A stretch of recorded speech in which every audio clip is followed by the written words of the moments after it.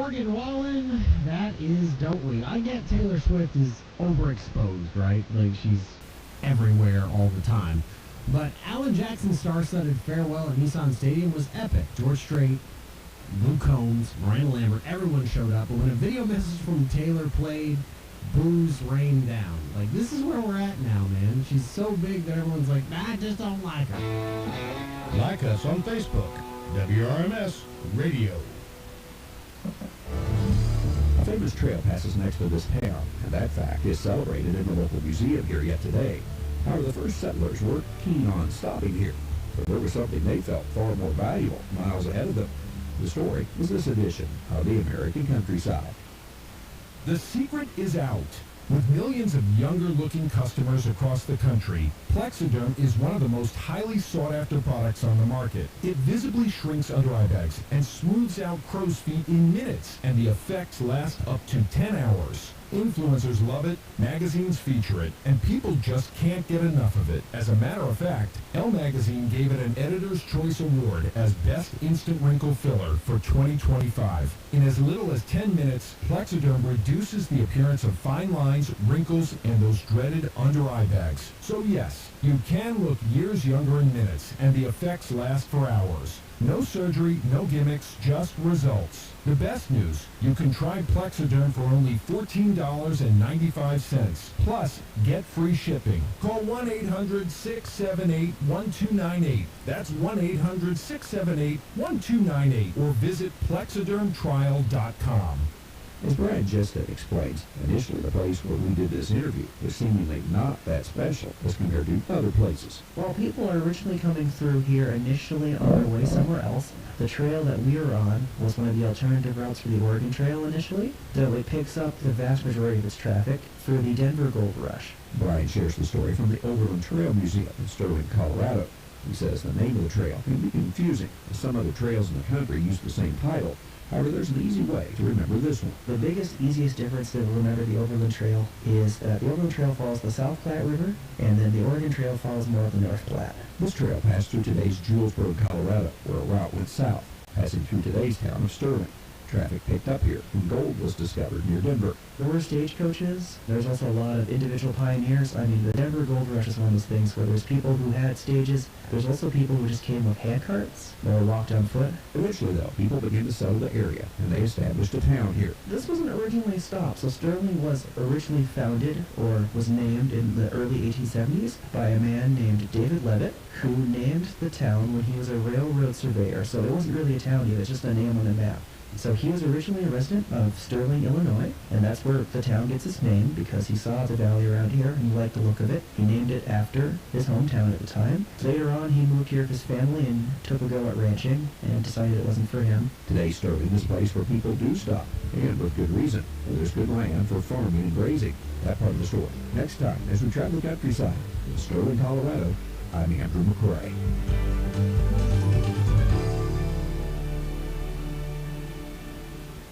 Banks partner with us as we turn life's goals into accomplishments. Goals like buying a home, purchasing that new car, opening a small business, and even preparing for retirement. Bank with Farmers State Bank and Trust Company of Mount Sterling, a partner you can trust and count on. Call us today at 217-773-3319 or visit online at fsb-tc.com. Farmers State Bank and Trust Company of Mount Sterling. Locally owned, locally operated, locally dedicated. Member FDIC, Equal Housing Lender.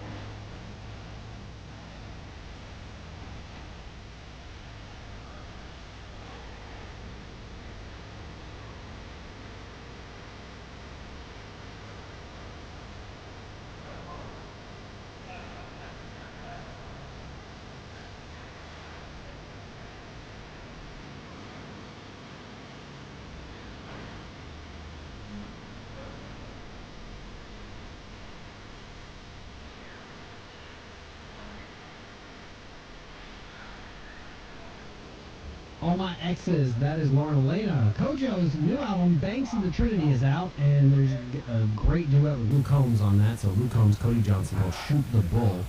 They recently opened up about how genuine their friendship is, talking about college football, hunting trips in Texas, watches, kids, career advice. Cody dedicated his recent Entertainer of the Year win to Luke after seeing him grind through personal moments on tour. Very class acts, two great guys that are paying homage to each other. Love to see it. Thank you for making us part of your day. We are 94.3 FM WRMS.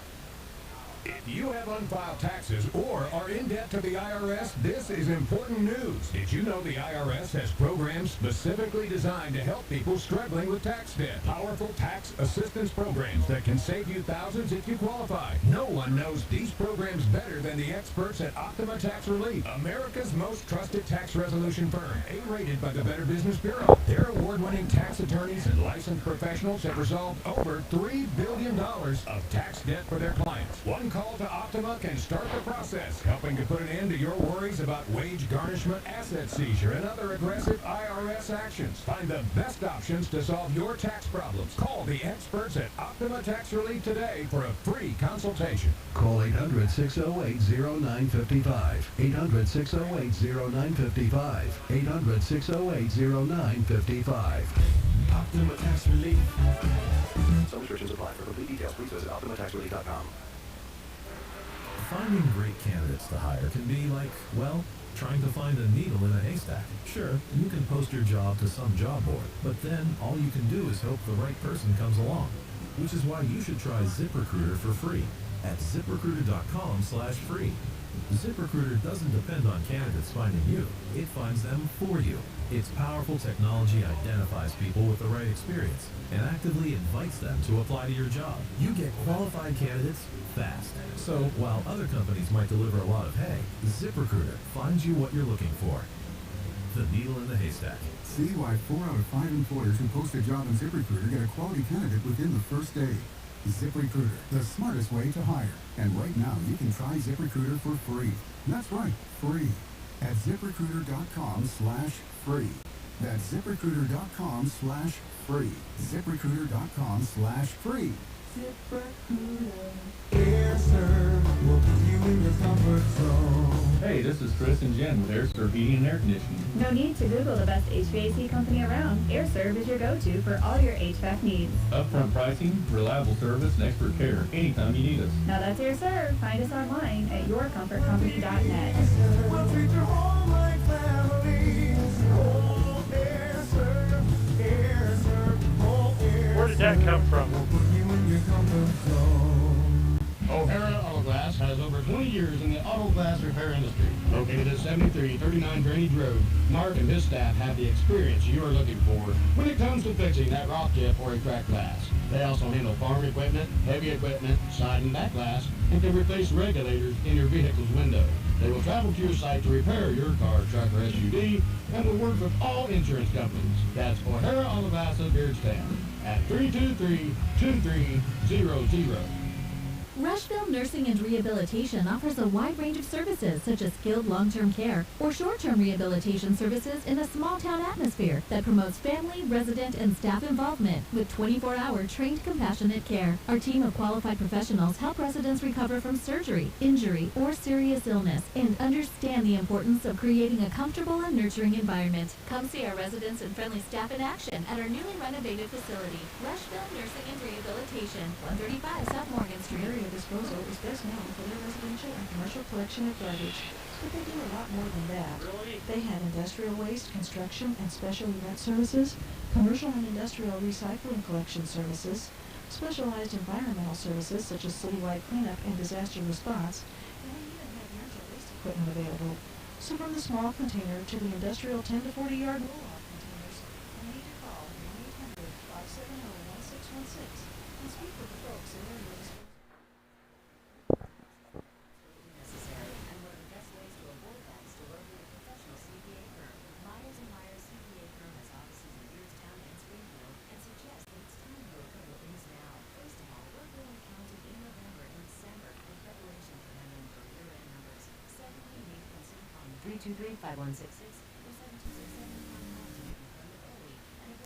during tax season. Customers older than you are always welcome to Myers & Myers CPAs. Graduating veteran, unconnected Victoria, Casey Fringe, and right now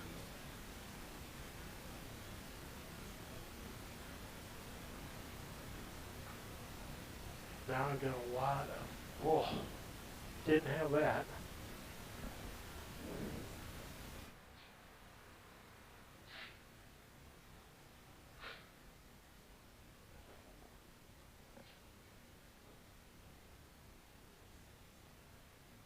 Welcome everyone to Harness Tube tonight on Harness Tube. We're at the Rushville Schuyler County Fair. We're glad that you could be on board with us this evening as part of the broadcast, and thank you for joining us at Schuyler County Fair. 14 races on the card tonight, 5 on the card for tomorrow at noon. Post time is 6 p.m. here in the Schuyler County Fairgrounds. You've got time to get out here and get to the fair and enjoy the fair. We're glad that you could be with us this evening. Steve Surratt riding solo here. Lisa Surratt will be your camera person tonight. We thank her for that. And with that, we're going to take a quick station break, and we'll be back after these messages.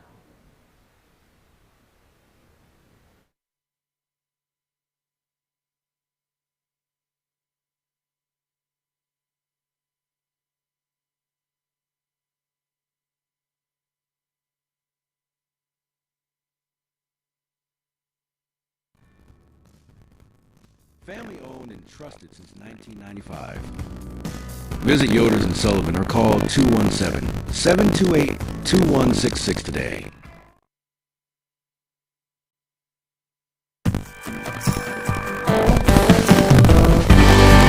Avenatti Racing, a third-generation, family-run stable with a legacy of excellence. Centrally located between Illinois, Indiana, and Kentucky racing programs, Avenatti Racing specializes in buying yearlings, breaking, training, and racing top-performing standardbreds. Call 217-840-6469 or email avanettiracing@gmail.com today.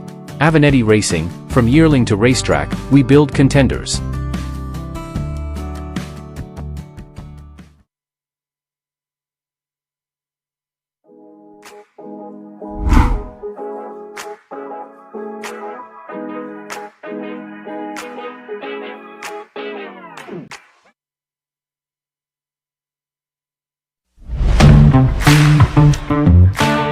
Kerr Auction is your trusted source for ag equipment, attachments, construction gear, trucks, trailers, and hard-to-find parts.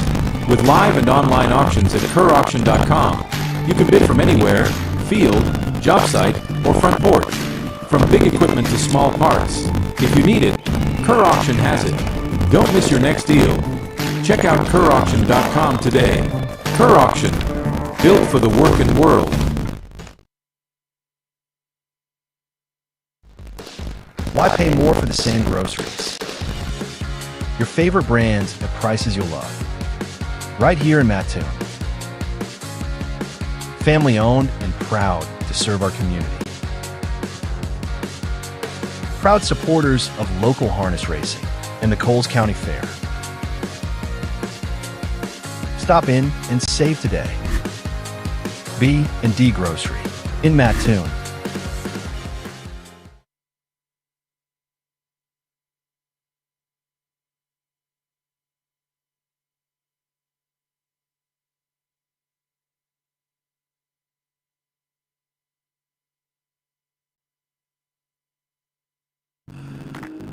Experience matters. At Simmons Table, Illinois Hall of Fame trainer Thompson, along with wife Benita, has built a legacy in developing and racing championship standardbreds. From yearling to winter circle, every horse is guided with experience, expertise, and care. Simmons Stable, 217-801-4246.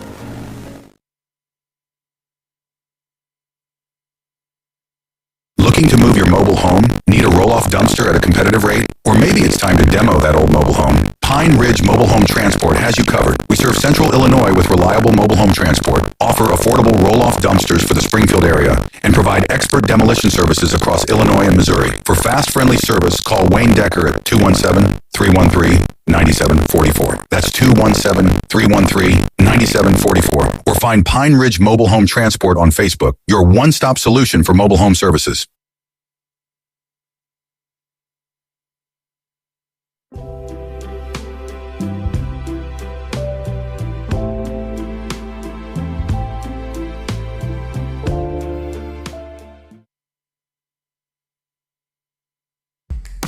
This Labor Day,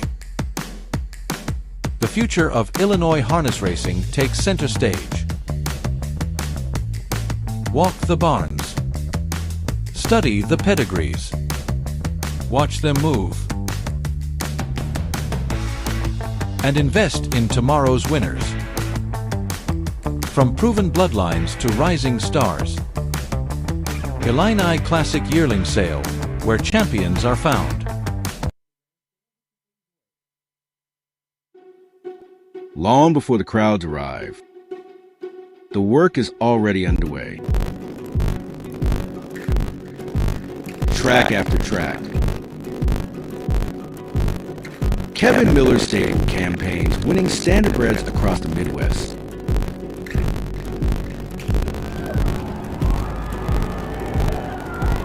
Kev Miller Stadium. 217-254-0170. For over 40 years, horses have been our way of life. Built on experience, patience, and care. From sale preparation to rehabilitation, we are committed to helping horses reach their potential. Brenneman Equine, a tradition of horsemanship. Call Lamar or Ronnie today.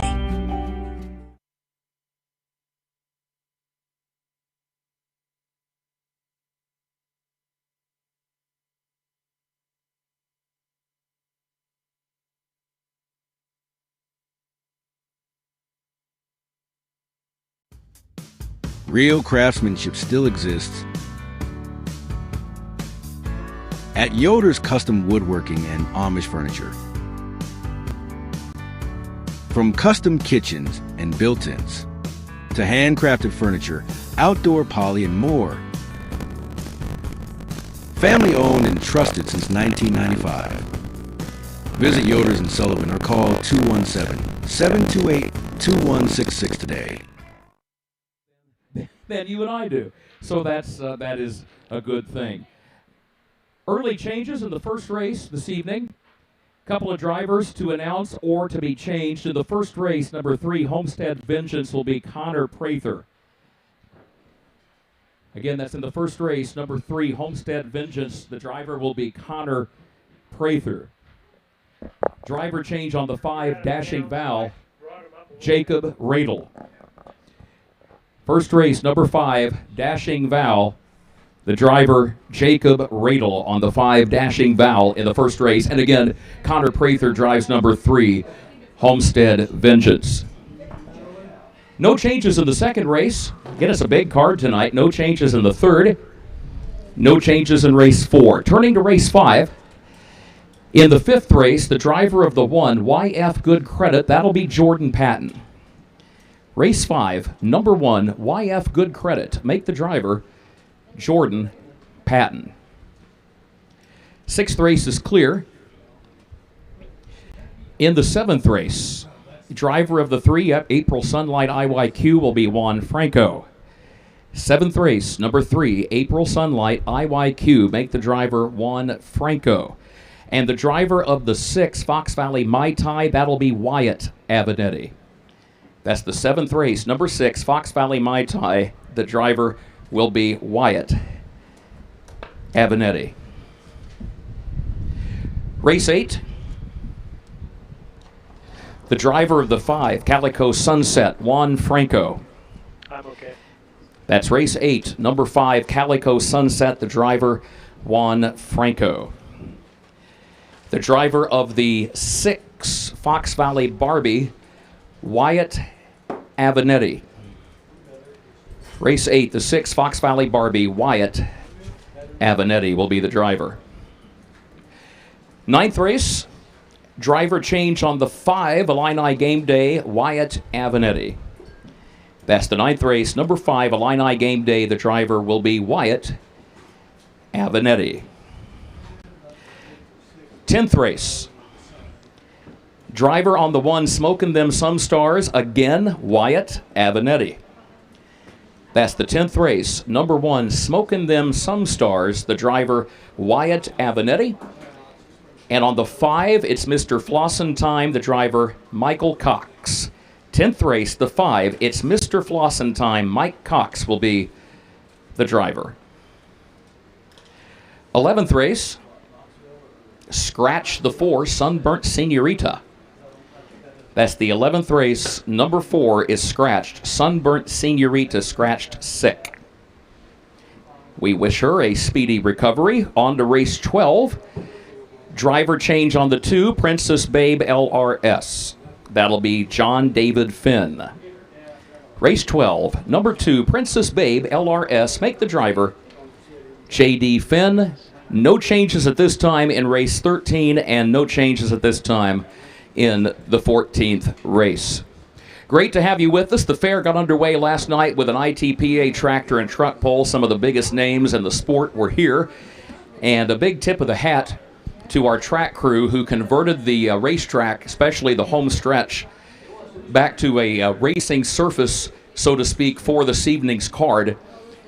That took a lot of work and a lot of effort, so thank you one and all. Fair's just getting underway for the week. It's going to be a big week and a fun week at that. A reminder, the Merchants Building is open until 9 p.m. this evening. 586 entries in the Merchants Building. So be sure to swing over and check that out. If you don't get a chance to do it tonight, be sure to do so this week. More harness racing tomorrow. You got the Preferred Pace for a $6,000 purse here tomorrow afternoon. We'll talk more about that as this evening's program unfolds. 14 races tonight featuring the Illinois Standardbred Association Stakes for the Illinois bred trotters and pacers, and we do welcome everyone on behalf of the ISA President Mark Walker of Carrollton, First Vice President, our own George Pollack, and a reminder that this is the 7th stop of the year for the Illinois County Fair Tour. It'll be the first county fair harness racing in Illinois since last Tuesday when the Jasper County Fair had a doubleheader in the southeastern part of the state at Newton. Good to have you with us. Our pre-race ceremonies will be coming up in just a moment.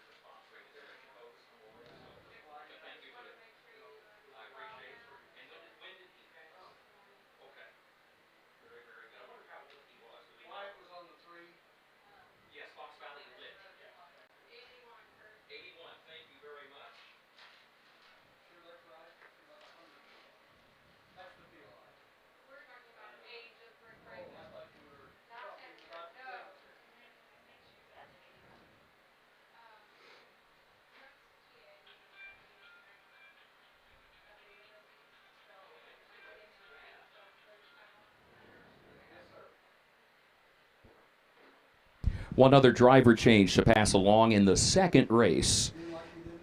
Second race, the driver of the 3 Fox Valley Lit will be Wyatt Avenatti. Second race, number 3, Fox Valley Lit, the driver Wyatt Avenetti.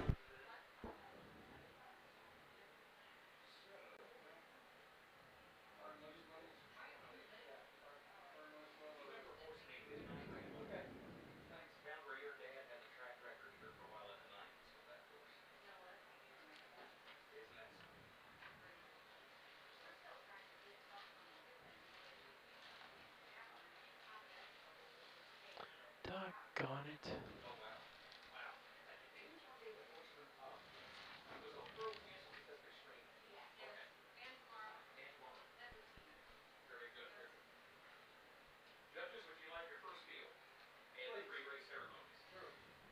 Horsemen, you may come to the track with our first race, the first of our 14 races tonight.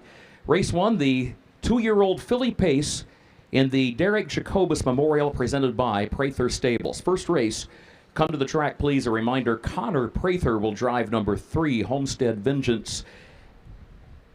And the driver of the 5, Dashing Val, Jacob Radel, R-O-E-D-L.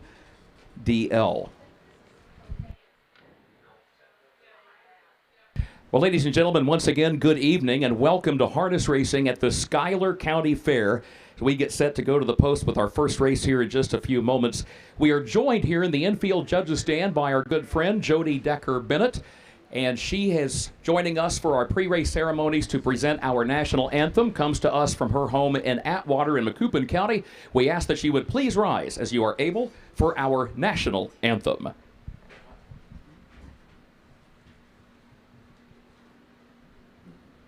Oh, say, can you see by the dawn's early light what so proudly we hailed at the twilight's last gleaming, whose broad stripes and bright stars through the perilous fight o'er the ramparts we watched were so gallantly streaming, and the rocket's red glare, the bombs bursting in air, gave proof through the night that our flag was still there.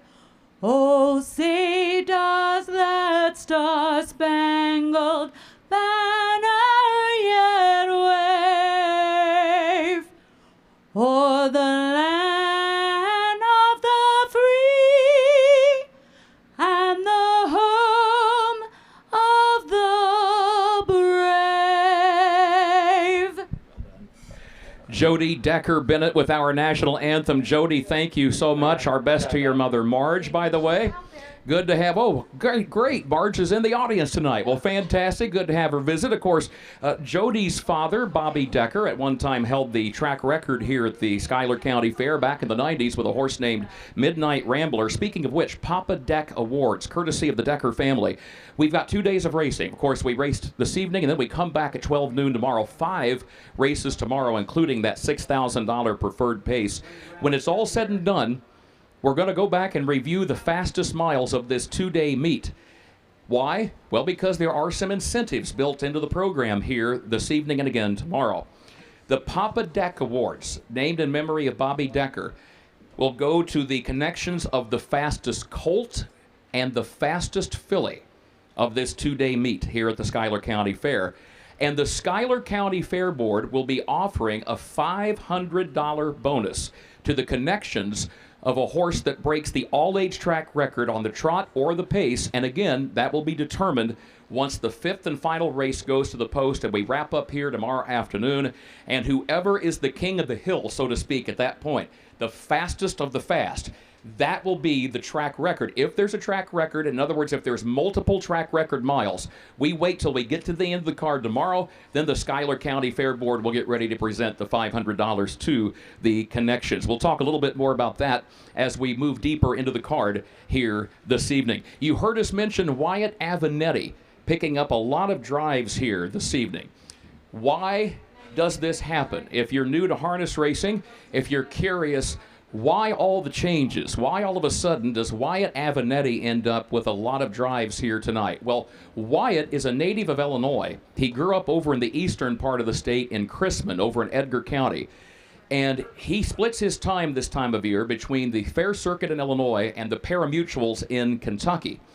And he had been scheduled to compete at the racetrack in Oak Grove, Kentucky, not too far from Nashville, Tennessee. He was originally scheduled to be there today and tomorrow, but a change in circumstance brought about a change in policy at Oak Grove. They decided to suspend racing for the week. They'll be back. They're going to be back racing again soon. All is well. They have a different set of standards at a Pari-Mutual track. Keep in mind, when they're racing right in the heart, the heat of the day, and their protocol called for the cancellation of races both today and tomorrow at Oak Grove. That's what freed up Wyatt Avenatti. And again, we have talked to the horsemen here this evening. We've asked for their thought on the heat and humidity, and as the horsemen told us, for one thing, we are at least racing in the evening. For another thing, as one trainer told us, we often look at this from a human perspective, of course. From a human perspective, we are in climate control with the air conditioning, and then you open that door and it's almost like a blast furnace, the way that heat will hit you. As one trainer said, keep in mind, horses are pretty tough, durable creatures, and of course, they aren't kept in climate-controlled environments. So they are accustomed, a lot more so than we human beings in many cases, to the changes in the weather. So what might seem like excessive heat and humidity to you and me, that is not always the case when it comes to the horses who are now beginning to come on to the racetrack. We talked about the fact that the first race this evening is the Derek Jacobus Memorial. The fact the first several races, the 2-year-old pace divisions in memory of Derek. We'll talk a little bit more about his life and involvement in harness racing in a moment. And that race sponsor, as the program tells you, the Prather Stables, and wanted to pass along condolences to the family of Richard Rick Prather, who of course trained horses right here for a number of years at the Schuyler County Fairgrounds, passed away earlier today, passed this morning at the age of 81, and of course his grandsons will be competing here tonight. We've talked about Connor Prather, Cole Prather, and of course their dad, Rick's son Nick, is a longtime standardbred trainer himself. So to the Prather family, we know how much this fair means to you, and we also know it's with heavy hearts that they will go racing here this evening. So our condolences to the Prather family. First race, field of 7.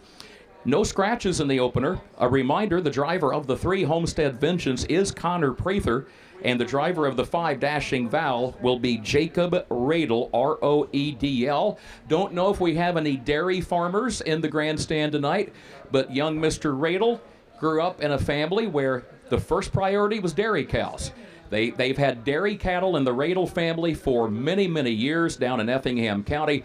And as time went by, they also developed, they would go to the fair to show their dairy cattle, and they would walk up and watch the harness races.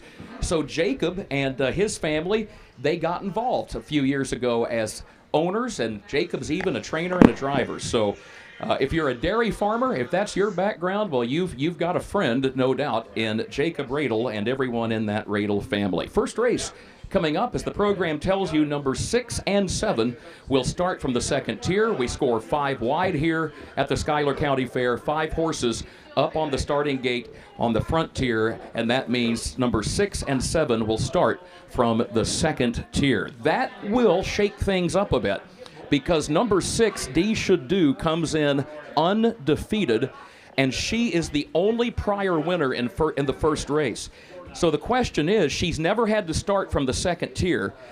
What does Matt Avenatti do? If you're her driver, Matt Avenatti, he will have to line up behind number 1, Say It Nicely, who's made only 1 prior start and did not show a lot of early speed away from the gate. So if you're Wyatt Avenatti and you're driving the 6, you're right now trying to figure out, what is my best strategy to keep this filly unbeaten? Well, we know this. The first priority, safety. That'll be the first thing that goes through Matt's mind. And then, absolutely, try to work out the trip. That's what horsemen say. You got to work out a trip. That will be a challenge. because this will be a whole new challenge for Dee Should Do, who's never in her young career had to start out of the second tier and follow another horse down into the first turn. Usually, she's been able to just hit the gas and go. If you look at her past performance lines, she usually has pretty good speed away from the starting gate. But that start at Carlinville, that might be the key, because she did race from off the pace at the Macoupin County Fair and still brought home a win. I don't know about you. I am awfully curious to see what happens with Matt Avenetti's strategy here in race 1. Just about set to go.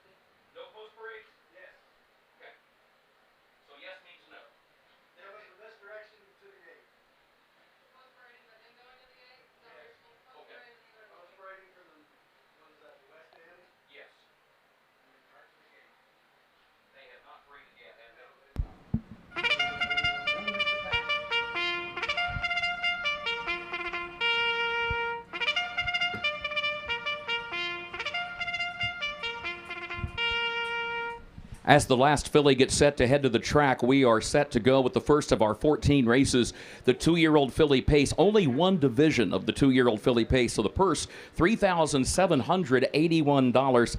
Winner takes home 50%, by the way, in a full field of 5 or more starters. 50% to the winner, 25% to the runner-up, 12% for third, 8% for fourth, and 5% for a 5th place finish. Told you that the first race is the Derek Jacobus Memorial. Passed away in the spring of 2018 at the age of 43, was a native of Lewiston, was a multi-sport athlete and a member of the FFA organization at Lewiston High School, was a township official, was a president of the Northern Illinois Colt Association, and served on the Fulton County Fair Board, and was a racehorse owner. Came from a harness racing family and had some really nice horses, including Big Bill Breeze, who won 11 consecutive races and went on shortly after Derek sold that horse, went on to win a $100,000 race in Chicago. Here they come. This will be the policy all evening, folks. The horses are going to gather on the west end of the track at the far turn. They will then parade past the grandstand and continue right on their way to the east end of the track and over around to the back stretch to the starting gate. So let's meet the starters. And again, the Derek Jacobus Memorial presented by Prather Stables. Number 1 is Say It Nicely, owned by Elizabeth and Evelyn Radel of Edgewood. Freddie Patton Jr., the trainer-driver. 2, She Ain't Got Time, owned by Vernon Archer of Madison, Mississippi, trained and driven by Jordan Patton. 3, Homestead Vengeance, owned and trained by Wayne Brown of Mason, Tennessee, the driver.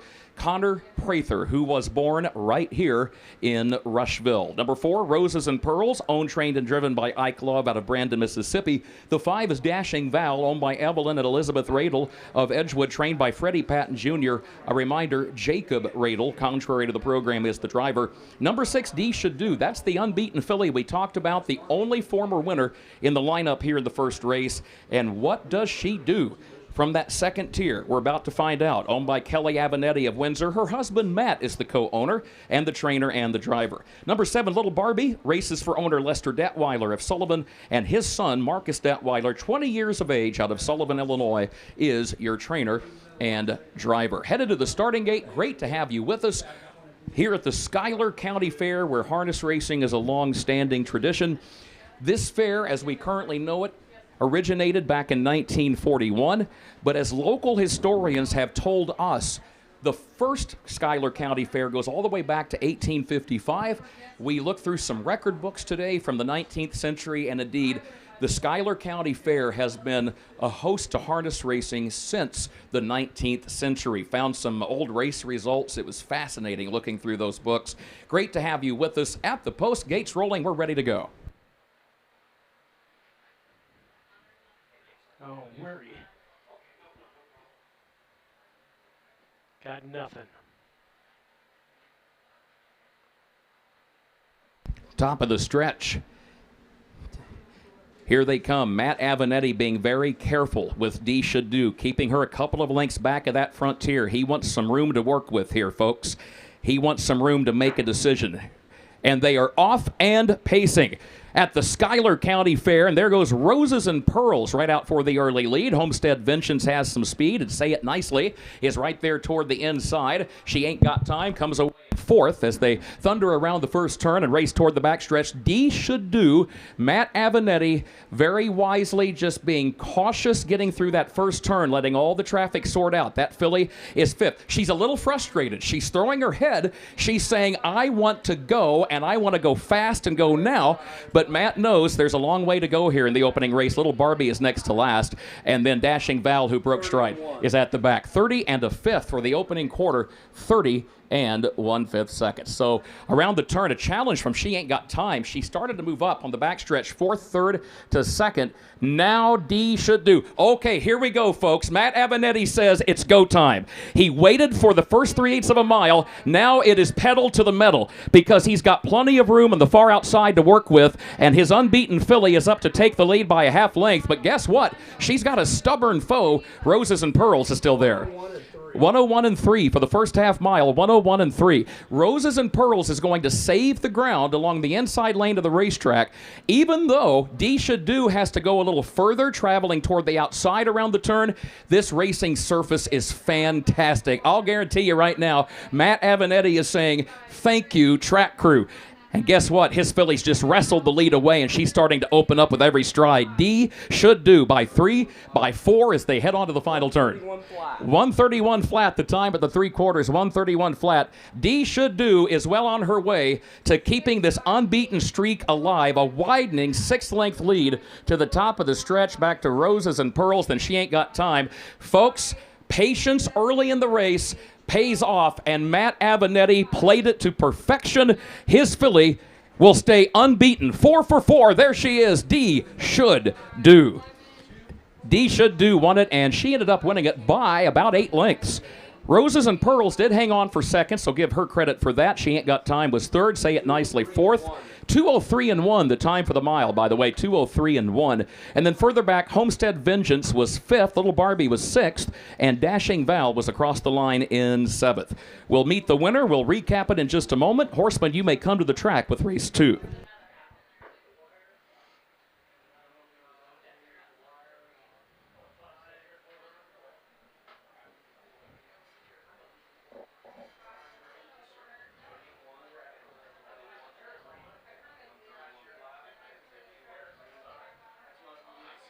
What do you got? 6, 4, 2, 1, 3, 7, 5. Okay. Can we see the finish, Steve? Can we see the finish? That's fine. Back on. Facing at the wire.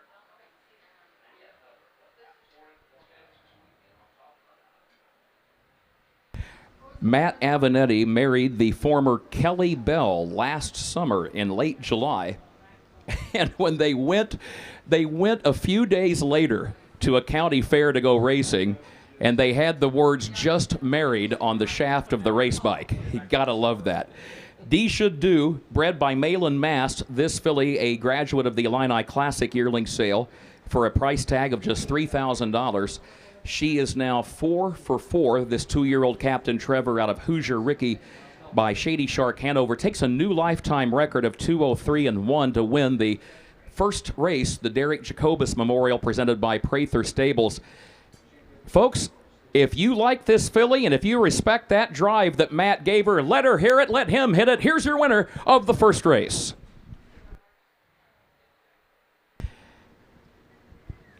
And there is Matt's wife, the co-owner. Kelly Avenatti comes trackside. Our thanks to the folks at Prather Stables, and again, the Derek Jacobus Memorial, and we also add the note again about the passing of Rick Prather. Fine horseman in his own right. Our thanks to our trackside assistants, including Maddox Ashcraft, who is there to present the halter that goes. Each winning horse receives a halter here tonight.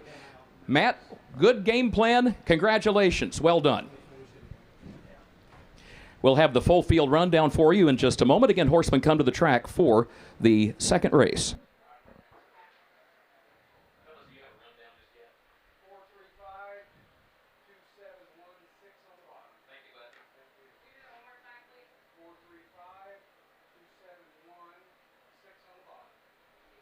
Here's the full field rundown for the first race. From the top, Say It Nicely finished 4. She Ain't Got Time was 3rd. Homestead Vengeance finished 5. Roses and Pearls finished 2. Dashing Val 7. D Should Do the winner. Little Barbie 6th. Fractions 30 and a 5th. 101 and 3. 3/4 and 131 flat. And the time for the mile 203 and a 5th. Good way to start the card. It reads down 435 2716. Second race is coming up. It'll be the first division of the 2-year-old colt pace for the Illinois Standardbred Association, a purse of just under $2,000. A reminder that co-owner Wyatt Avenatti drives number 3, Fox Valley Lit. Wyatt Avenatti drives number 3. Got a good matchup here. You've got the unbeaten Fred Red Summer, who's 2 for 2. You've got another 2-time winner in number 2, Touch of Turbulence. You've got Fox Valley Lit, who's been runner-up twice. And you've got Still Rock and Roll to me. That's the wild card, folks, in race 2.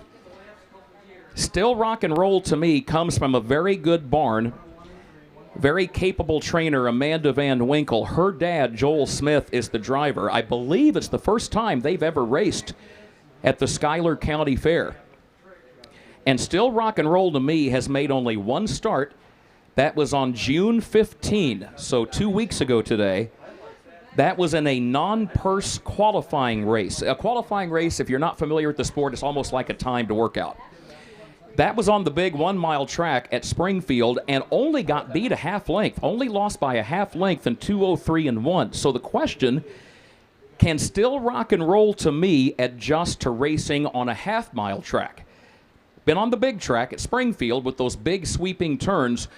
I think yes. I think there'll be no problem for that 2-year-old to make the adjustment because of what we said earlier. This racetrack, oh my, the track crew has got this racing surface like velvet, and these turns are well banked, and I think that whatever the horsemen wanted or needed from this racetrack tonight, our track crew made sure they got it, and this should make for another good battle here in race 2.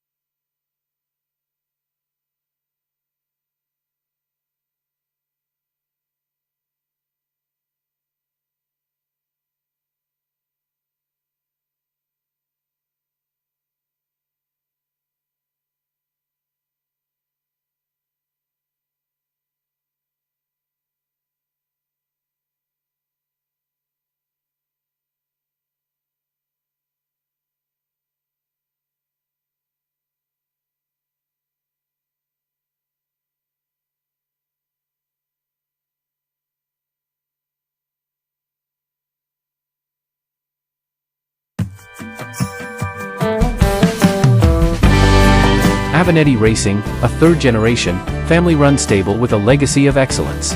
Centrally located between Illinois, Indiana, and Kentucky racing programs, Avenatti Racing specializes in buying yearlings, breaking, training, and racing top-performing standardbreds. Call 217-840-6469 or email avenattiracing@gmail.com today. Avenatti Racing, from yearling to racetrack, we build contenders.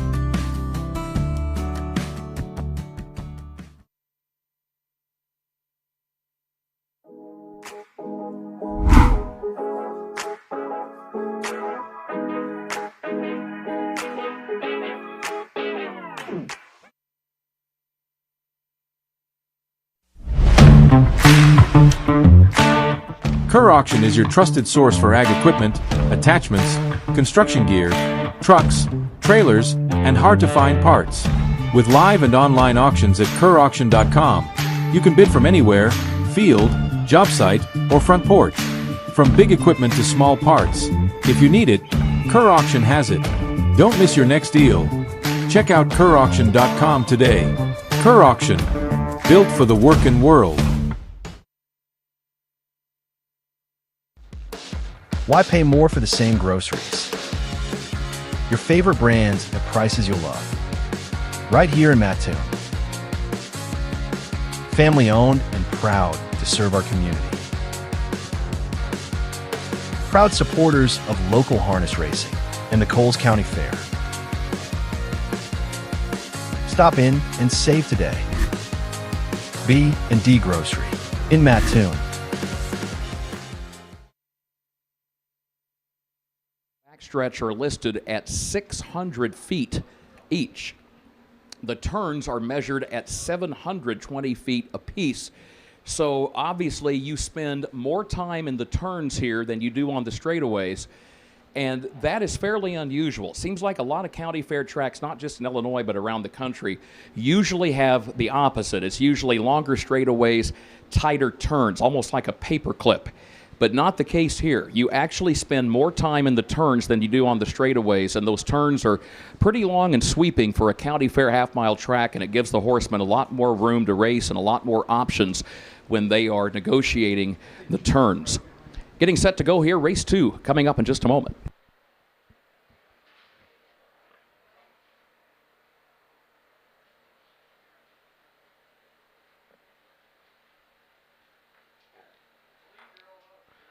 Back with you, folks. Kurt talks again on Harness Tube as we are here against the Schuyler County Fair. And here comes the call to the post, and we'll go back to Kurt.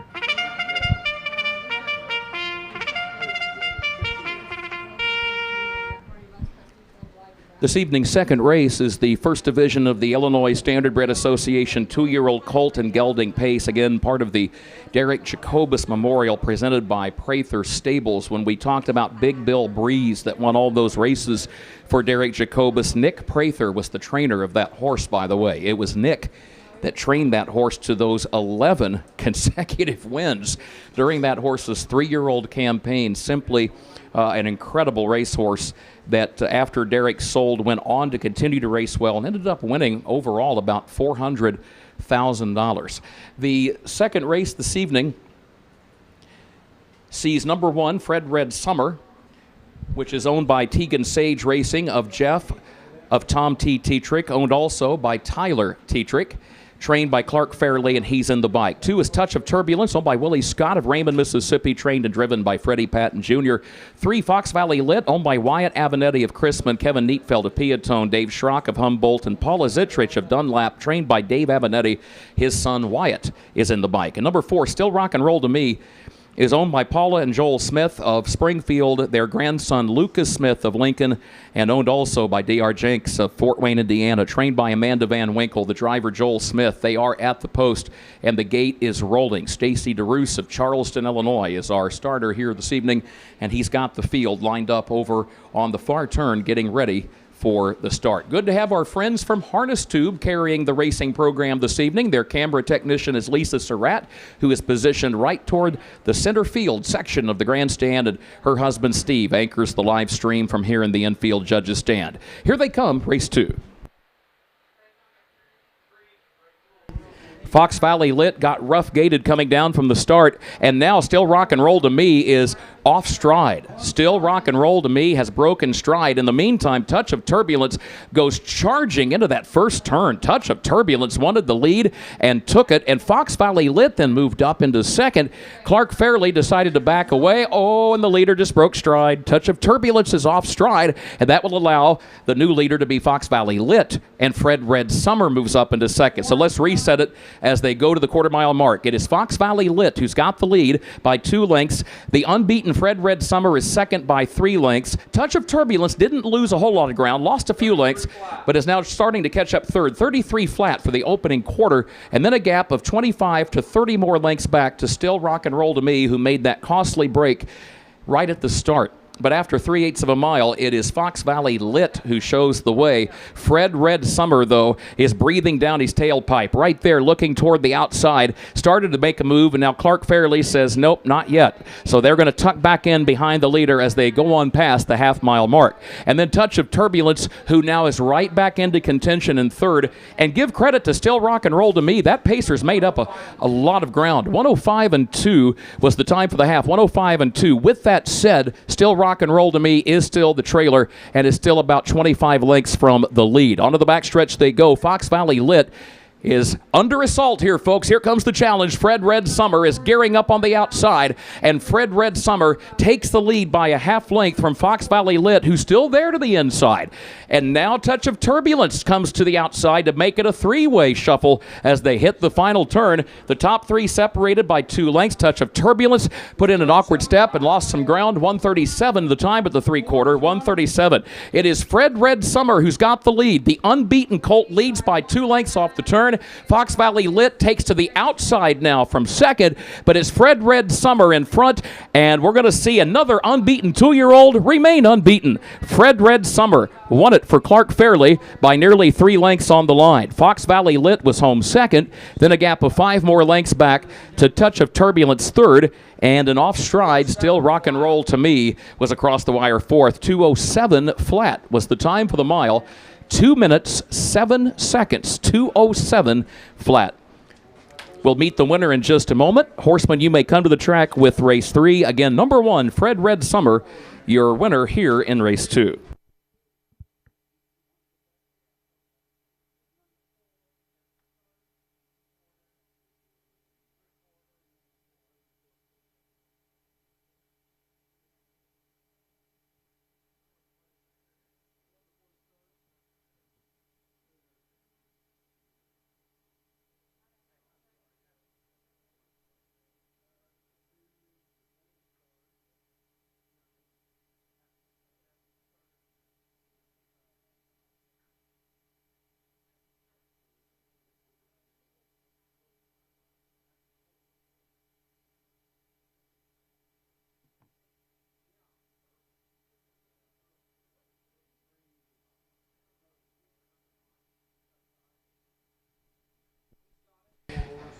Clark Fairley, the winning trainer driver, comes to us from Lerna, Illinois, not far from Mattoon, where he went to high school, was a member of the cross-country team and the track team there during his days, participating in prep sports with the Mattoon Green Wave. He has been a close friend of the Tetrick family for many, many years.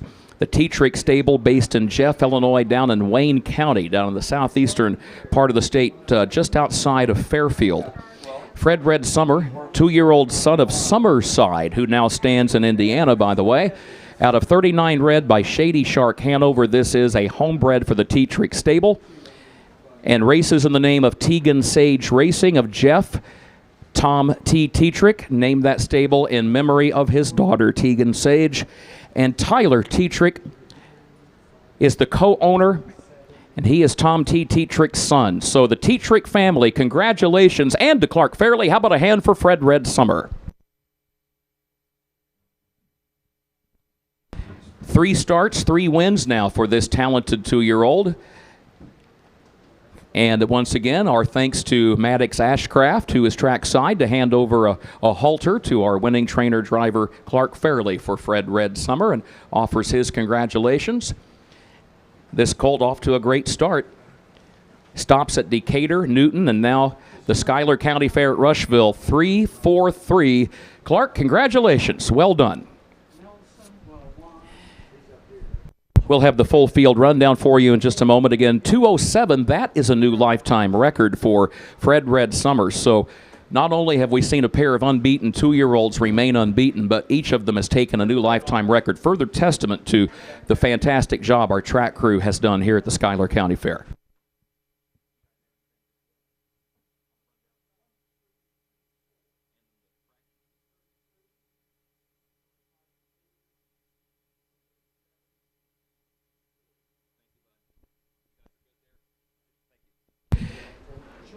Here's the full field rundown from that second race. From the top, Fred Red Summer, the winner.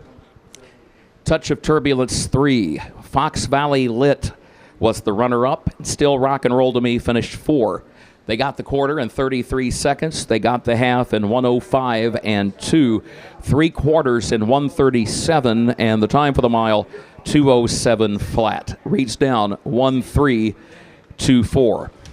Third race is on the way. It is the second division of the ISA 2-year-old colt pace, and therefore the third and final division overall of the Derek Jacobus Memorial, presented by Prather Stables. No changes in this third event. You actually have just one prior winner, number 1, Cowboy Carter, who won his only career start thus far. That was at the Macoupin County Fair at Carlinville back on the 2nd of June, and he has not raced since then. So after about a 4-week layoff, he returns to the races. Same for Roll D Dice, a 4-week layoff. 1R Reynolds is the number 3 horse starting for the first career time. So first-time starter, number 3. And number 4, Dream On Some Star, is making a first career start for purse money. So a lot of 2-year-olds hoping to get some racing experience here tonight.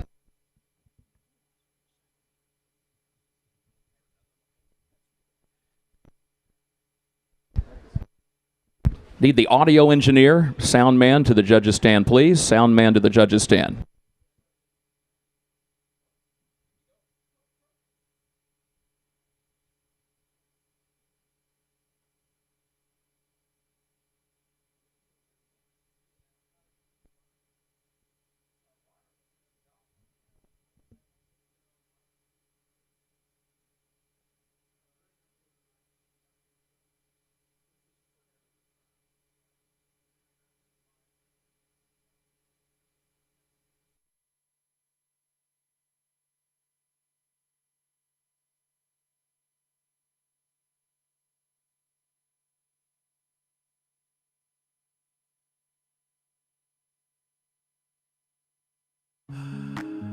Experience matters.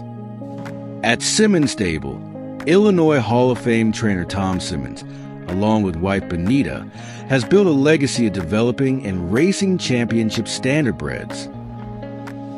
From yearling to winner's circle, every horse is guided with experience, expertise, and care.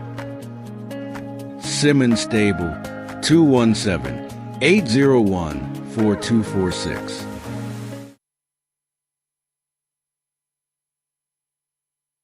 Looking to move your mobile home? Need a roll-off dumpster at a competitive rate? Or maybe it's time to demo that old mobile home? Pine Ridge Mobile Home Transport has you covered. We serve Central Illinois with reliable mobile home transport, offer affordable roll-off dumpsters for the Springfield area, and provide expert demolition services across Illinois and Missouri. For fast, friendly service, call Wayne Decker at 217-313-9744. That's 217-313-9744. Or find Pine Ridge Mobile Home Transport on Facebook, your one-stop solution for mobile home services.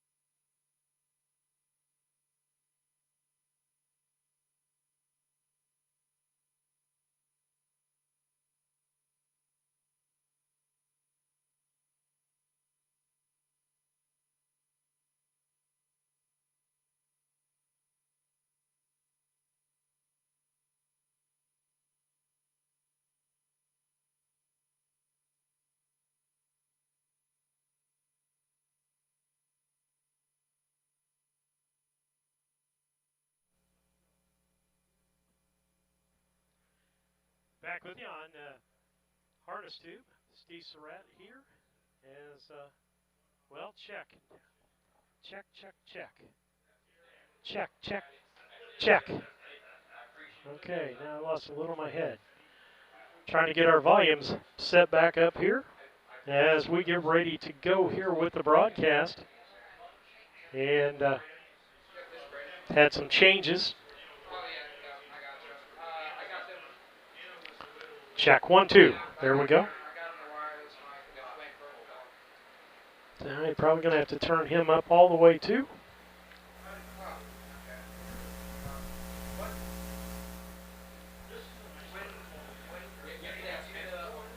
All right, as we get ready to go to this next race, I want to thank our donors out there that have come on board and are making donations to us. That helps with our travel expenses and so forth. We're so thankful for that as we get ready to go here. And you can hear a lot more background noise as the microphones are fairly hot here. So we will try to get to you the best we possibly can here. I want to thank those donors as we go on. And getting ready for the third race here.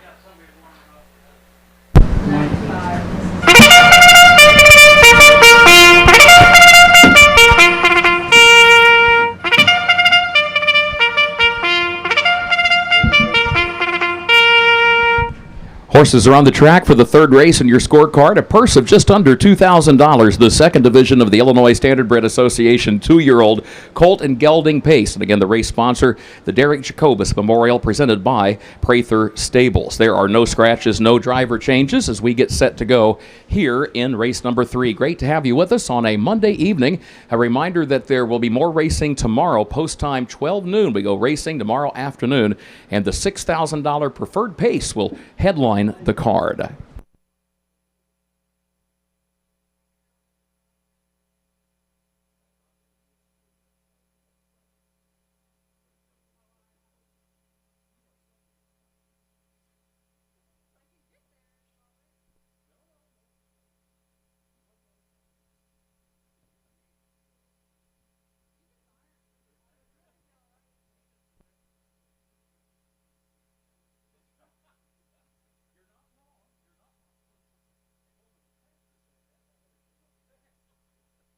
Post parade is forming up at the top of the stretch as we get ready for race 3. Let's meet these starters. Number 1 is Cowboy Carter, winner of his only prior career start.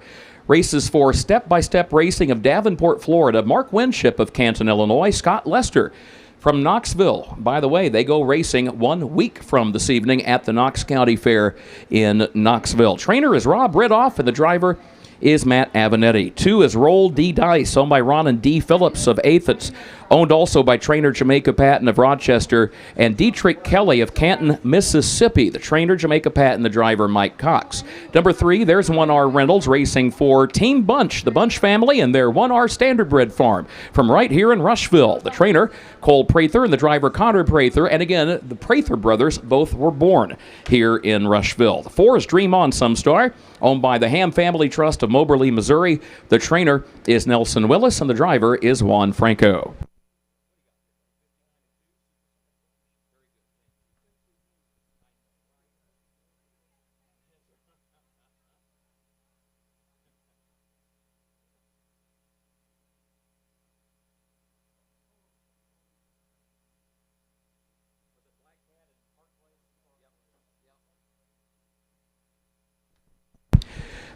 By the way, we talked about the track records and the bonuses and incentives built into the program for tonight and tomorrow. The all-age pacing track record, 155 and 1/5. Black Cat Bone and Park Place. Got to go way back to 2001, 2002 in that era. So the pacing record has literally stood for 25 years here at the Schuyler County Fair. The trotting track record, 2013. Supersonic Flash, 159 and 2. So a sub 2-minute record at both gates here at the Schuyler County Fair. And right now, 2-year-old pacers are lined up at the post and ready to go as we work our way through the early stages of this 14 race card. Great to have you with us. Top of the stretch.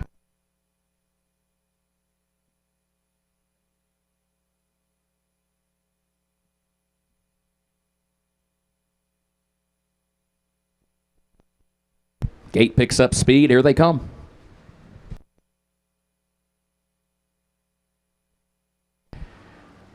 Off and pacing they go. There goes Dream On Some Star for the lead. Dream On Some Star comes right out, takes the early lead. Cowboy Carter, though, is going to be pressing the issue from the inside lane all the way around the first turn, and then a gap of 3 lengths back to Roll D Dice in third, a length and a half, and 1R Reynolds, that first-time starter, is back there in the 4th position, but right there with the other 3. And here comes Cowboy Carter, the former winner, the only former winner in the lineup. Cowboy Carter, 1 for 1 in his young, and he is trying to double that number of wins here tonight. He takes over by, he quickens the tempo. 31 flat, the time for the flat. Most of that pace coming in the second eighth of a mile as they work their way through that opening quarter.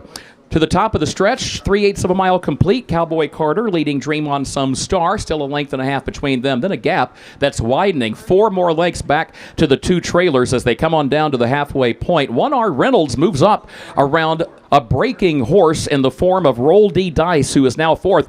And how about this first-time starter? 1R Reynolds is right there, has caught up to the top 2 now. 102 and 4 for the first half mile. 102 and 4/5 of a second. Back around the east side of the course they go, and Cowboy Carter shows the way, trying to give Matt Avenatti a driving double here tonight. He already took the opening race earlier this evening, but Dream On Some Star is right there drafting behind the leader, and 1R Reynolds is 3rd. Has lost some ground to the top 2, but again, give that colt credit because it's his first career start. He's giving a fine account of himself. A gap of a dozen more lengths back to Roll D Dice. 133 and 4 the time at the 3/4. 133 and 4 around the final turn. It is Cowboy Carter with the lead by just a length to the top of the stretch. And here comes Dream On Some Star. And Dream On Some Star is going to take aim here in the final 8th mile. Let's see what he can do. Dream On Some Star is coming after Cowboy Carter. There's a half length or so between them. This will be fairly close, but it will be Cowboy Carter hanging on to win. Cowboy Carter won it by a half or 3/4 of a length over Dream On Some Star in second. It was 1R Reynolds across the wire, 3rd in that career debut, and Roll D Dice was 4th. 2:03 and 4/5 the time for the mile. 2:03 and 4/5 of a second. Cowboy Carter, well, once again, same song, different verse. A 2-year-old that remains unbeaten here tonight and takes a new lifetime record. And again, in this case, 2:03 and 4. We'll meet the winner next. Horseman, you may come to the track with the 4th race. Testing 1, 2, 3, 4. Testing.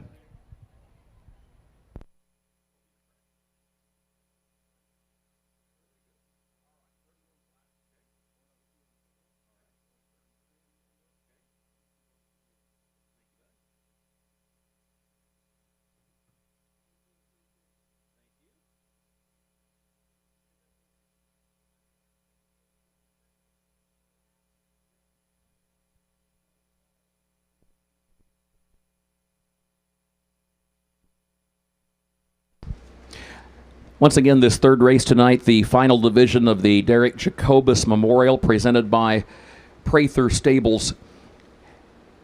As we remember Derek Jacobus, who was a good friend and client of the Prather family.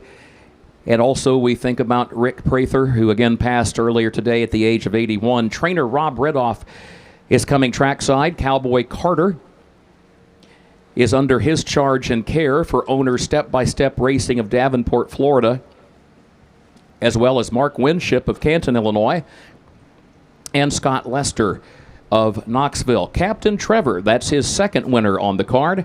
The breeder Jeff Jones, as Cowboy Carter scores here in 2:03 and 4/5 of a second. One thing about Derek Jacobus, he always had a smile and he was always very upbeat. He loved sports, he loved competition, and he very much loved the sport of harness racing, and we remember Derek with this 2-year-old pace here tonight in these first 3 races. Well, it's been a good start to the evening for driver Matt Avenatti. He's won 2 of the first 3 events tonight. How about a hand for Matt and Cowboy Carter?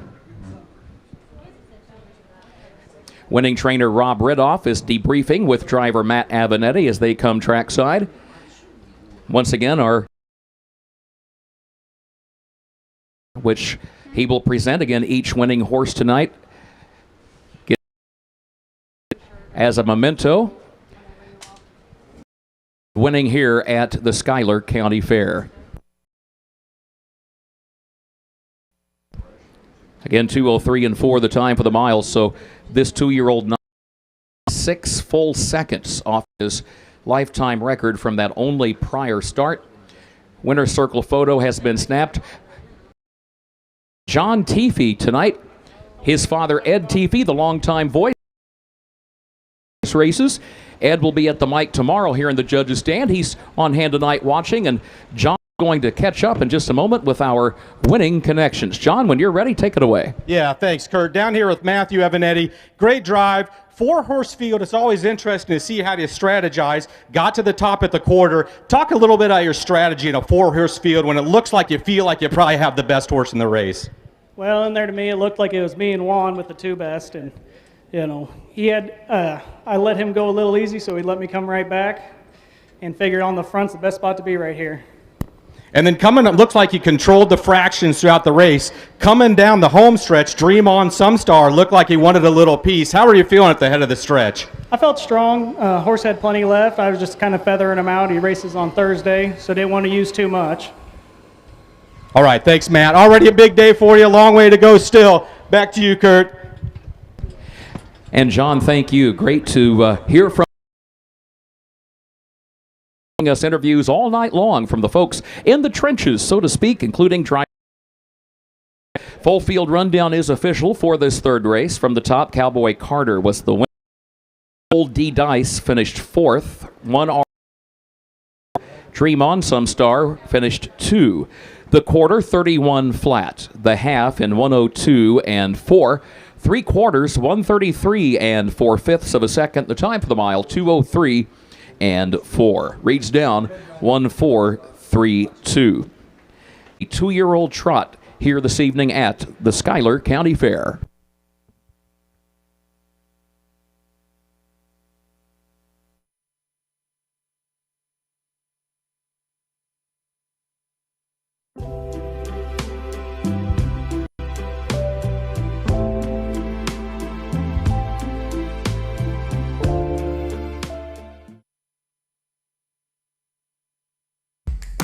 This Labor Day,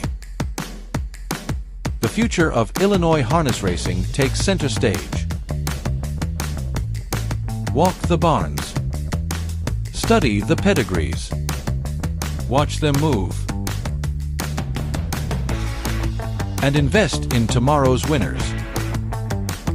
From proven bloodlines to rising stars. Illini Classic Yearling Sale, where champions are found. Long before the crowds arrive, the work is already underway. Track after track. Kevin Miller's stable campaigns winning standardbreds across the Midwest.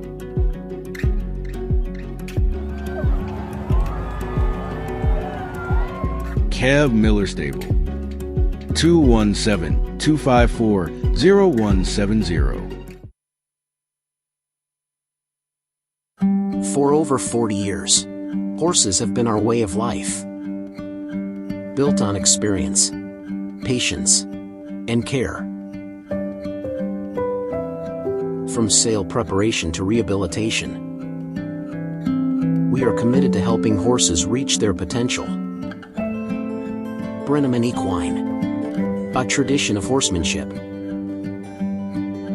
Call Lamar or Ronnie today.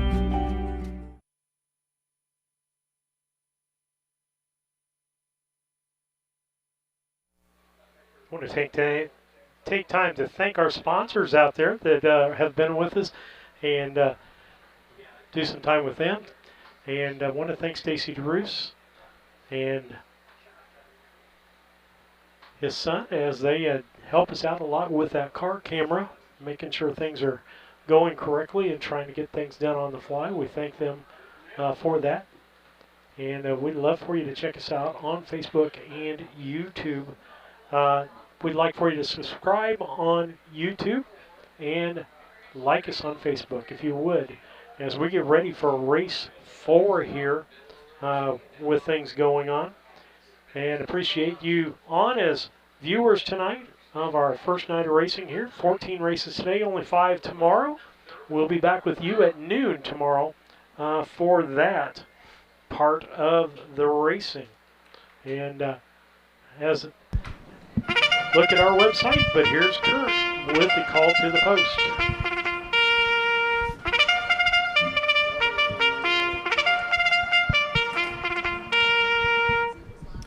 Well, folks, life is about to change for one of these 2-year-old trotters because these 4 fillies, the 4 of them, they've given good accounts of themselves in the limited starts they've had, but they are all looking for a first career victory. So that's going to change for somebody here in this 4th race.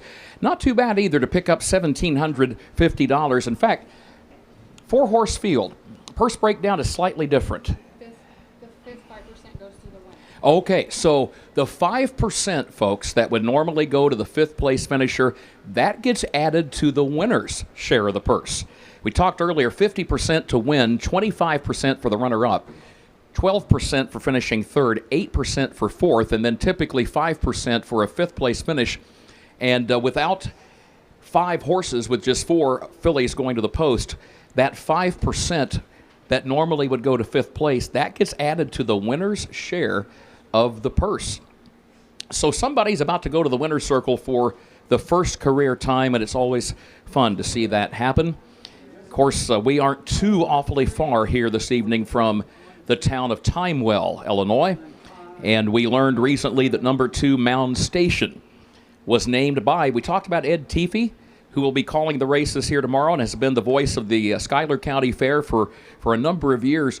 Ed often likes to pay tribute to towns that are fairly close and townships to his hometown of Mount Sterling.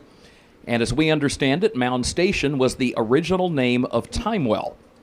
So a nice tribute there to the folks in Timewell with the original name of that settlement, Mound Station.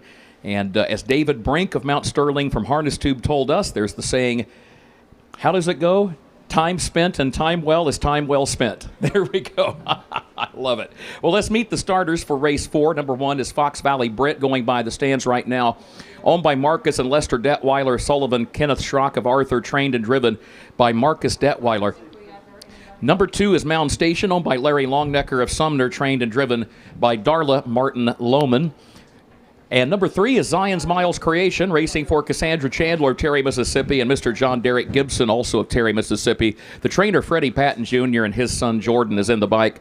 And number 4, that's where we find Freddie himself. He's the trainer-driver of the Final Balance, racing for Evelyn and Elizabeth Radel of Edgewood.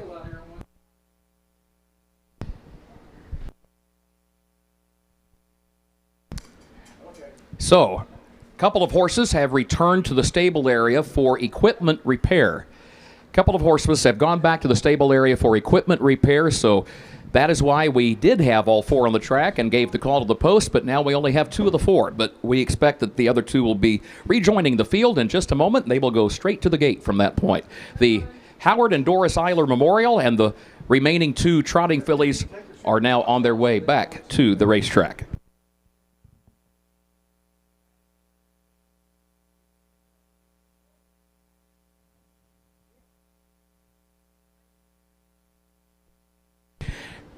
We talked about the fact that Freddie Patton Jr. will starting gate with his son Jordan right to his left. There has been, I guess you would say, a clamoring for a showdown between Freddie and his son in a foot race. And here's why. Last Tuesday, following the afternoon card at the Jasper County Fair, the horsemen came trackside to compete in foot races. They ran the length of the grandstand, essentially, in the home stretch. There was a senior division and a junior division. And Freddie Patton Jr. won the senior division, and his son Jordan won the junior division. And I got to say, they both won pretty convincingly. Yeah, they were much the best.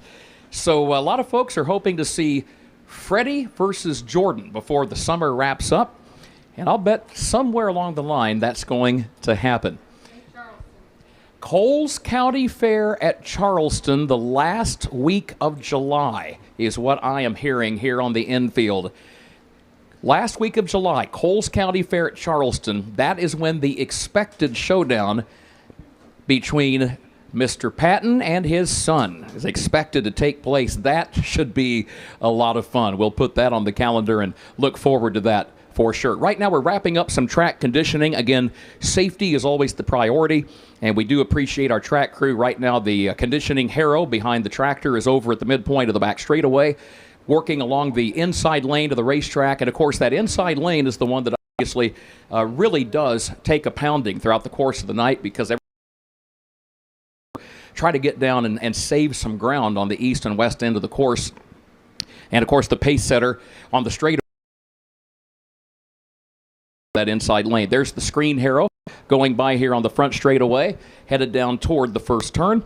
And, again, a big thank you to our track conditioning crew. They are quite conscientious watching and monitoring this surface. As you might notice when you see the gentlemen on the tractors going by, they will be constantly looking back over their shoulder, looking left, looking right, just making sure they want everything in tip-top shape, and they have accomplished that goal this evening. Getting set to go, fourth race.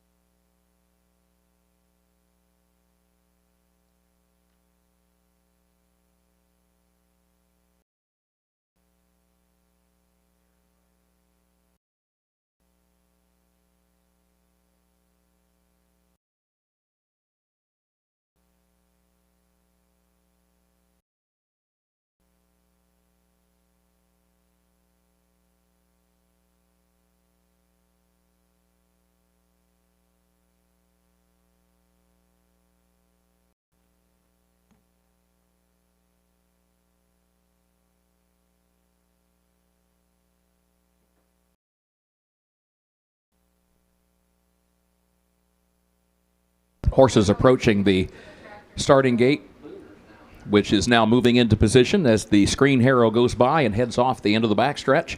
Our starter, Stacy DeRoos of Charleston, his son Aaron is at the steering wheel of the gate. Starter is positioned in a seat that faces out the rear window, so he can keep an eye on the horses as they come and line up and get ready for the start.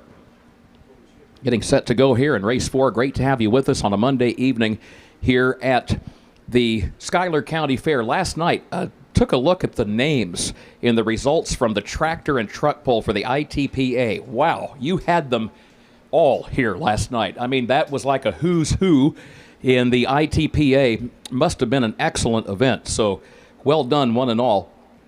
And right now, the fourth harness race of this 14-race card at the post is rolling. Top of the stretch, 4.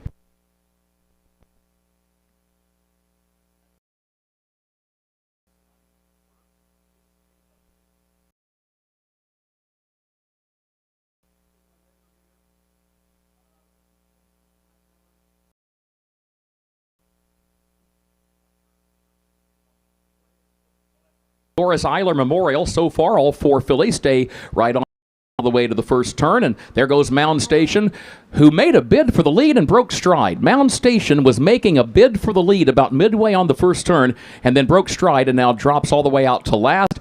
Here's another challenge for the lead. Zion's Miles Creation moves up on the outside, takes the lead a half length. Fox Valley Britt goes second, then a gap of 15 lengths to an off stride, the final balance, and Mound Station now moves up to challenge that one for third, but a good 20 lengths or so off the leader. 32 seconds flat. That is a solid, honest opening quarter for 2-year-old trotting fillies, especially during the month of June, as we've got a long way to go this summer on the statewide county fair tour, and Zion's Miles Creation is the leader. Zion's Miles Creation on top. Here comes Fox Valley Britt. Fox Valley Britt moves up on the outside and is now up to challenge Zion's Miles Creation. So these two go at it halfway home in this fourth race on the card. Mound Station's another 15 to 17 lengths off the front pair. Just broke stride again right before the half, and the final balance is moving up to challenge again for third. 105 and 1. That was the time for the first half mile, 105-1. So Fox Valley Britt, with a nifty move in the home stretch as they moved by the stands at the half-mile mark, took over the lead. Now opens up by a couple of lengths onto the backstretch. Zion's Miles Creation, though, that filly starting to pick up the chase, and she's not done yet, folks. She is hanging right with the new leader as they go on to the three-quarter. A margin of better than 20 more lengths back to Mound Station in third, and 3 more back of that went to the final balance in fourth. But the leader's already moving on to the final turn. Three quarters, 137-4 was the time, 137-4. Fox Valley Britt shows the way. Fox Valley Britt won it by 2.5, or leads it by 2.5 lengths. Marcus Detweiler, her young driver, this was where he got his first lifetime win a couple of summers ago. This fair means a lot to young Marcus, and he's about to go back to the winner's circle at the Schuyler County Fair. Marcus Detweiler and Fox Valley Britt to win it. Fox Valley Britt opened up and won it by nearly 5 lengths on the line. It was Zion's Miles Creation home second. Mound Station third. The final balance fourth. 209 and 4. 209 and 4 fifths of a second. And I'll bet John Teefee will be trackside to get a word with our winning driver, Marcus Detweiler, in just a moment. Again, this fair means a lot to Marcus because this was where he got that first career win just a couple of years ago. Fifth race is coming up. Horsemen come to the track with race 5.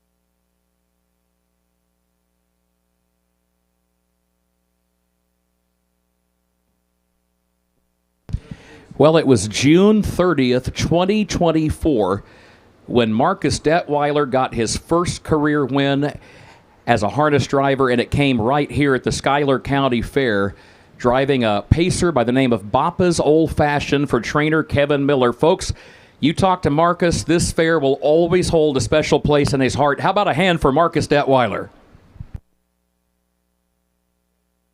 Fox Valley Britt picks up her first career win, owned by Marcus and Lester. Son and father team out of Sullivan. Kenneth Schrock of Arthur, bred by the Fox Valley Standard Bred. Southwind Chrome, the sire. Let's see, John, yes, there's John Teefee, and he's caught up with Marcus Detweiler. Thanks, Kurt. Congratulations, Marcus. As Kurt mentioned, that you got your first lifetime win here at Schuyler County Fair. What's it mean to come back here and race? I mean, it's everything. I mean, this was where I got my first official win. It's always special to win here. Tell us a little bit about this horse. First lifetime start last time in Newton. Looks like you broke behind the gate, so it's hard to get a good indication of what you have in this horse. Tell us a little bit about what you think about this horse. I mean, she's always had the talent. She's very, she can do whatever she wants, I mean, leave a horse, she can follow, whatever. But behind the car that day, real hot and just kind of took a jump ahead of me and wasn't able to catch up to it, so. And in this race, strategic grandstand for the first time. You're coming in second. Looks like you took the lead. She gets kind of bouncy if you grab a hold of her too tight. So I seen Jordan was trying to hit pump. Rather I go on top and get hung, or else I can get a chance to get on top. So congratulations, Marcus. And John, thank winning trotting filly, Fox Valley Britt. Again, the time for the mile, 2. Rundown, it's official for the first division of the Howard and Doris Memorial. Fox Valley Britt, the winner. Mound Station third. Quarter and 32 flat. They got the half in 105 and 1. 3/4, 137 and 4, and the time for the mile, 2:09 and 4/5 of a second. Reads down 1-3-2-4. Race 5 is on the way. It will be the first division of the Illinois Standardbred Association 2-year-old colt and gelding trot, and again part of the Howard and Doris Eiler Memorial. No scratches. A reminder that the driver of number 1, YF Good Credit, will be Jordan Patton. Number 1, YF Good Credit, the driver, Jordan Patton.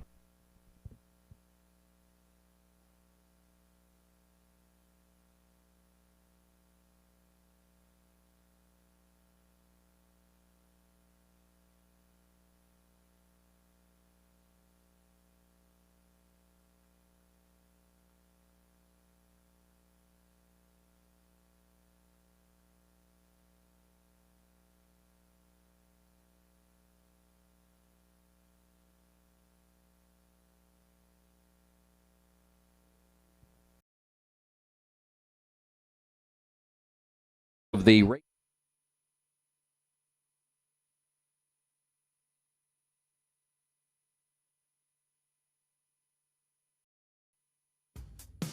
Real craftsmanship still exists.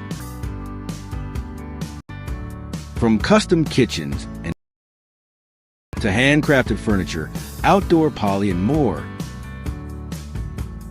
Family owned and 25. Visit Yoders and Sullivan or call 217.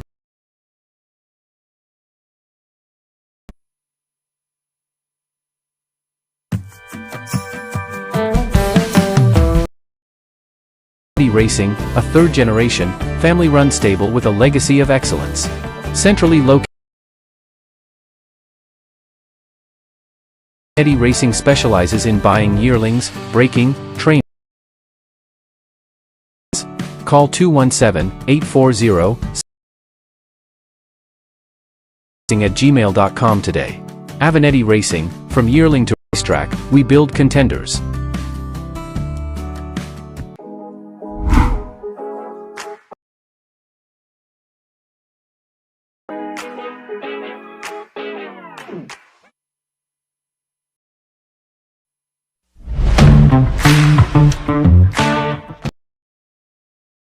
Equipment, attachments, construction gear, trailers, and hard-to-find parts.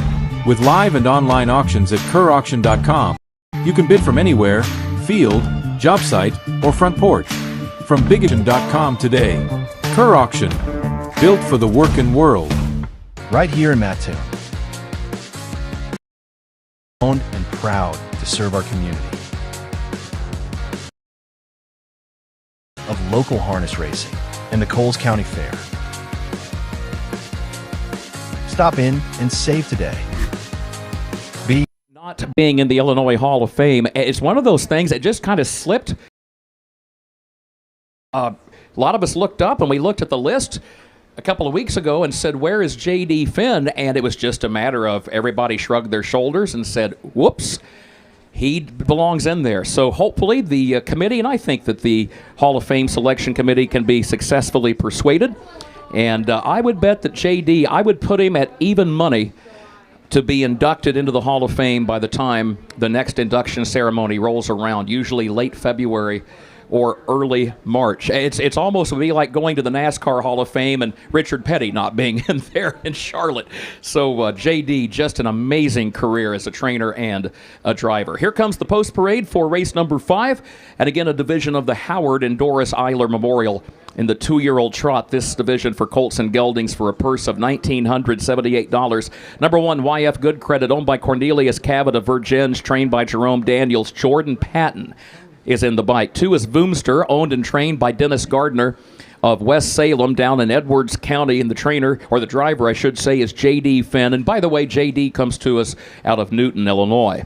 Number 3 is CL Bonfire, owner, trainer, driver Jerome Daniels out of Springfield.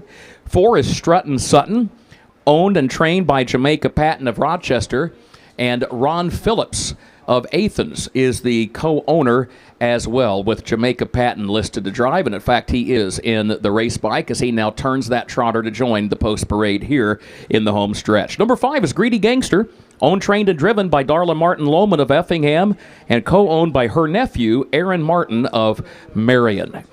Headed to the gate, race 5.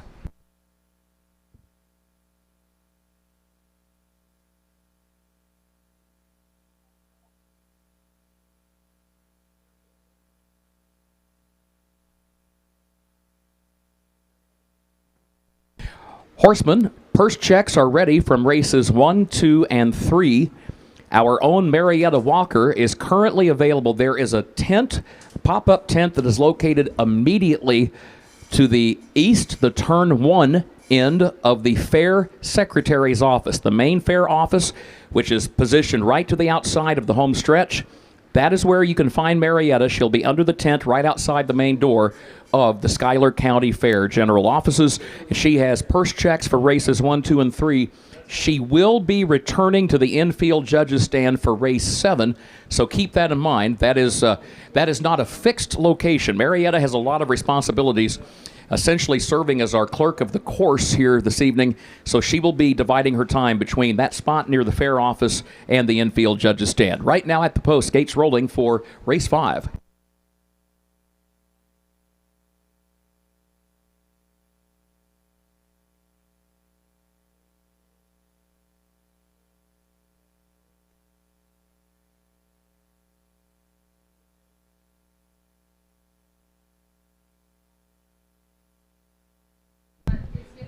Moving to the top of the stretch.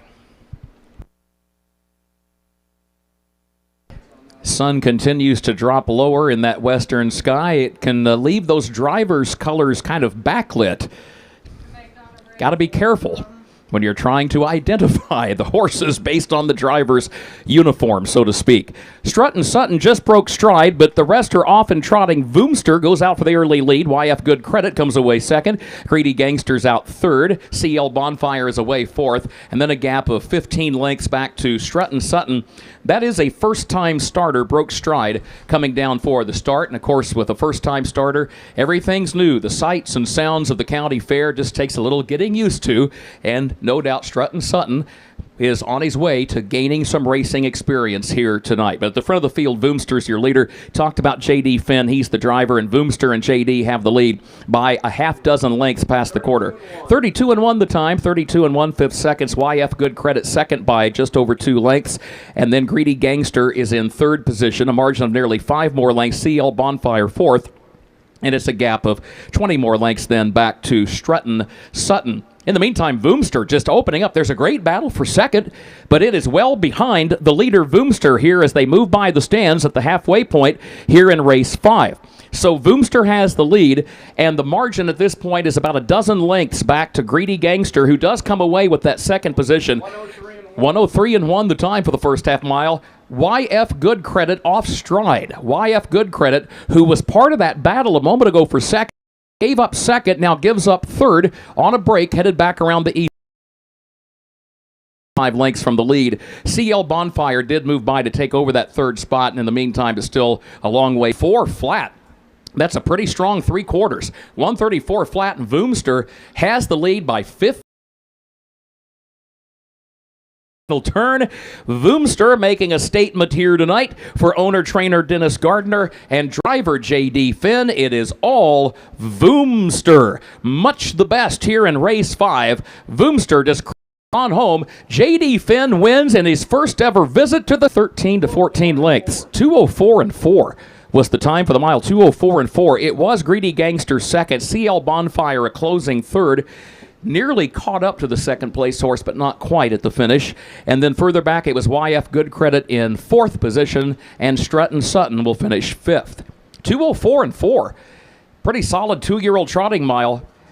Voomster, your winner. We'll meet the winner in a moment. Horsemen come to the track, race 6.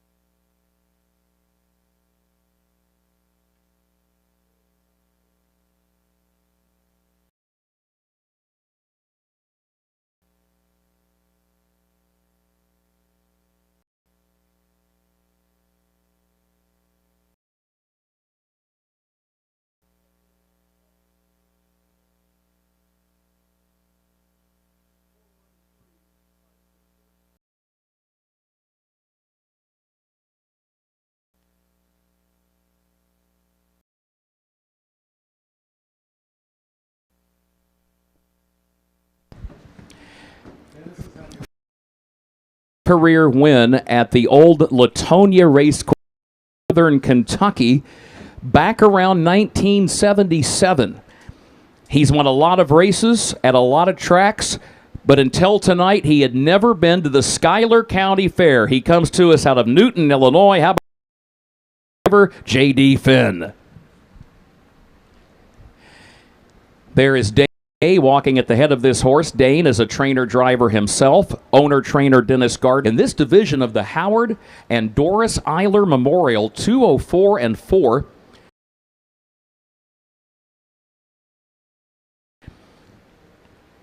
And once again, Kraft presenting the halter. Let's see if John Teefee can get a word with our winning connections. JD is in the next race. Congratulations. Rumor has it you've been racing horses for a first win in a place you've never been. It always feels good. You got quite a horse on your hands right here. Only loss, it looks like you broke at one part of that race. Can you expect the rest of the racing season for this horse? I think he's going to get better with time. Just be patient with him. All right. Congratulations, JD. Welcome to the Schuyler County Fair. Congratulations. And thank you, John. J.D. Finn strolls over to the courtesy vehicle, and he'll be back. He's got a few more drives coming up here this evening. We talked about the fact his son, Jared, is watching on Harness Tube tonight from Anderson, Indiana, the home of Hoosier Park. Rundown for race 5. YF Good Credit finished 4th. Voomster, EL Bonfire 3. Strut and Sutton. Greedy Gangster finished 2. The quarter 32. 3 quarters and 134. The time for the mile 2:04 and 4. It reached down 4:13.52. Race 6 coming up. No changes in this 6th race.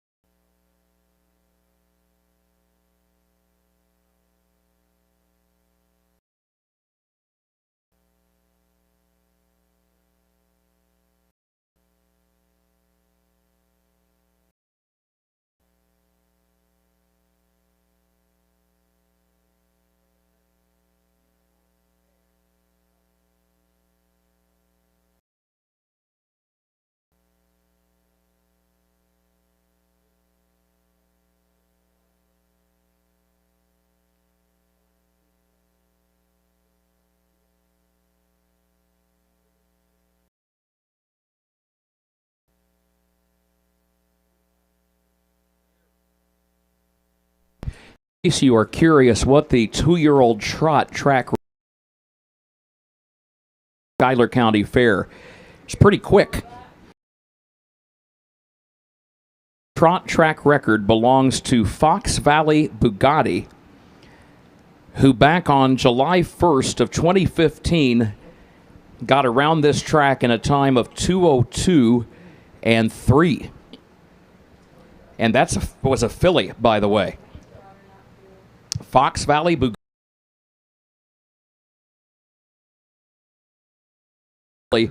winning here July 1st of 2015 in the old MWIRA series, Midwestern Illinois Racing Association. She was trained and driven by the late Calvin.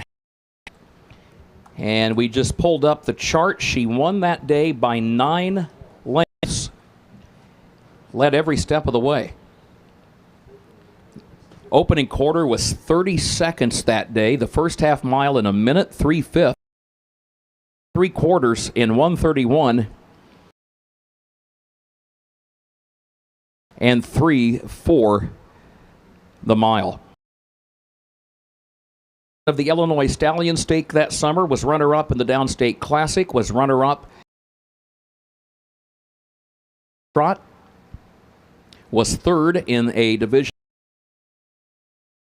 Fox Valley Bugatti, 2-year-old trotting filly of 2015. That is your Fastest 2-year-old trotter County Fair, 2:02 and 3.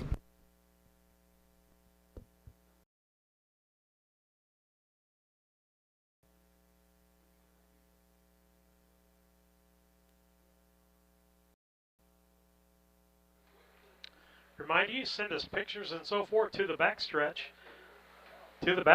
And you can email those to us at harnestube@gmail.com. Website is harnestube.com. You can find the other races. You can see driver profiles, different things there. Check us out on Facebook. And then you can text David. If you'd like to sponsor, you would got a picture you want to send, want to know how to send that, 312-772-5122. So I want to thank for that as we get ready for race 6 here from Schuyler County. And it's been a great night. I'm sitting in the air conditioning. Poor Lisa is sitting across the way and is getting full sun right now, like the other people in the stands are. Shout out to David Brink, as his son Theo had some surgery today. That's why Lisa and I are here by ourselves. We'll be back at noon for 5 races for that as we get ready to go here for race.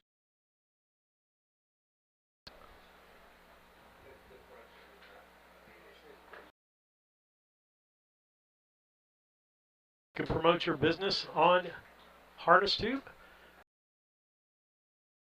If you don't want a billboard ad or a 30-second commercial, we can to do that for you. And then again, like or subscribe or on YouTube. And I haven't got to the shout. Lane Avanetti's out there. Eric Thompson, he said, glad that you're on board watching. Kurt has given a lot of people that are watching from other places like Anderson, Indiana, from Hoosier Park, and different locations. And thankful for all of our viewers out there. With that, I'm going to take a quick break. We'll be back after these messages.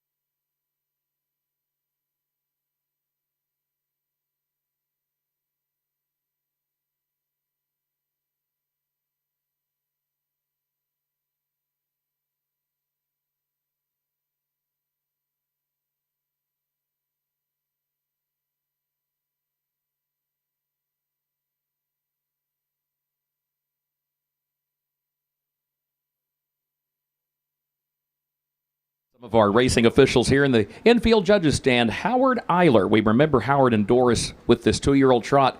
Howard was a pretty good horseman himself. He not only trained and drove harness horses, but he also had show horses, roadsters, horses of that nature. So a true horseman all the way around, and we remember Howard and Doris Eiler here this evening. 2-year-old colt trot, 2nd division, race 6 for a purse of $1,978. Getting ready to head to the post. Get her done, get her done. That's the first time starter is off stride. Get her done is off stride. So he will have some ground to make up. The other 3 are lined up on the gate. Here they come.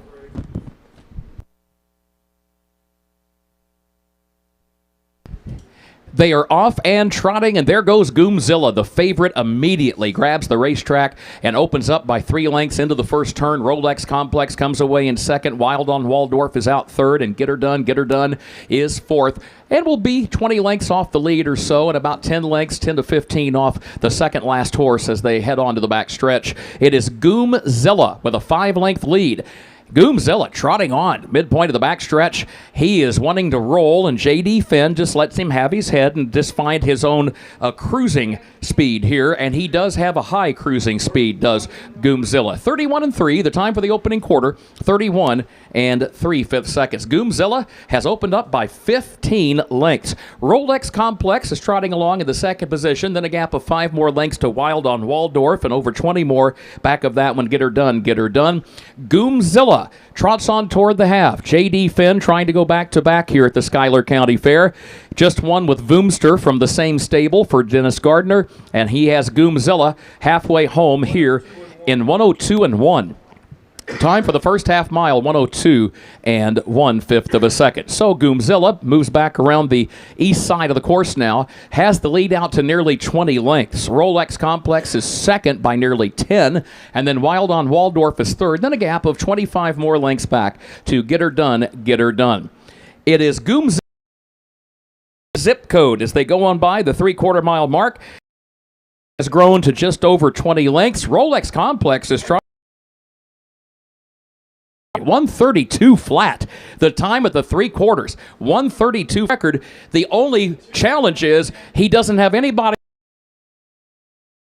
Finn is not going to ask him to do more than he has to do here. Jay Chili in the bike, and Goomzilla is going to cruise on home. Goomzilla won it by some 20 lengths. It was Rolex Complex second, while was another half dozen lengths back of that one in third. Just misses the 2-year-old trot track record, 203 and 203 and a fifth. So just missed it by 3/5 of a second. Get Her Done will come across the wire in fourth. We'll meet Goomzilla in just a moment. Horseman, you may come to the track with race 7.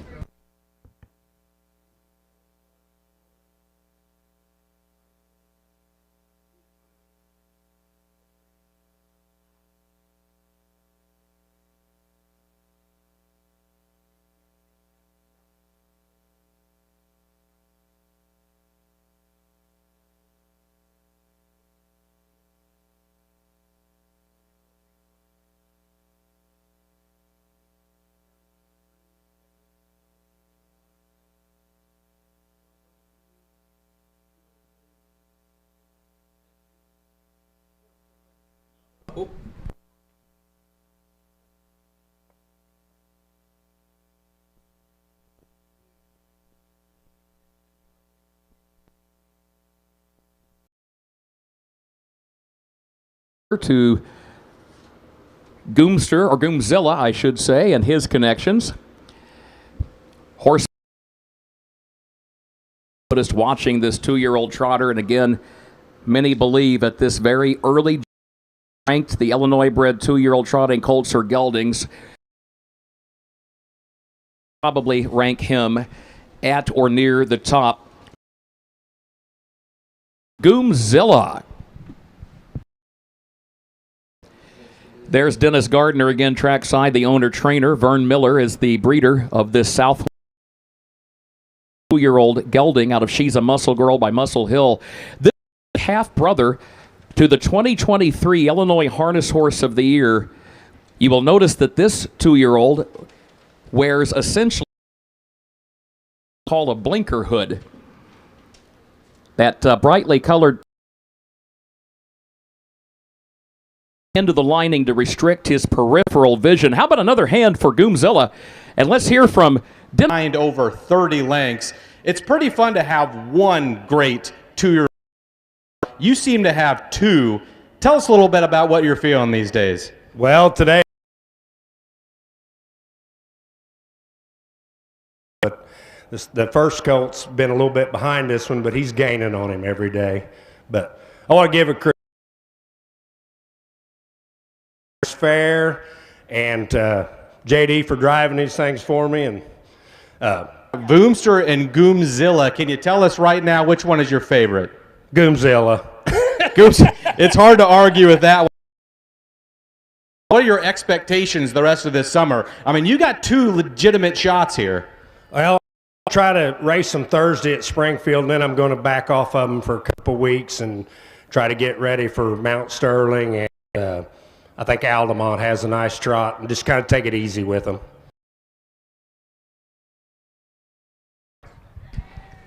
And another excellent interview, and Dennis Gardner acknowledging the cheers from the crowd. Dennis, congratulations. And you heard Dennis tell John Teefee about his plan, the schedule he's mapped out for. He talked about Mount Sterling. Well, the Brown County Fair, they are host to the Downstate Classic for Illinois-bred 2-year-olds, and that will take place on Sunday, August 9. You heard him mention Altamont. The Effingham County Fair at Altamont has the Jeffers Memorial, another race that goes for usually a pretty strong purse by county fair standards. That will be on Sunday, August 2nd. So Dennis Gardner, and again, this is as of June 29th. And sometimes the trainers will get a little nervous when we start looking too far down the road because they know things don't always go according to plan. But if Goomzilla stays healthy and sound, the dates on the calendar for him that really stand out to Dennis Gardner, Sunday, August 2nd at the Effingham County Fair at Altamont for the Jeffers Memorial, Sunday, August 9, the Downstate Classic at the Brown County Fair at Mount Sterling. And then from there, it will be on to the Illinois State Fair Colt Stakes at Springfield, and he's scheduled, if he stays healthy and sound, his race at the State Fair at Springfield goes to the post. The elimination round will be on Friday, August 14.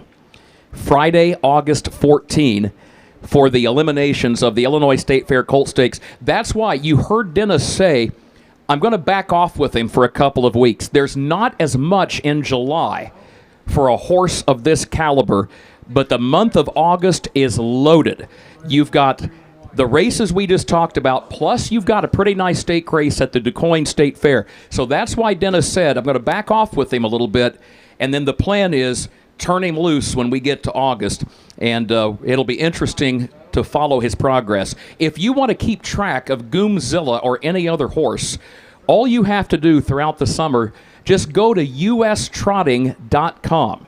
If you go to ustrotting.com, there will be an icon that says entries and results. Just click on that, and in the search field, enter the name of the horse, and that way you can keep track of the horse's progress. Well, here's the full field rundown for that 6th race. From the top, Wild on Waldorf was 3rd. Get Her Done, Get Her Done, 4th. Goomzilla, the winner. And Rolex Complex, the runner-up. 31-3 at the quarter, 102-1 at the half, 3/4 and 132 flat, and the time for the mile, 2:03-1, and it reads down 3:4-1-2. 7th race is on the way. We move now to the 3-year-old filly pace, the first division of the Les Redshaw Memorial, as we remember a former horseman and banker, member of the business community, former president of the Schuyler County Fair Board of Directors, Les Redshaw. We remember him here this evening. We'll talk a little bit more about his career in the harness horse business in a few moments. A reminder, number 3, April Sunlight IYQ, Juan Franco will be the driver. Juan Franco will drive number 3. Number 6, Fox Valley Mai Tai, the driver, Wyatt Avenetti. Wyatt Avenetti drives number 6.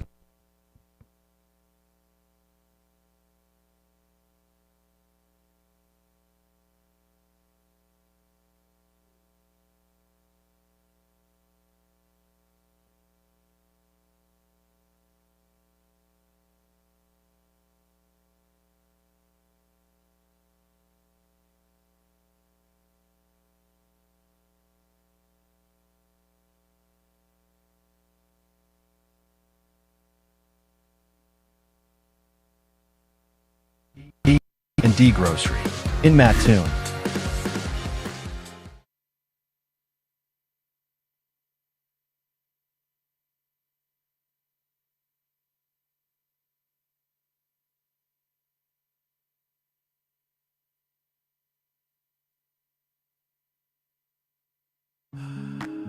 Experience matters. At Simmons Stable, Illinois Hall of Fame trainer Tom Simmons, along with wife Benita, has built a legacy of developing and racing championship standardbreds.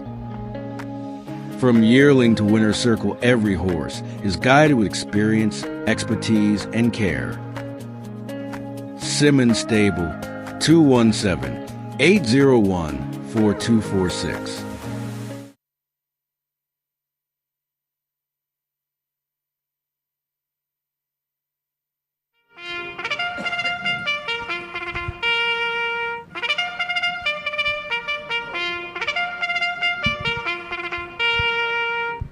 Horses are on the track. Race 7 in your scorecard. It is the first division of the 3-year-old filly Pace in the Les Redshaw Memorial for a purse of just over $2,000. No scratches. A reminder, Juan Franco, your driver for number 3, April Sunlight IYQ. And Wyatt Avenatti drives the 6, Fox Valley Mai Tai. Les Redshaw. Of course, the main barn in the stable area where the speed office is located is named in his honor and in his memory. Raced a lot of excellent horses, especially throughout the decade of the 1960s. I don't know if we've got any racing fans that are old enough to have been here in 1962. But if you were, you saw Les Redshaw break the all-age trotting track record with his horse Stereophonic. And then Stereophonic, after breaking the all-age track record that day here at the Schuyler County Fair, he went on to the Illinois State Fair at Springfield and won there in a time of 2:02. I think his time here was around 2:06, and then went on to win at the State Fair in 2:02. And then Joe Brook. That is one of the most incredible stories in the history of Illinois County Fair racing. Joe Brook and Les Redshaw, and we'll talk about that in just a moment. Let's meet the starters for race 7. Number 1, Illini Deceptive, owned, trained, and driven by Clark Fairley of Lerna. 2 is San Antonio Storm, owned by George Pollock. Been a member of the Schuyler County Fair Board of Directors since 1970. Former Illinois County Fair Person of the Year, was recognized by the governor a few years ago at the State Fair at Springfield. George Pollock, the owner, Cole Prather, the trainer, and Connor Prather, the driver. 3 is April Sunlight IYQ, owned by Milton Greer of Jackson, Tennessee, trained by Leroy Hunt, the driver, Juan Franco. 4, Cupid's Dragon, races for owner Jamie Henderson of Lovington, the trainer-driver, auctioneer Larry Plank. Number 5 is Super Sage, racing for owner Nan Turner of Argenta, trained by John Fletcher, Freddie Patton Jr. in the bike.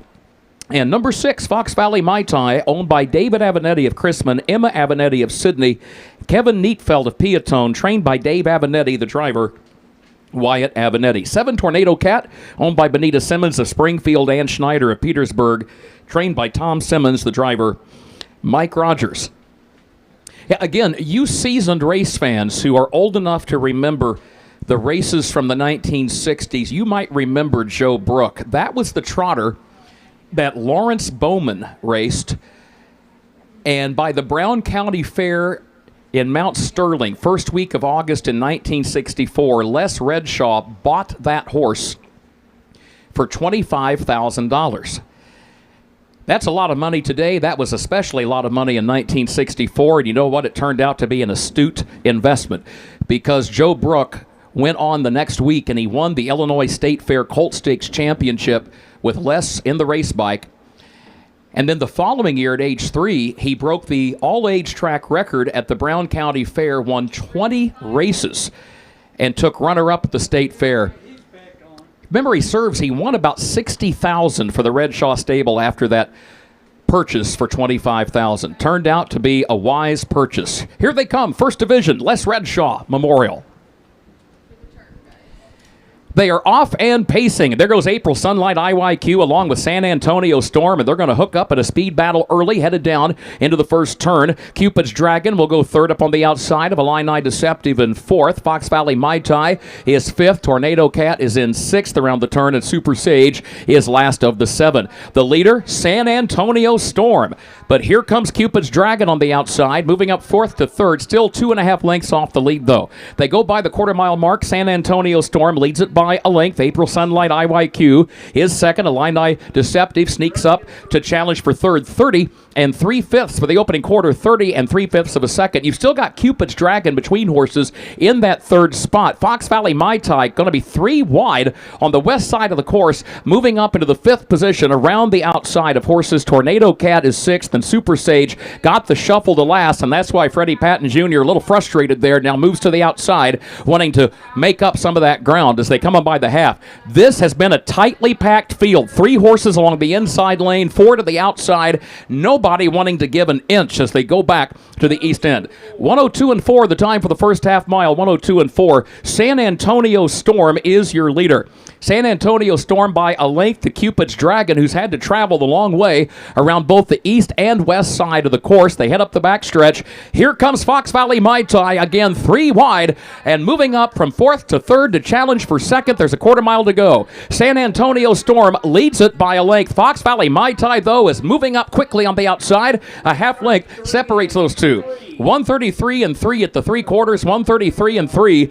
San Antonio Storm saves the ground on the inside lane, regains the lead by a length, never gave up the lead yet, but the lead is back out to a length. Fox Valley Mai Tai coming on again, and it's still San Antonio Storm with Fox Valley Mai Tai right alongside. Illini Deceptive is coming late. Here's the wire. Oh, that's close. That's a photo for the win. Either San Antonio Storm or Fox Valley Mai Tai for the win. We do know Illini Deceptive was third. That was close enough that driver Wyatt Avenetti glanced over at driver Connor Prather as if to say, do you know? I don't know. Who got it? We know this. The time for the mile is 2:02 and 4. 2:02 and 4/5 of a second. Our photo finish technician, Brady Schrock, is positioned here in the infield judges stand, and we'll check in with him in just a moment.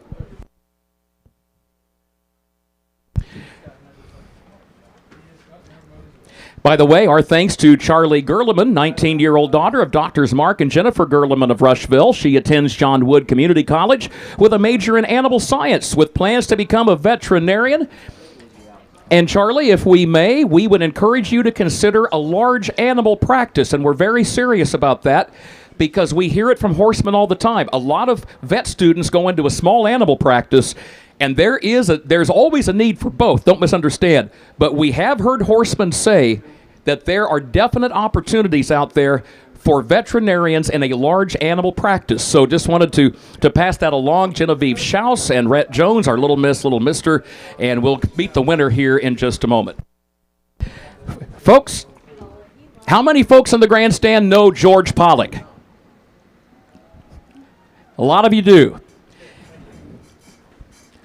Reason we mention that is George Pollock has just won at the Schuyler County Fair. Number 2, San Antonio Storm, your winner.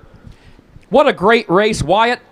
Thank you for a great battle down the stretch. You two raced cleanly and let the better horse win, at least on this occasion, and it proved to be San Antonio Storm, but a good, clean, hard-fought battle down the home stretch. A lot of respect for both of those fillies.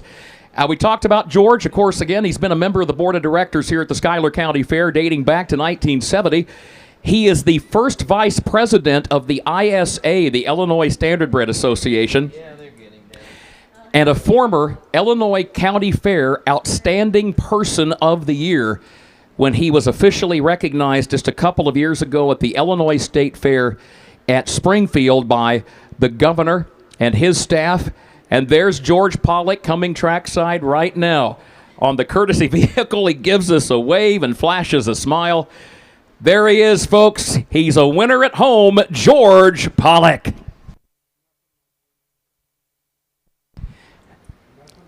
A nice hug for George and our Schuyler County Fair royalty offers there. Congratulations, Cole Prather.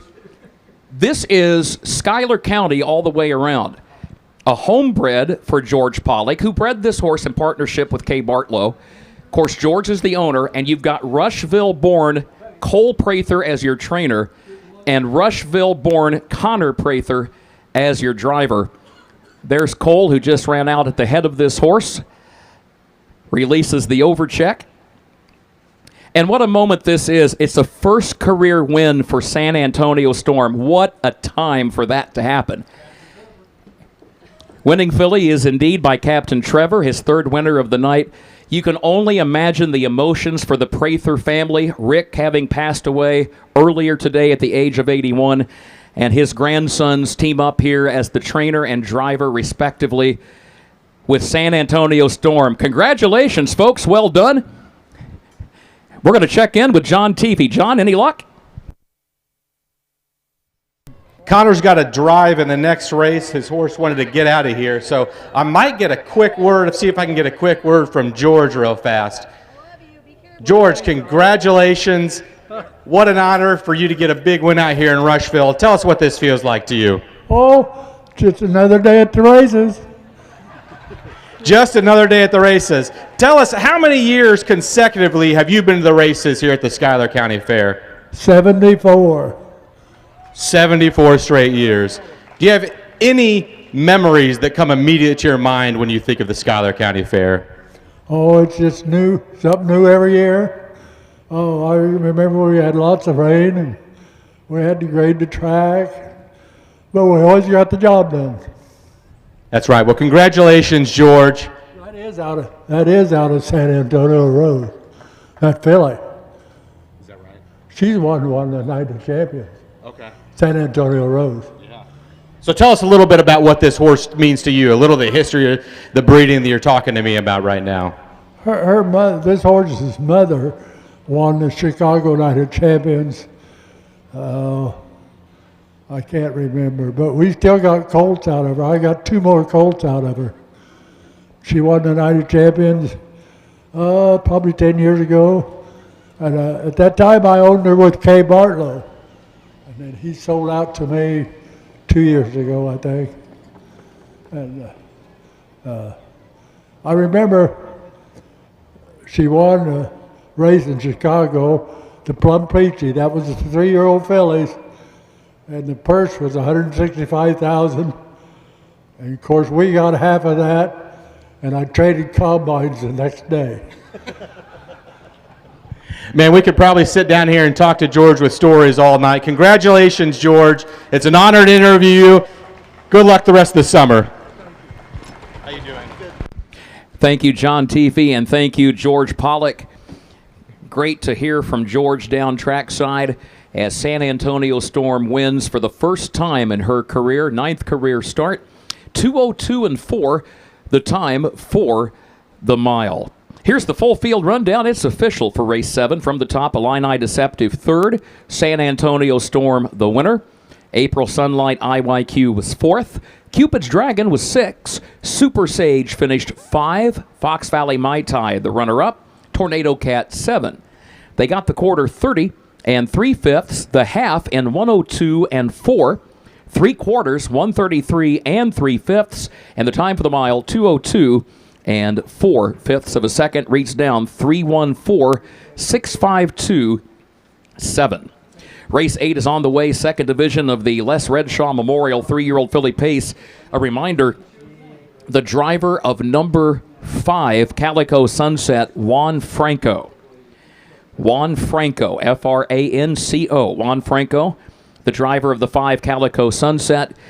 The driver of the 6, Fox Valley Barbie, Wyatt Avenetti.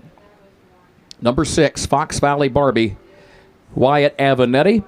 Saw some of the ownership group of Fox Valley Barbie in the stands right straight across from us, giving us a wave there. Folks, welcome to the Schuyler County Fair. And they have very much enjoyed this filly, and why not? She's won 13 times, but aside from the wins, they just flat love her, win, lose, or draw. Getting ready for race 8.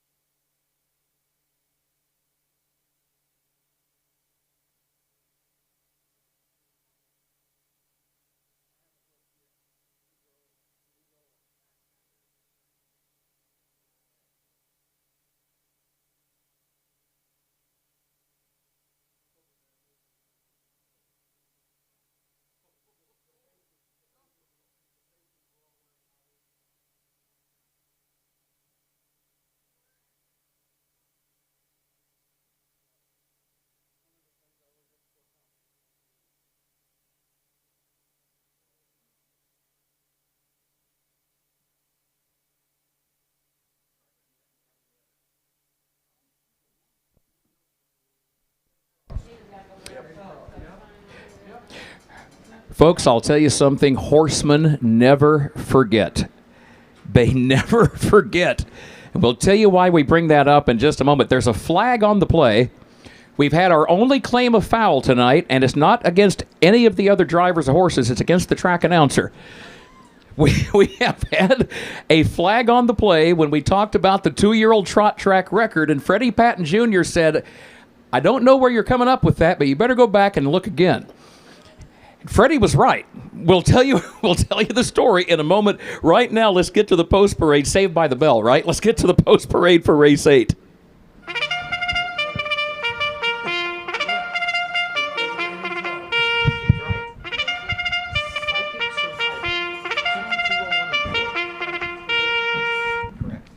Okay, let's meet the starters for race 8, and we'll follow up with the Freddie Patton Jr. story in a moment. Race 8, second division, Les Redshaw Memorial, number 1, League of Her Own, owned by Jim Cravens of Buffalo, Benita Simmons of Springfield, trained by Tom Simmons, the driver Mike Rogers. 3 is ERM Rose, owned by Matt Avenatti. He's the trainer-driver of Chrisman, owned also by Doug Bowen of Mount Sterling, Troy Market of Mount Sterling as well. 3, Fox Valley Reba, owned and trained by Tanner Saltzgaver of Dewey, the driver Connor Prather. 4, Approaching Anawan, owned, trained, and driven by Jacob Radel of Edgewood. 5 is Calico Sunset, owned and trained by Leroy Hunt of Jackson, Tennessee, and the driver Juan Franco.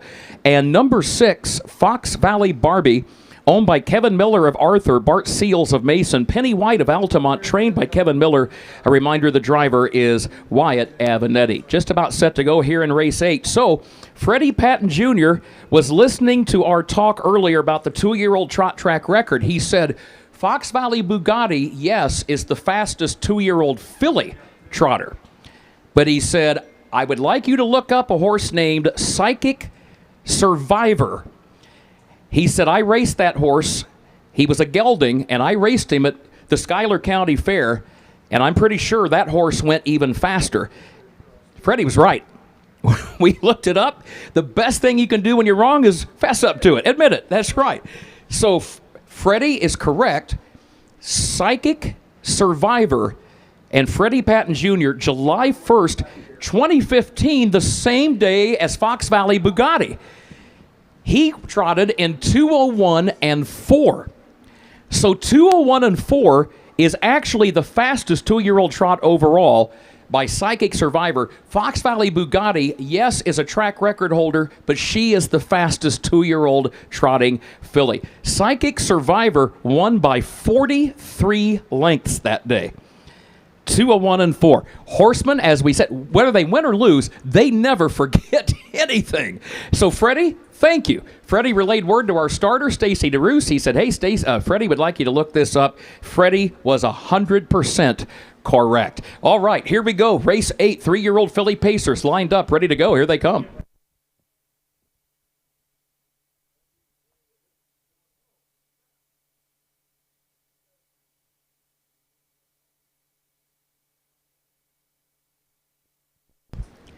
They are often pacing. There goes League of Her Own out for the early lead. Approaching Anawan comes away second upon the outside, and ERM Rose is right there between that pair as they thunder into the first turn. Fox Valley Barbie is down toward the inside, racing fourth, now third as they scoot off the first turn and head up the back stretch. Still side by side for the lead. ERM Rose, the leader now. ERM Rose takes over, opens up by a length and a half up the back stretch. League of Her Own goes second. Fox Valley Barbie is third. Fox Valley Reba is racing in the fourth position. Calico Sunset is fifth, and Approaching Anawan is last. 30 seconds flat for the opening quarter. 30 seconds flat. ERM Rose the leader as they swing down the west side of the course. She leads it by nearly 2 lengths. League of Her Own goes second by 2 to Fox Valley Barbie in third by a length and a half. And then Fox Valley Reba, followed by Calico Sunset, who's still next to last, about 5 lengths off the lead and a gap of 2 more back to Approaching Anawan as they are halfway home in race 8, this division of the Les Redshaw Memorial. Here comes Fox Valley Barbie, and here comes Fox Valley Reba right behind her. The brothers Avenatti are about to battle for the lead. 102-1 for the first half mile. 102-1. Matt Avenatti versus Wyatt Avenatti. They go 1-2 around the east turn, separated by a half length. ERM Rose is the leader. Fox Valley Barbie tries to draw alongside from second. League of Her Own third. Fox Valley Reba is fourth and moving into contention. 2 lengths off the lead. Moves up with cover. Right behind Barbie on the outside. And then further back, Calico Sunset. That's a tough filly. She may have to go 4 wide. Fox Valley Reba is 3 wide, contesting the lead as they go by the 3/4. ERM Rose to the inside. 3/4, 133 and 3. Calico Sunset, look toward the far outside. She is coming, and I mean she is moving stoutly down the far outside. Calico Sunset coming after ERM Rose. Calico Sunset rushes to the lead in the closing strides. Calico Sunset with a big move off the final turn, wins it, and she won it by 3 lengths on the line over ERM Rose. 2:02-1. The time for the mile, 2:02 and 1/5 of a second. Wow, what a move by Calico Sunset. She came from next to last, moved to the far outside about 3 or 4 lanes from the inside lane. She was about 3 to 4 wide with that move around the final turn and came out on the grandstand side down the stretch for plenty of clear racetrack and good footing and won race 8. We'll meet the winner in a moment. Race 9, Horseman, you may come to the track.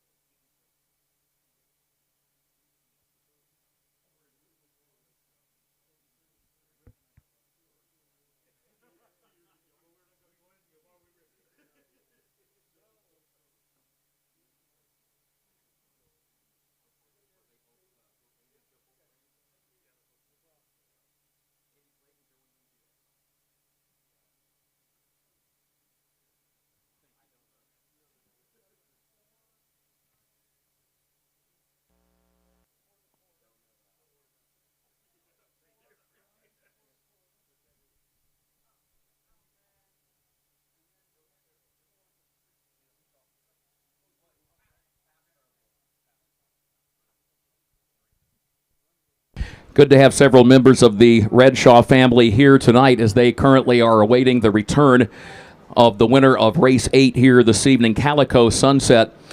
Joe and Lindsay Redshaw. Joe, a past president of the Schuyler County Fair Board of Directors. Andy Clayton is trackside. Of course, Joe and Andy, both grandsons of Les Redshaw, who we remember here this evening. Calico Sunset. There's the owner-trainer, Mr. Leroy Hunt, out of Jackson, Tennessee. He is trackside in the red shirt and the blue cap, awaiting the return of his filly. And Juan Franco, folks, your winning driver, grew up in Guatemala. He came to the United States many years ago to seek a career in the horse business. He started in California, moved to Chicago. He was a groom, and somebody pulled him aside and said, have you ever thought about being a harness driver? He not only became a harness driver, he became one of the best in the Midwest, and he eventually took the test and took the oath to become a citizen of the United States. What a story as we celebrate America 250, Juan Franco.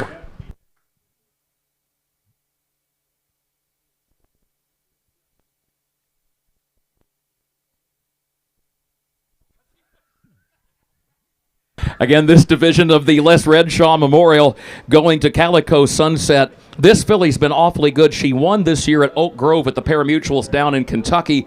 Makes the transition just fine back to the county fairs as she wins here this evening for the 9th time in her career. John Teefee is moving in. We'll hear from John right now. Down here with Juan. A great race there. Juan Calico Sunset came from nowhere. Juan, I could be wrong. I don't see that you've driven this horse in the past. What's kind of your mindset when you're on a horse for the first time? I don't have much in my mind. I just listen to the trainer. He told me she's well coming from behind, and that's what I do. Yeah, so you came from way back. I didn't even have you in contention there at the half. What is kind of your thoughts? You know this horse is always in contention, you know, second, third, won the last 3 races before that. So you know you got a horse that can always stay in contention. What's your thought as you kind of get shifted back in the process of the race? I decided to the gate left, sit behind everybody, get a good trip, and go home. All right, and coming home, Kurt said this, 3 or 4 wide. It's great setup here at Schuyler County, even at a county fair, to have the opportunity to go that far out. What is kind of your thought as you go 3, 4 wide about your chances to take it home? It's part of me, but more about the horse. She let me know when she's ready to go, and I let him go. Well, great race, great drive. Congratulations. All right, thank you. And a great interview as well. John Teefy, thank you, and Juan Franco, thank you as well, as he gives everyone a nice wave and picks up the win here in race 8. Here's the full field rundown. It is official. From the top, League of Her Own finished 5. ERM Rose finished 2. Fox Valley Reba 4. Approaching Anawan finished 6. Calico Sunset the winner. And Fox Valley Barbie finished 3. They got the quarter in 30 seconds flat. The half in 1:02 and 1, 3/4 1:33 and 3/5, and the time for the mile 2:02 and a fifth. The reads down 5:24 6:13. The winning filly by Kronos was bred by Brian Chupp. Race 9 is on the way. In the upcoming 9th race, a reminder that the driver of number 5, Illini Game Day, will be Wyatt Avenetti. Number 5, Illini Game Day, the driver, Wyatt Avenetti. Getting set to go for the 9th race. Looking to move your mobile home? Need a roll-off dumpster at a competitive rate? Or maybe it's time to demo that old mobile home? Pine Ridge Mobile Home Transport has you covered. We serve Central Illinois with reliable mobile home transport, offer affordable roll-off dumpsters for the Springfield area, and provide expert demolition services across Illinois and Missouri. For fast, friendly service, call Wayne Decker at 217-313-9744. That's 217-313-9744. Or find Pine Ridge Mobile Home Transport on Facebook, your one-stop solution for mobile home services.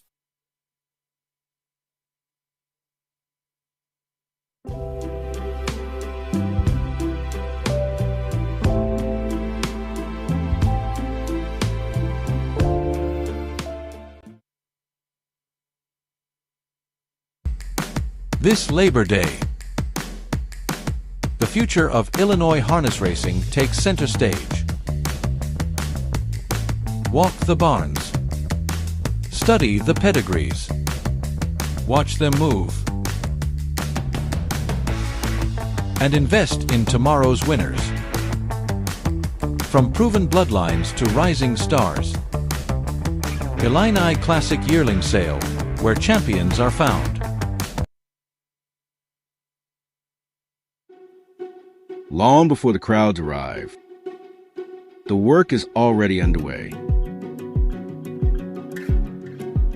Track after track. Kevin Miller Stable campaigns winning standardbreds across the Midwest.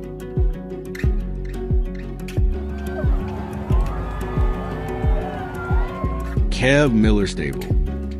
217-254-0170. For over 40 years, horses have been our way of life. Built on experience, patience, and care. From sale preparation to rehabilitation, we are committed to helping horses reach their potential. Brenneman Equine, a tradition of horsemanship. Call Lamar or Ronnie today.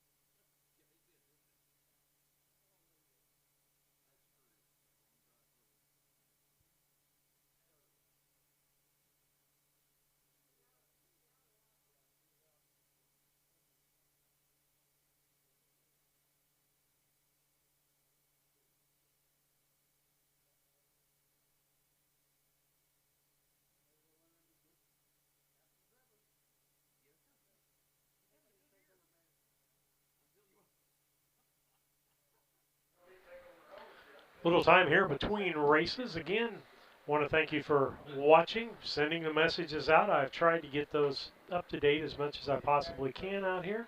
And again, we'll be back tomorrow with 5 races. I want to thank Stacy DeRoos and Starting Gates. They help us a lot with that other camera.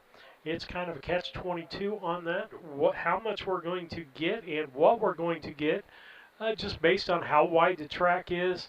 And we really don't have down exactly where to put it or what to do with that. So we're continually working on that and hope to get it better for next year, but hope you're enjoying it.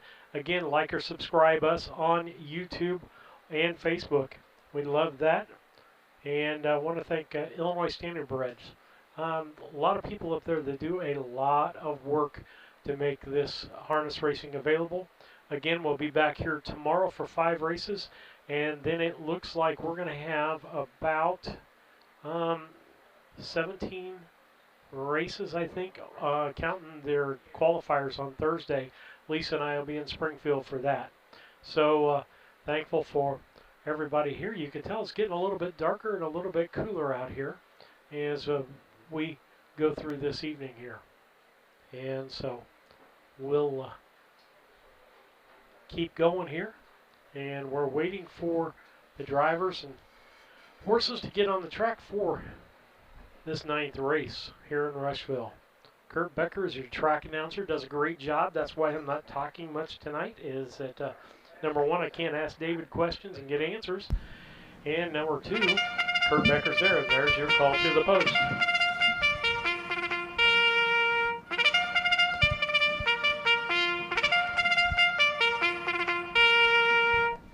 Horses are on the track for race 9, the first division for the 3-year-old pacing colts and geldings, the Illinois Standardbred Association.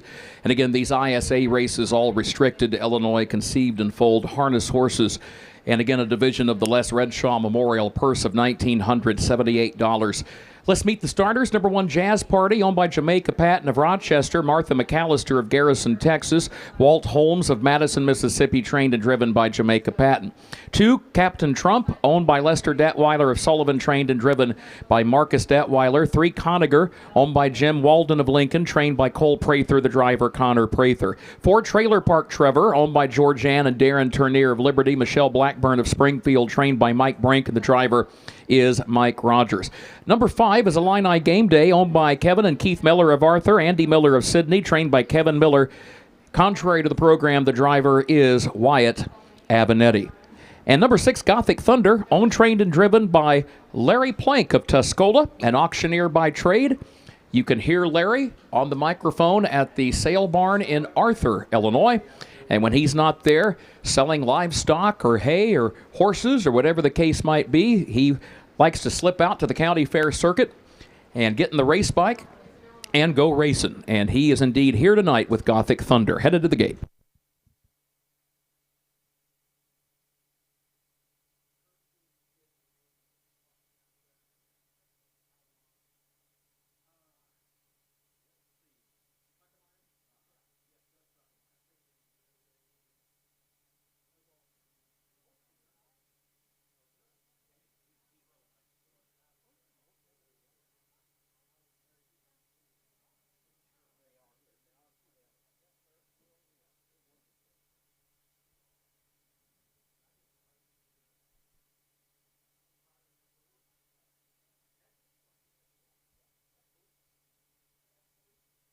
At the post, the gate is rolling.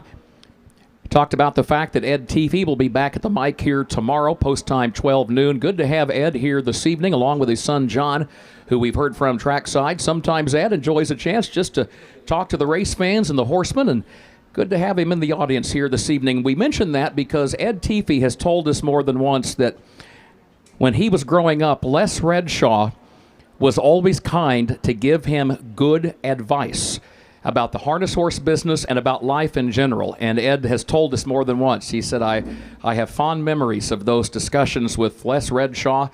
He always took time to help a young aspiring horseman. Here they come, race 9.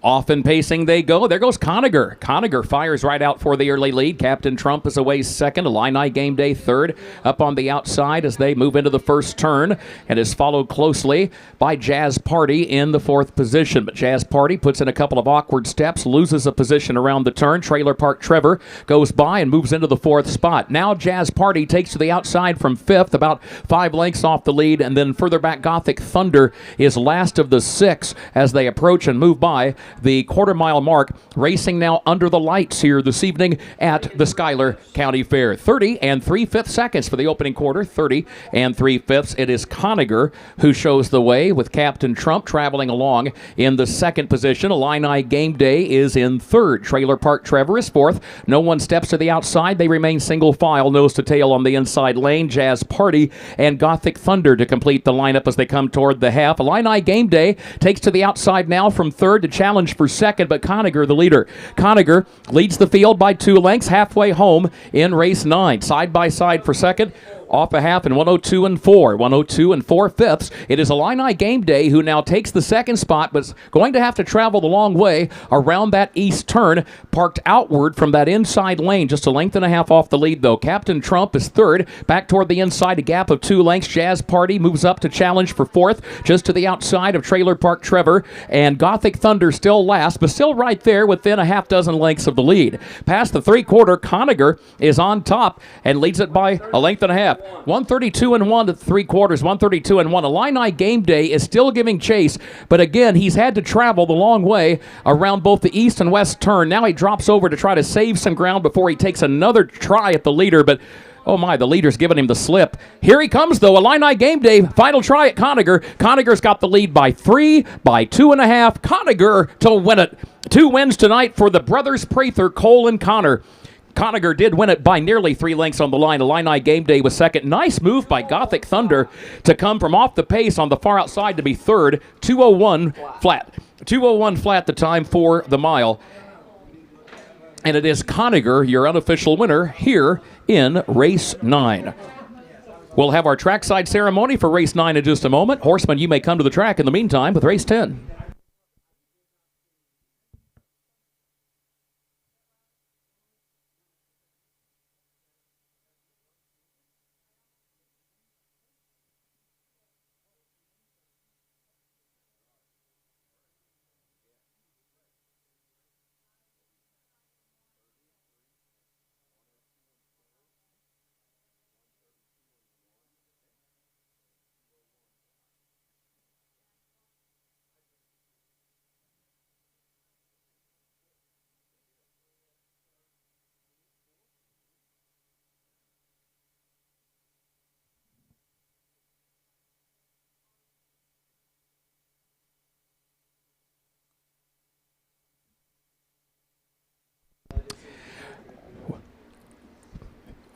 When you have family roots in Schuyler County and right here at Rushville, and you're the third generation of your family to compete in the harness business, and you're competing on the day when your grandfather, the man who got the family into the game, has passed at the age of 81.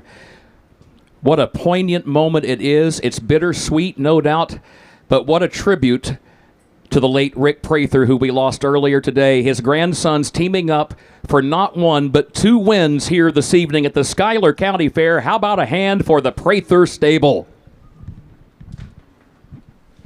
And once again, Cole the trainer, Connor the driver. Conager is owned by Jim Walden, who makes his home in Logan County at Lincoln.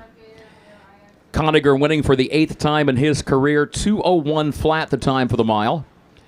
This is a pacer that won last year at the DuQuoin State Fair down in southern Illinois, and turns back a good field of pacers here for the win this evening. Cole will take the horse back to the barn. Connor is going to speak with our own John Teefee. Thank you, I appreciate it. Congratulations, Connor. Great race, great horse. We all remember this horse as a 2-year-old last year and the success you had last year. This week has been an emotional week for you. What's it like for you to come out here at the Schuyler County Fair, given what your family means to you, your family name means to the Schuyler County Fair? How are you feeling right now? Yeah, I mean, it's just county fair racing, but it does mean something special to come back home and get a couple wins for sure, and especially with my grandpa passing today, it means a lot. Strategically wise, in this particular race, obviously you and Illini Game Day are probably the two best horses in the race. You go out and take the lead back behind the gate. Do you have that mindset behind the gate where you're going to take the lead, or what are your thoughts behind the gate? Yeah, a little bit coming into it. There's some slower horses in there, like you said. Our two were kind of the best overall by far. So the idea was kind of get out in front of the others and make him go through the traffic a little bit more and just stay on the inside and see what happened. Yeah, and you led that race the entire time. What's going through your mind? Are you keeping track of the time, of the fractions, or how are you strategically holding off Illini Game Day in a race like that? Yeah, every horse is different. That one, he's a little bit harder to get started back up if you slow him down. So you just kind of let him do his own thing up there. But every horse is a little bit different. You don't want to go too fast and you don't want to go too slow. Well, congratulations, Connor. Best of luck the rest of the summer.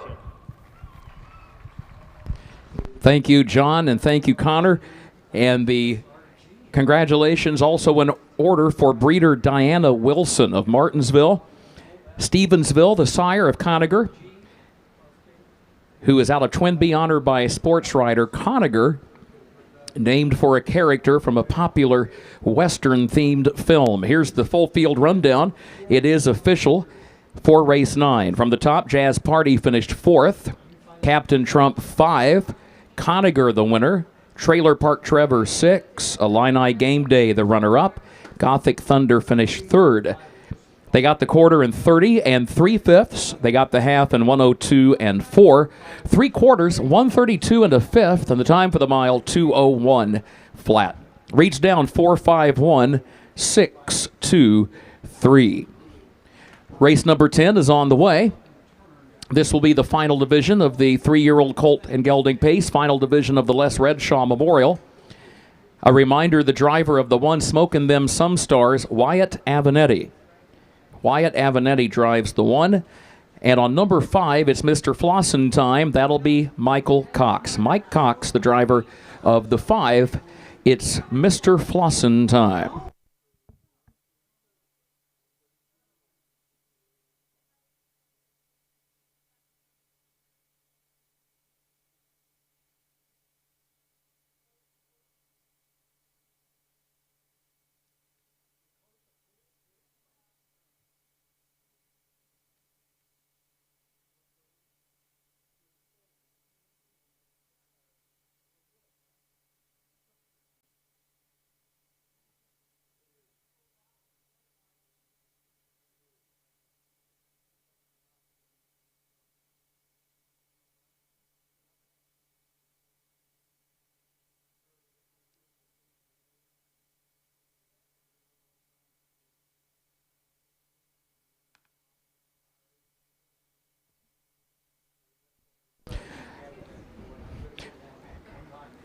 A reminder that the family of the late Bobby Decker will be presenting the Papa Deck Awards at the conclusion of tomorrow's card, recognizing the fastest colt and the fastest filly from the 2-day race meet here. And again, remember, 12 noon post time tomorrow, 5 races coming up here tomorrow.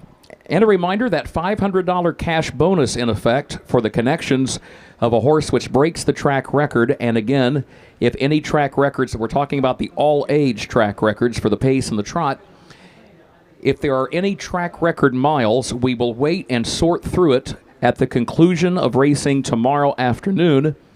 And whoever, if there are track records broken, whoever holds the track record at the end of racing tomorrow, if they broke the track record here during this 2-day meet, it's the ultimate, it's the last horse standing, so to speak, the connections of that horse who will receive a bonus from the Schuyler County Fair, $200 to the driver, $200 to the trainer, and $100 to the owner of a track record setting horse for the all-age track record, trot or pace. And again, it will go to the horse or horses that have the track record miles at the conclusion of racing on Monday, if indeed there are new track records that come into play either later tonight or sometime tomorrow. Also wanted to mention that the Schuyler County Fair not only has harness racing tomorrow, including the preferred pace, but you've also got a full week of activity coming up. A reminder, on Wednesday, There is the Garden Tractor Pole, the Combine Derby, 6:30 and 7:30 respectively. Thursday, you got the figure 8 races at 7:30. That's pretty neat. That's actually a race that's part of a figure 8 series, but you don't have to be a regular competitor on the series to be eligible to enter. So that's the best of both worlds. Figure 8 racing here on Thursday at 7:30. Then on Friday, Sawyer Brown with Chase Beckham at 7:30. Saturday, the Demolition Derby at 6 p.m. For more information, visit the Schuyler County Fair on Facebook or at www.schuylercountyfair.org. A lot of other activities and fun events happening as the week unfolds here at the Schuyler County Fair. That Demolition Derby, folks, if you've never been to the Schuyler County Fair Demolition Derby, you'll want to be here Saturday night at 6. That is a throwback, old-fashioned slam-bang affair. The drivers who compete here, they are cut from the cloth of the traditional, hard-nosed, tough, blue-collar derby driver that a lot of us grew up watching. It is always an entertaining show. The turnout is fantastic. So put that on your calendar for Saturday night, the Auto Demolition Derby at 6 p.m.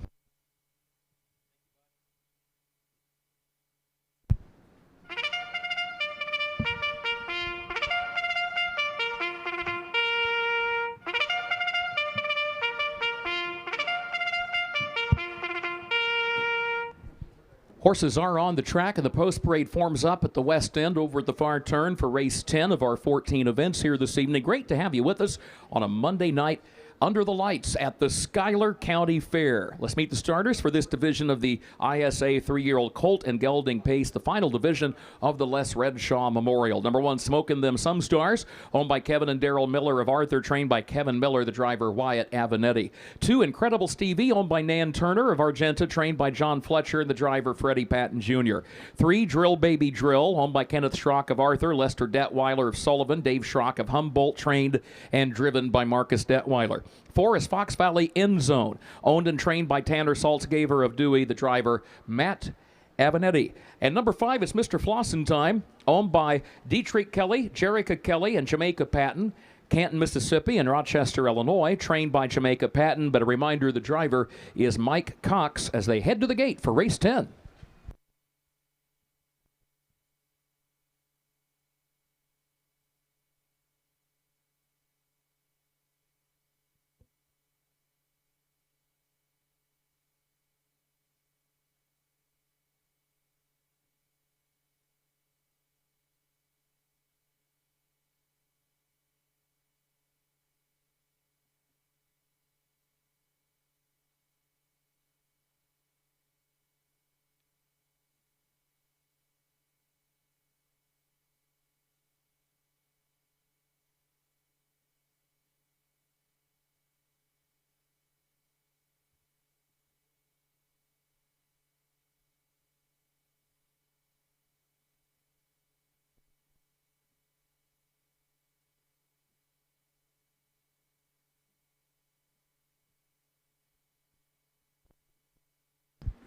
A number of the 2-year-olds that you saw earlier this evening in the 4-part of the card are scheduled to compete on Thursday at the Illinois State Fairgrounds at Springfield. It's the annual Illinois Department of Agriculture Summer Preview.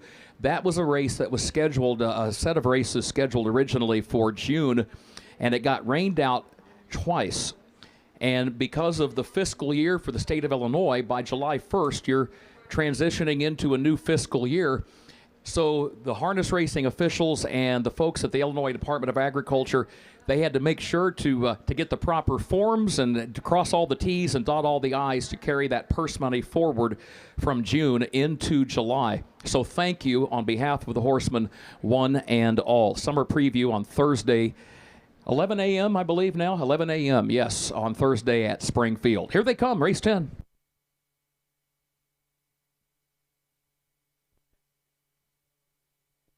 They are off and pacing. There goes Incredible Stevie right out for the early lead, smoking them some stars. Comes away in the second position. Fox Valley End Zone is out third. Drill Baby Drill is fourth. It's Mr. Flossin Time is last of the five as they swing around the first turn and head over to the back stretch. Incredible Stevie is the leader. Incredible Stevie shows the way by a length up the back stretch. Smoking them some stars goes second by 2.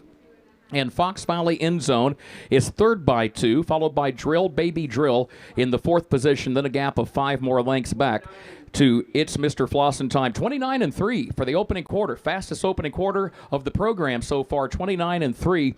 Incredible Stevie is the leader. Incredible Stevie is on top by just a length. Smoking them some stars goes second by a length. Fox Valley End Zone takes to the outside from third, and then a gap of 3 more lengths back to Drill Baby Drill in fourth, and a gap of a half dozen more lengths back of that one to It's Mr. Flossin Time. Halfway home here in race 10. Incredible Stevie on top, but only by a half length to Fox Valley End Zone, who starts to draw alongside from second. Smoking them some stars tucked away neatly in third. 59-3 for the first half mile, 59 3/5 seconds. After 5/8 of a mile, the leader is still Incredible Stevie, still leads at 3/4 of a length.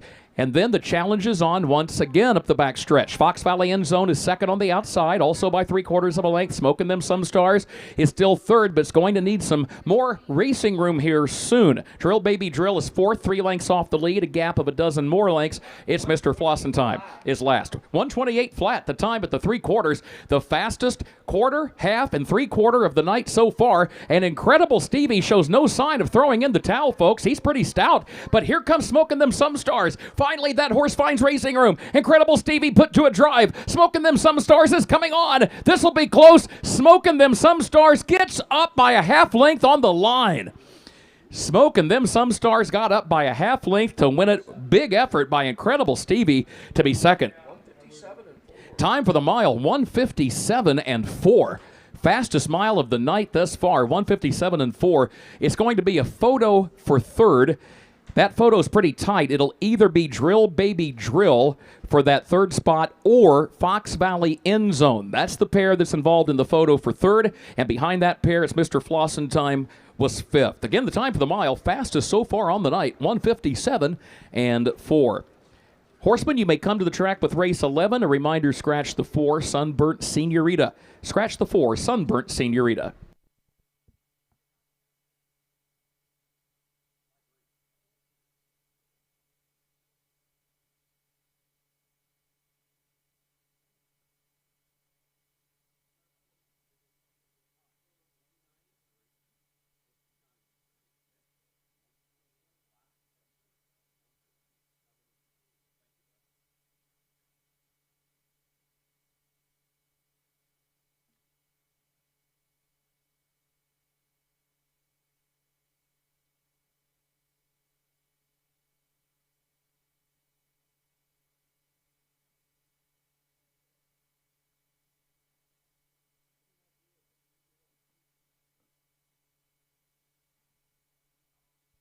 You know, the folks in the judges' stand, we were just discussing what the 3-year-old pace track record would be here, because 1:57.4 is a pretty fast mile. I know that Ernie's Mac a number of years ago paced in 1:58.3. I know for at least a few years that was the 3-year-old pace track record. 1:57.4, if that's not, that's got to be close. We'll go to digging out and dusting off the record books and see if we can't pin something down. That's a pretty impressive mile, folks, as you longtime race fans know. Owned by Kevin and Daryl Miller of Arthur. Back-to-back winners, bred by Diana Wilson of Martinsville. Kevin Miller, the trainer, Wyatt Avenatti, the driver. How about a hand for Smoking Them Some Stars?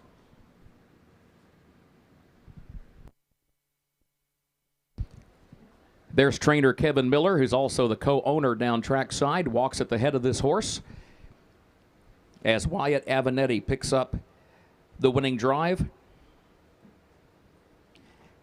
Scores his first win of the evening. Again, originally he was to have been at Oak Grove down in Kentucky at the Paramutuals today. But when their protocols called for the cancellation of racing there today and tomorrow, he journeyed back to his native Illinois and paid a visit with us here at the Schuyler County Fair. Let's check in with John Teefee. Thanks, Kurt. Down here with Wyatt. Wyatt, usually when I'm doing this, I feel like I'm having a conversation. Sorry, not sure what's going on. I have a conversation with you after what seems like every race. First win out here tonight. Like Kurt said, you're supposed to be in Oak Grove. That is a lot of journeying. Tell us a little bit about your harness racing journey, choosing to come here when you're originally supposed to be in a pari-mutuel track down in Oak Grove. What's that look like today? Well, we started out early in the morning getting ready to go to Oak Grove. You know, it's 4 hours from home to go down there. I originally planned to come here a month and a half ago, but the dates never lined out. When they canceled because of heat down there, we hightailed it back this way to get in the truck with my dad.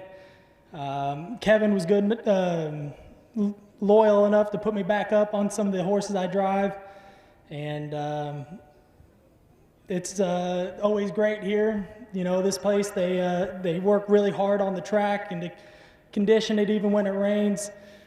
I'm just glad to be here. Yeah, well, I'm sure everyone's glad to have you here as well. In that particular race, going through the first turn, you and Freddie appear to be battling to get to the top. Freddie gets to the top. What is kind of your strategic mindset? Do you let him get to the top, or what's that look like for you? My horse last year, he didn't have as many starts as a lot of these. He's still trying to find himself, trying to learn. Whereas Freddie's horse, he's an old pro by now. He can whip through any turn and any track. We were boiling in. I wanted the front, but his horse is a little handier, so he put a lot of pressure on me, and I had to let him go. This horse, he can race either on the front end or out of a pocket, and there was enough pace with Matt coming at the half. It kept the pace on us, and it just worked out. Yeah, so you did. You sat in the pocket through that entire race. Matt's on the outside. You get it clearing at the head of the stretch. What were your thoughts coming down the home stretch? Well, I was hoping that Nan's horse had gotten a little tired, got a little sting out of it, because he, like I said, he's an old pro. He's ultra tough. And about halfway down the stretch, I knew I had him. This horse, he's really starting to learn to close in some miles. I think he's a very nice horse, obviously, you know, close to the track record, and well, I guess we'll see how he does going forward. Yeah. Sounds good. Thanks a lot, Wyatt. Thanks for your time. Congratulations.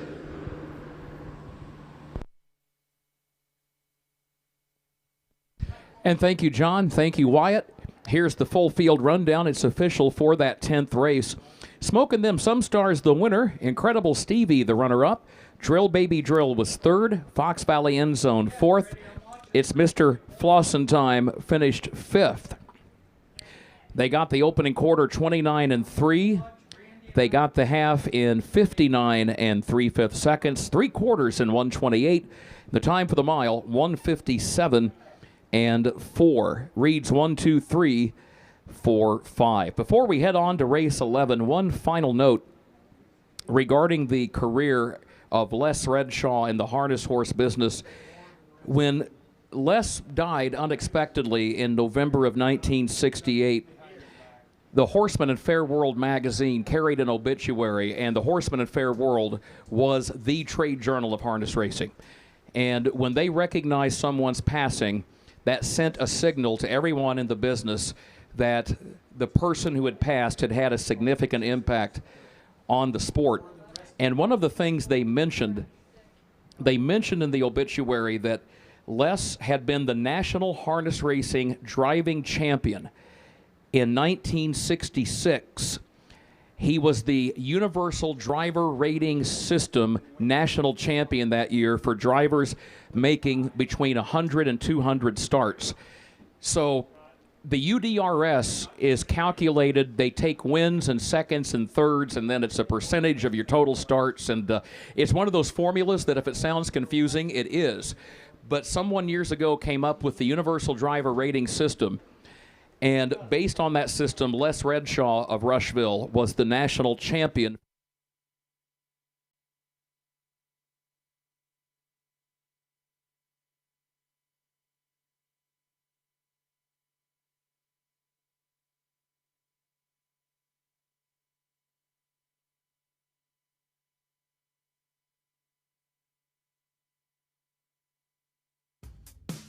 Real craftsmanship still exists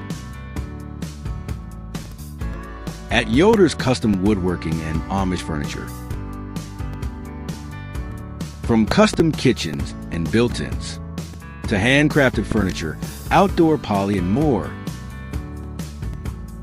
Family owned and trusted since 1995. Visit Yoder's in Sullivan or call 217-728-2166 today.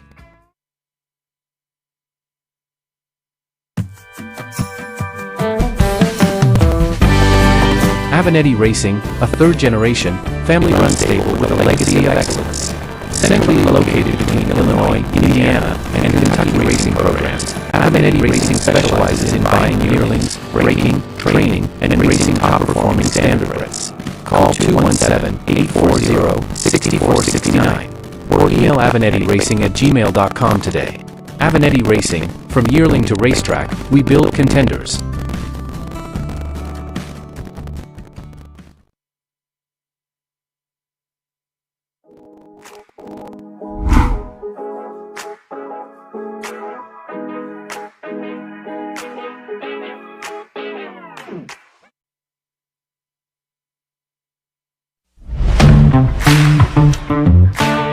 Kerr Auction is your trusted source for ag equipment, attachments, construction gear, trucks, trailers, and hard-to-find parts.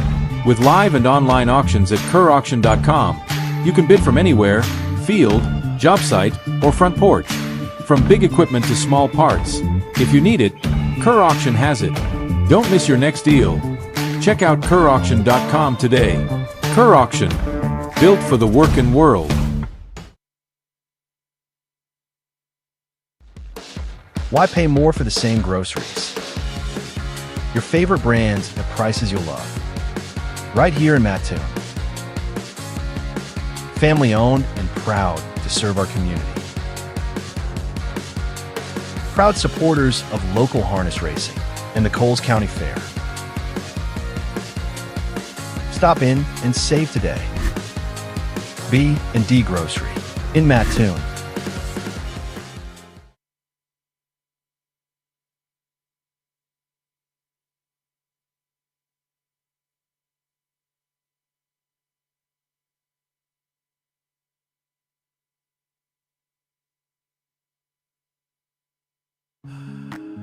Experience matters. At Simmons Stable, Illinois Hall of Fame trainer Tom Simmons, along with wife Benita, has built a legacy of developing and racing championship standardbreds. From yearling to winner's circle, every horse is guided with experience, expertise, and care.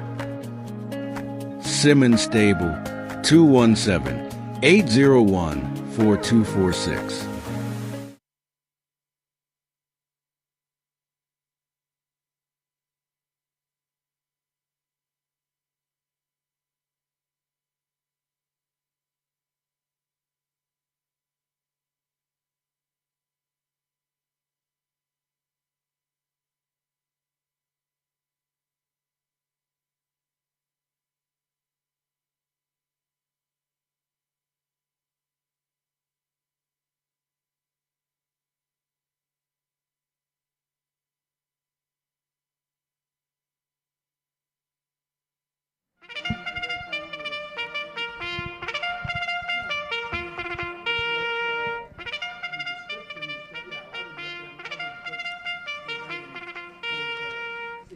Horses are parading to the post for race 11, the Illinois Standardbred Association First Division 3-year-old filly trot for a purse of just over $1,900. The Harold and Marjorie Boyd Memorial. Scratch the 4, Sunburnt Senorita, scratch sick. Number 1, Checkin' Lights and Chrome, owned, trained, and driven by Connor Prather of Springfield. Number 2, Little Brindle, is owned by Kelly Avenatti of Windsor and her mother Tony Bell of Windsor, and trained and driven by Kelly's husband Matt Avenatti.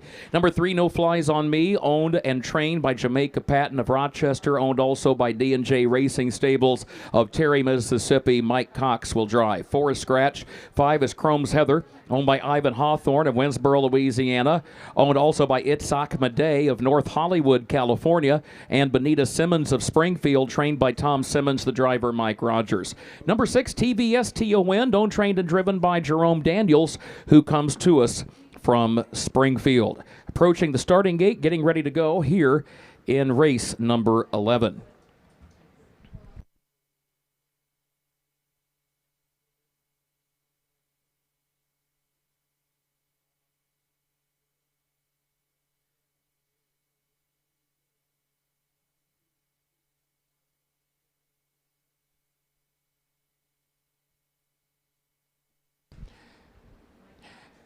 At the post, and the gate is rolling. By the way, tomorrow we talked about that 5-race harness racing program that begins at 12 noon.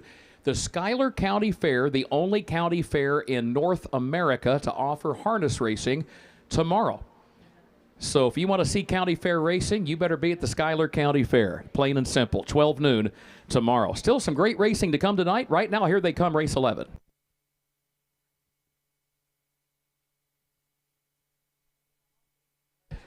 TVS Tia Wind is several lengths off the gate, and the rest are off and trotting. There goes No Flies on Me. Out for the lead. Little Brindle comes away in second. Checkin' Lights and Chrome gets out racing in third, and Chrome's Heather will go fourth. Then a gap of better than 15 lengths back to TVS Tia Wind, who is the trailer, fifth and last, as they race under the lights at the Schuyler County Fair and head off the first turn and up the backstretch. No Flies on Me, the leader. No Flies on Me leads it by just a length. Little Brindle second a length. Checkin' Lights and Chrome third, a length and a half, and then Chrome's Heather a close fourth as they go on by the quarter-mile mark, and a gap still of nearly 20 lengths back to TVS Tia Wind, who is last. 31 and 3 for the opening quarter, 31 and 3/5 seconds. No Flies on Me is the leader. No Flies on Me, after 3/8 of a mile, leads it by a length. Little Brindle travels in the second position a length. Checkin' Lights and Chrome is third, still 3 lengths off the lead, starting to take a peek toward the outside as they come down toward the half-mile mark. Chrome's Heather is in fourth position, and then a gap still of 20 more lengths back to TVS Tia Wind. They are halfway home in this division of the Harold and Marjorie Boyd Memorial. No Flies on Me, the leader. 104 flat for the first half mile, 104 flat. Here comes Checkin' Lights and Chrome. That horse wanted to move on after the 3/8 mile mark. Connor Prather said not just yet, but now he says it's time to go. And Checkin' Lights and Chrome starts to draw alongside of the pace setter, No Flies on Me, who still leads it by a neck at the midpoint of the backstretch. Little Brindle third, 2 lengths off the front pair. And then a gap of 5 more lengths back to Chrome's Heather in fourth as they go by the three-quarter, 134 and 4. And off stride goes Checkin' Lights and Chrome. Checkin' Lights and Chrome was contesting the lead with a quarter mile to go and then broke stride off the end of the backstretch. No Flies on Me, the leader, but look out for Little Brindle, who's been right there since the start and takes to the outside. No Flies on Me leads at a length and a half. Little Brindle is there to the outside, but no catching No Flies on Me. No Flies on Me. Mike Cox, the driver, to win it by 2 lengths on the line. It was Little Brindle home second, then it was a gap of 2.5 more lengths back to Chrome's Heather in third. The time for the mile, 2:05 and a fifth, 2:05 and 1. Checkin' Lights and Chrome comes home fourth after that break in stride on the backstretch, and TVS Tia Wind was fifth. Horseman, you may come to the track with race 12. Race 12, you may come to the track.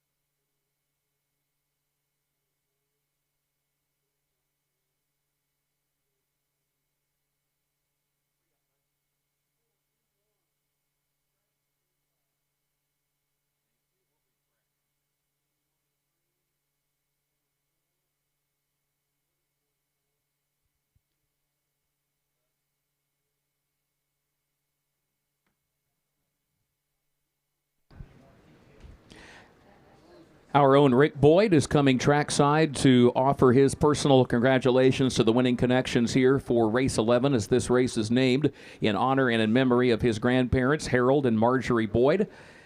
2:05 and 1 the time for No Flies on Me, who won 6 times a year ago and wins for the 3rd time in 2026. There's the trainer and co-owner, Mr. Jamaica Patton, out of Clinton, Mississippi, made his home in Illinois beginning many years ago and resides now in Rochester. He trains his stable at the Illinois State Fairgrounds at Springfield. Mike Cox is your winning driver. How about a hand for No Flies on Me? Our thanks once again to the reigning Miss Schuyler County Fair Queen, Charlie Gerleman, as once again she gives us a nice wave and gets ready to present to the connections here in race number 11. Charlie, of course, was crowned 1 year ago and has represented this county and this fair very well over the course of the last year. Genevieve Schaus and Rhett Jones were crowned the Little Miss and Little Mister last year. Jamaica Patton, a great example of what harness racing has done for Illinois over the years, because John Teefy, Jamaica came here from Mississippi many years ago, and he said, I like Illinois so much, I'm going to make it my home. Down here with Jamaica Patton, the owner of the 3-horse No Flies on Me. Jamaica, this is a great horse, great drive by Mike today. He got on top early, sat on some slow early fractions. Tell us a little bit about this horse. Well, she's been a nice filly for me, man. She's a good, solid filly. Mike, he works with her every day, seems to get along with her. So I just let him drive her and, take care of her every day. Yeah, third win this year. Tell us a little bit about your expectations. What's the rest of the summer look like for this horse? Well, I hope to grab up some money in the stakes with her. She's not a top stakes horse, but I just hope to grab up a little money with her towards the end of the year and just go from there. All right, sounds good. Congratulations, Jamaica. Good luck the rest of the summer. Thank you. Jamaica Patton, a very accomplished horseman. By the way, Jamaica just recently went past the 700 win mark as a trainer. Yeah, Jamaica has this now tonight is career win number 702. And Mike Cox, the winning driver, he's won over 600 races in his career as a driver. So two gentlemen with a lot of experience on getting a horse to the winner's circle for sure. Here's the full field rundown. It's official for race 11. Checkin' Lights and Chrome finished 4th. Little Brindle, the runner-up. No Flies on Me, the winner. Sunburnt Senorita was scratched. Chrome's Heather 3rd. TVS Tia Wind finished 5. They got the quarter, 31-3. The half in 104. 3/4, 134. And 4/5. The time for the mile, 2:05 and a 1/5. It reads down 4:21, scratch 3:5. 12th race is on the way. Driver change on the 2. Princess Babe LRS, make the driver J.D. Finn. Number 2, Princess Babe LRS, the driver J.D. Finn. Approaching the 9 o'clock hour here in the Central Time Zone. And folks, you racing fans, it means a lot to these drivers. We so much appreciate your coming out tonight. It's been a good crowd, and we appreciate your staying with us. I know we've talked to the horsemen over the years, and they will always tell us how much it means to them when they look up in the stands and see folks here to cheer them on. So we thank you one and all. And again, you've got a lot coming up this week. It's starting to unfold as a really fun week at the Schuyler County Fair, and it continues all the way through Saturday night with the Demolition Derby. Race 12 is on the way.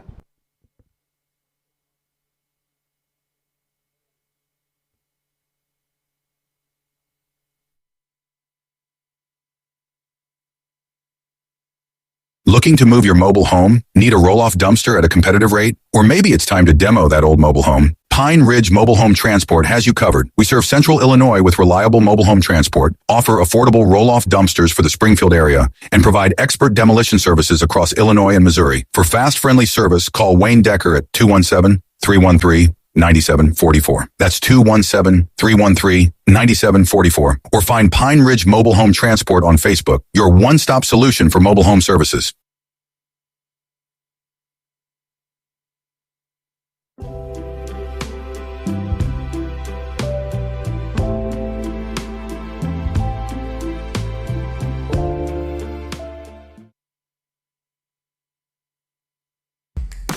This Labor Day, the future of Illinois harness racing takes center stage. Walk the barns. Study the pedigrees. Watch them move. and invest in tomorrow's winners. From proven bloodlines to rising stars, Illini Classic Yearling Sale.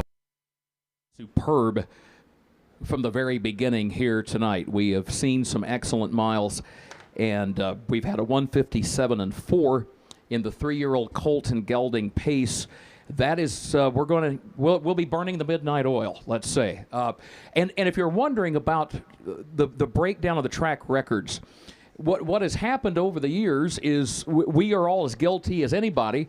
You finish up at one fair, you see some great performances, but then you turn your attention to the next thing on the schedule, and sometimes we haven't always, and when we say we mean the statewide county fair circuit, we haven't always done a great job of remembering. So, you know, it's such a busy sport. Sometimes you got to say no, slow down, take a breath, stop, and make sure you document what just happened. So we're going to go back. The good news is this, folks. The U.S. Trotting Association has archived every chart of every race at the Schuyler County Fair. They're all available behind a paywall, understandably so, at ustrotting.com through their Pathway service.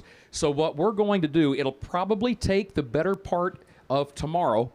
We will go back and start digging through charts to see where that 157-4 mile ranks all time among 3-year-old pacers here at the Schuyler County Fair. And again, in case you missed the mile earlier, that 157-4 was back in race 10, smoking them some stars and driver Wyatt Avenetti. And for sure, it's a point of pride for the fair, for the track crew, for the race fans, the horsemen, everybody, when we see those kinds of miles. So we will get to the bottom of it.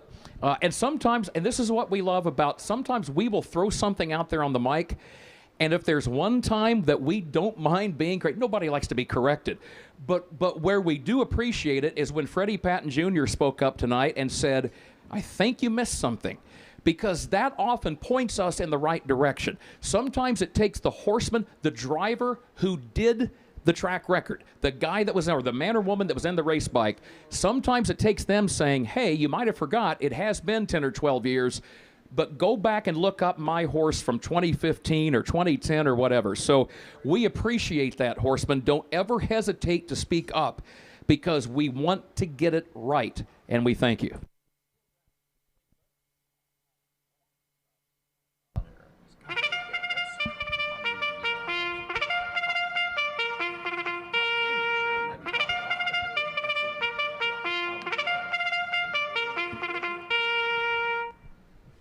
Horses are on the track. The post parade is forming up again over on the far turn at the west end of the course, getting ready for the 12th race here tonight, which is a division, second division of the 3-year-old filly trot for the ISA for a purse of $1,915. A reminder, J.D. Finn drives number 2, Princess Babe LRS. Let's meet the starters. Number 1, GJ's Moxie Star, owned, trained, and driven by Darla Martin Lohman of Effingham and co-owned by Dr. Robert Lacey of Nokomis. Number 2, Princess Babe LRS is owned by Ivan Hawthorne of Winsboro, Louisiana, Benita Simmons of Springfield, Illinois, Heone Anders of West Monroe, Louisiana, trained by Tom Simmons, the driver J.D. Finn. Number 3, Do Better Des, owned by Marcus and Jason and Lester Detweiler of Sullivan. Put another way, Lester Detweiler and Sons with Marcus Detweiler training. Jason is in the bike, and Jason Detweiler just made his career driving debut last week at the Jasper County Fair at Newton. Good to see Jason back in the bike again this evening. 4, Luz Madison, owned by Jay DeLong of Clinton, Wisconsin.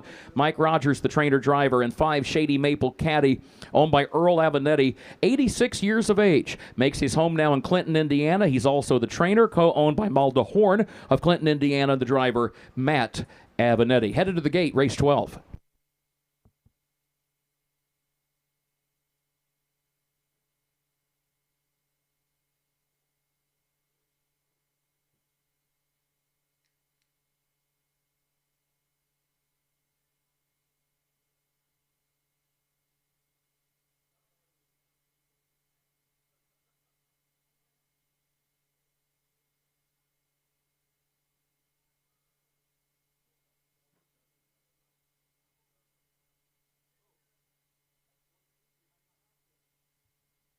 At the post, gates rolling, race 12.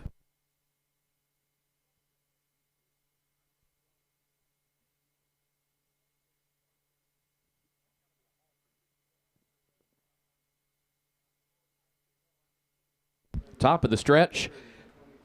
3-year-old trotting fillies lined up, ready to go in a division of the Harold and Marjorie Boyd Memorial. Here they come.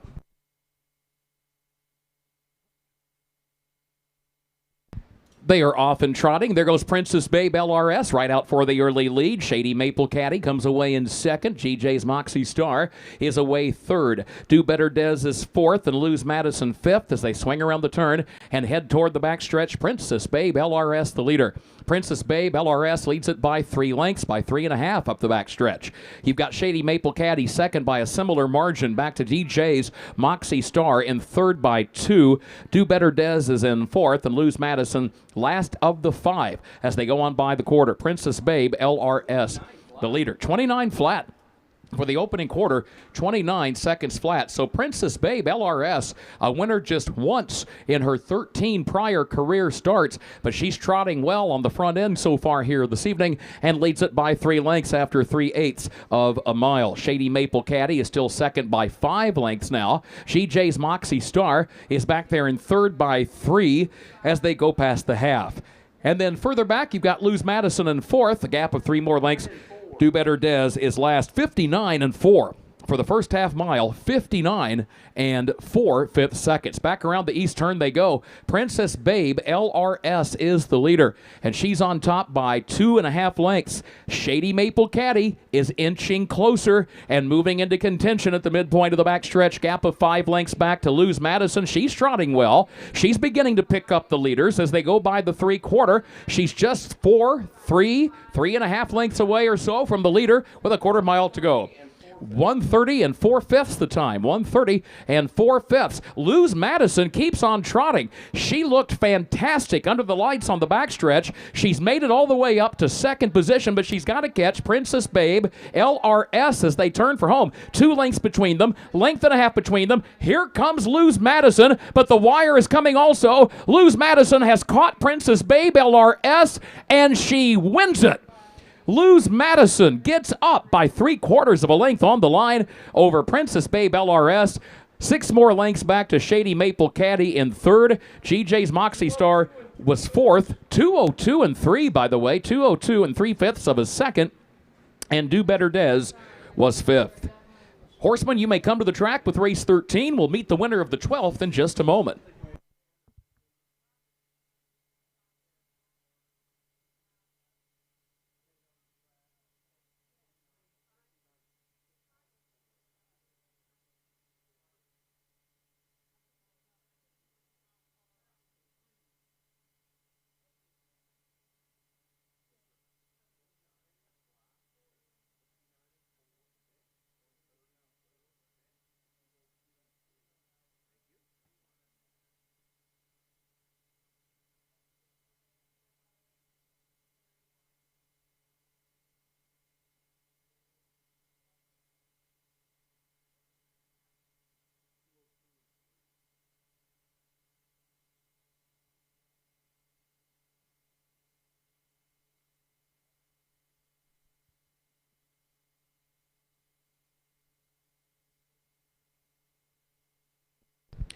.202 and 3 the time for the mile. Lose Madison winning for the first time this season.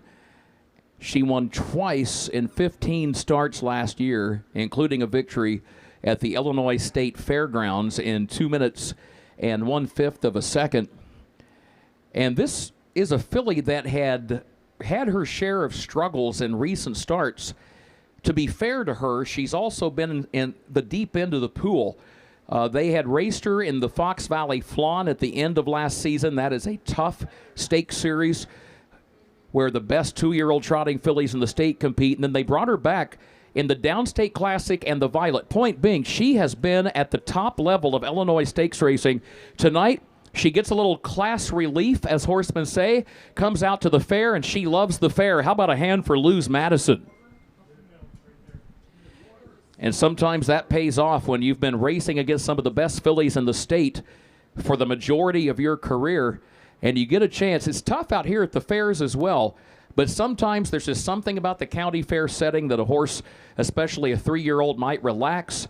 and settle into a nice rhythm, and that's just what she did. Her rhythm up the backstretch of the three-quarter, she just had the look of a filly that was certainly about to contend for a win, and she not only did that, but she wins. How about John Teefy? John, who you got?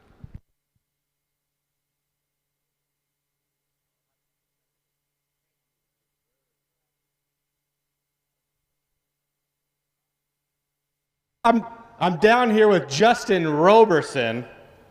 Justin did not want to give this interview. Mike Rogers did not want to give this interview. What do you have to tell me about this horse? She is out of Lou's Legacy, which stands at Flacco Family Farms, who was recently inducted in the Hall of Fame of Illinois for stallions, right along with Dr. Richard Flacco. Mike Rogers been doing a good job with that filly. I'm glad to see her back. Yeah, Mike Rogers, pretty familiar with the two-horse on that one, who had the lead also most of the race.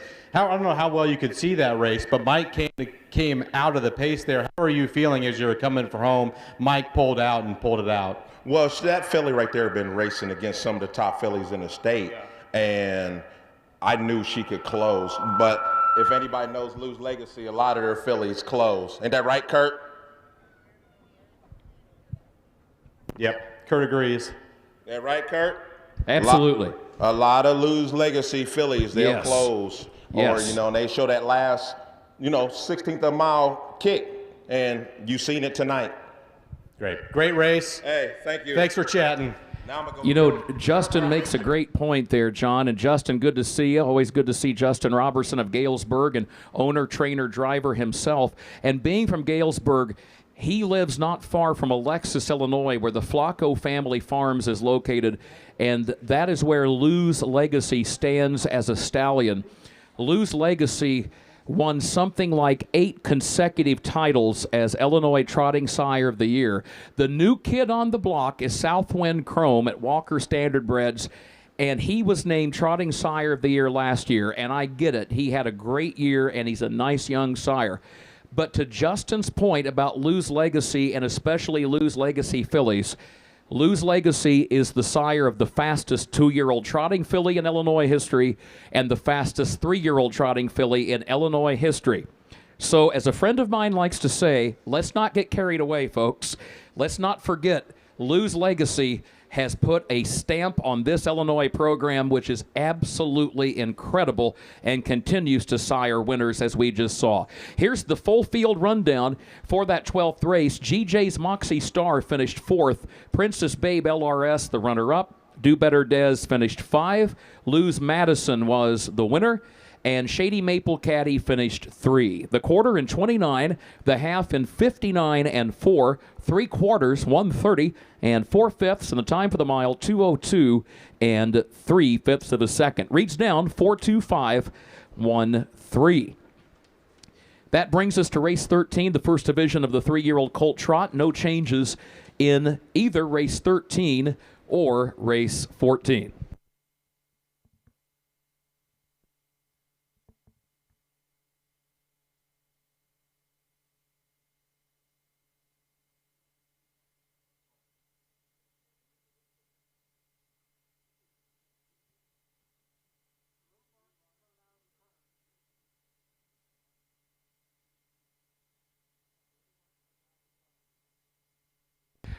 Just looking around this half-mile track, the lighting system at the Schuyler County Fair, this is one of the best that some of us have ever seen on a county fair track. This is amazing. Of course, the lights first were installed back in the 90s, and then the system's been upgraded since then, just a couple of years ago. But this lighting system is incredible. It actually is so well lit, it kind of reminds us of parimutuel tracks that we have visited. I mean, that's a phenomenal job. I think the key is this. You talk to lighting engineers, and they will tell you this about horse racing, motorsports. If you're going to have nighttime racing, it's tough to get those lights positioned to where the race cars, or in this case the horses, aren't in shadows. It seems like it'd be a simple thing. You just put lights around a track. It actually, from an engineering perspective, you talk to folks that have done the job, it is really difficult to know how to space those lights and angle them properly so that, like in this case tonight, you can actually always get a good look at the horse and driver. That's what stands out to me. I will promise you, I have worked events in both motorsports and horse racing at night where the lights are good, but you still have a lot of shadows around the track where, as an announcer, you have to go to your filler material. That's the point where you have to stall for time until they get out of the shadows, and then you can see a little more clearly. But this system here tonight is fantastic, and it makes for a spectacular night of racing like we are seeing at the Schuyler County Fair. One other note, that mile in 2:02 and 3 by Luz Madison, that has got to be very close to a 3-year-old filly trot track record. So thank you, Judge. We're going to have a lot of work to do is what we're saying, to dig through those record books. Oh, tomorrow should be a fun day at home trying to nail down whether or not we have actually seen a track record for 3-year-old trotting fillies and for the 3-year-old pacing colts. Race 13, ready to go.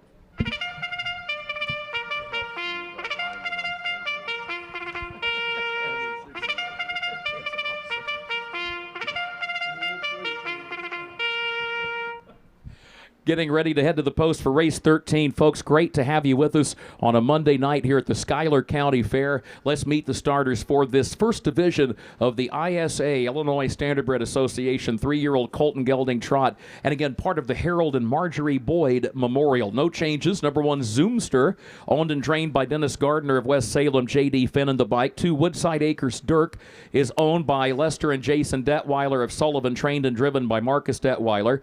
3, Dooleyville Refill is owned by Randall Dooley of Hidalgo, trained by Harold Finn, driven by Harold Finn Jr. And number 4, Zamboni, owned by Dennis Gardner of West Salem. The trainer-driver is Dane May. Horseman, this reminder, if you would be so kind as to return your saddle pad numbers to the area where you picked them up earlier this evening. I know our racing office staff would appreciate that. I've never had to go traipsing through the stable area after dark looking for saddle pads. So I know that the folks who do that, if we can do anything to help them out here to get those saddle pad numbers back without them having to go through the barns and peer through the darkness and look out in the grass and so on, I know they would appreciate your help very much, and we appreciate it.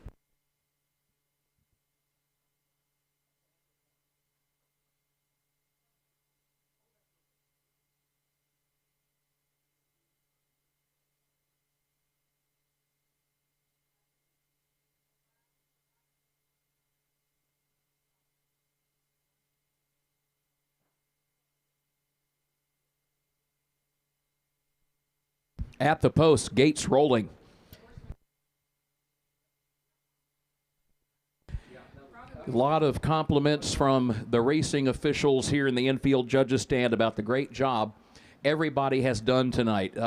How you stay on schedule when you've got the track conditioning crew, they've got to do their job. You've got horsemen warming up earlier tonight for the later races, plus the horses filing onto the track for the post parade. Somehow we have stayed on schedule, and that is a big tip of the hat to everybody involved. They've done their job so well and quite efficiently here this evening. Here they come, race number 13.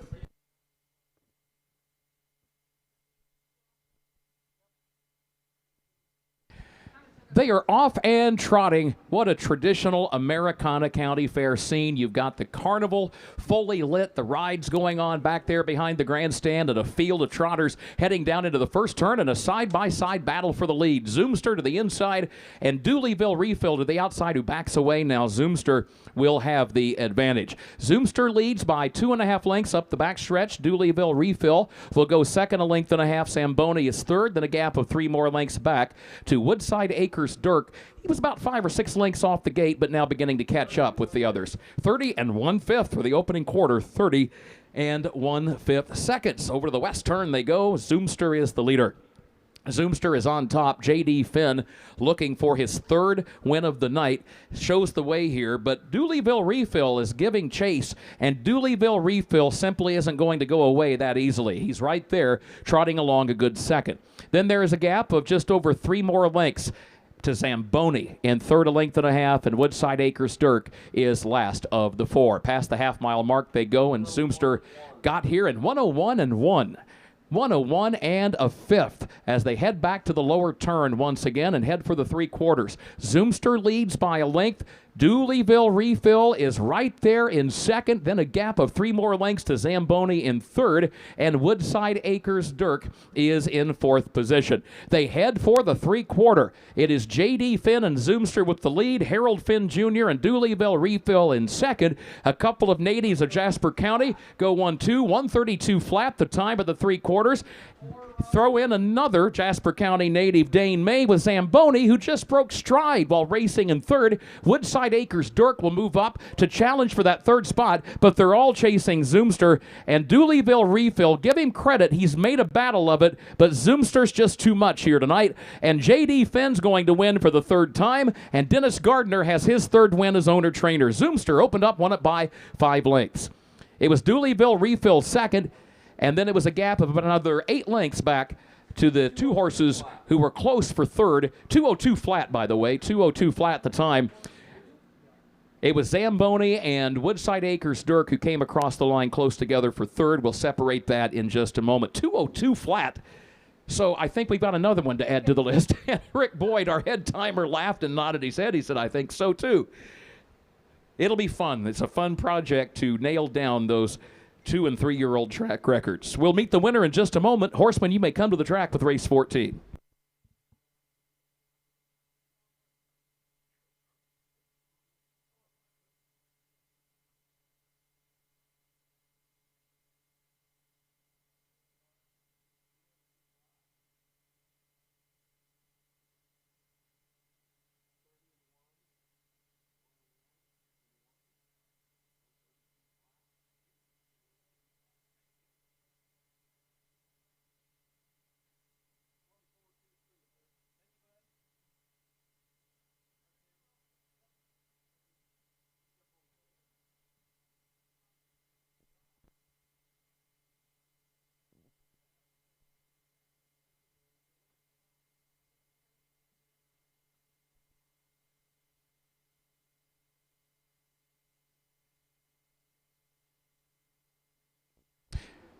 Well, we told you at the start of the program this evening that J.D. Finn has won a lot of races all across the Midwest as a harness horse driver, but that until tonight he had never competed at the Schuyler County Fair. He's done a pretty good job making up for lost time.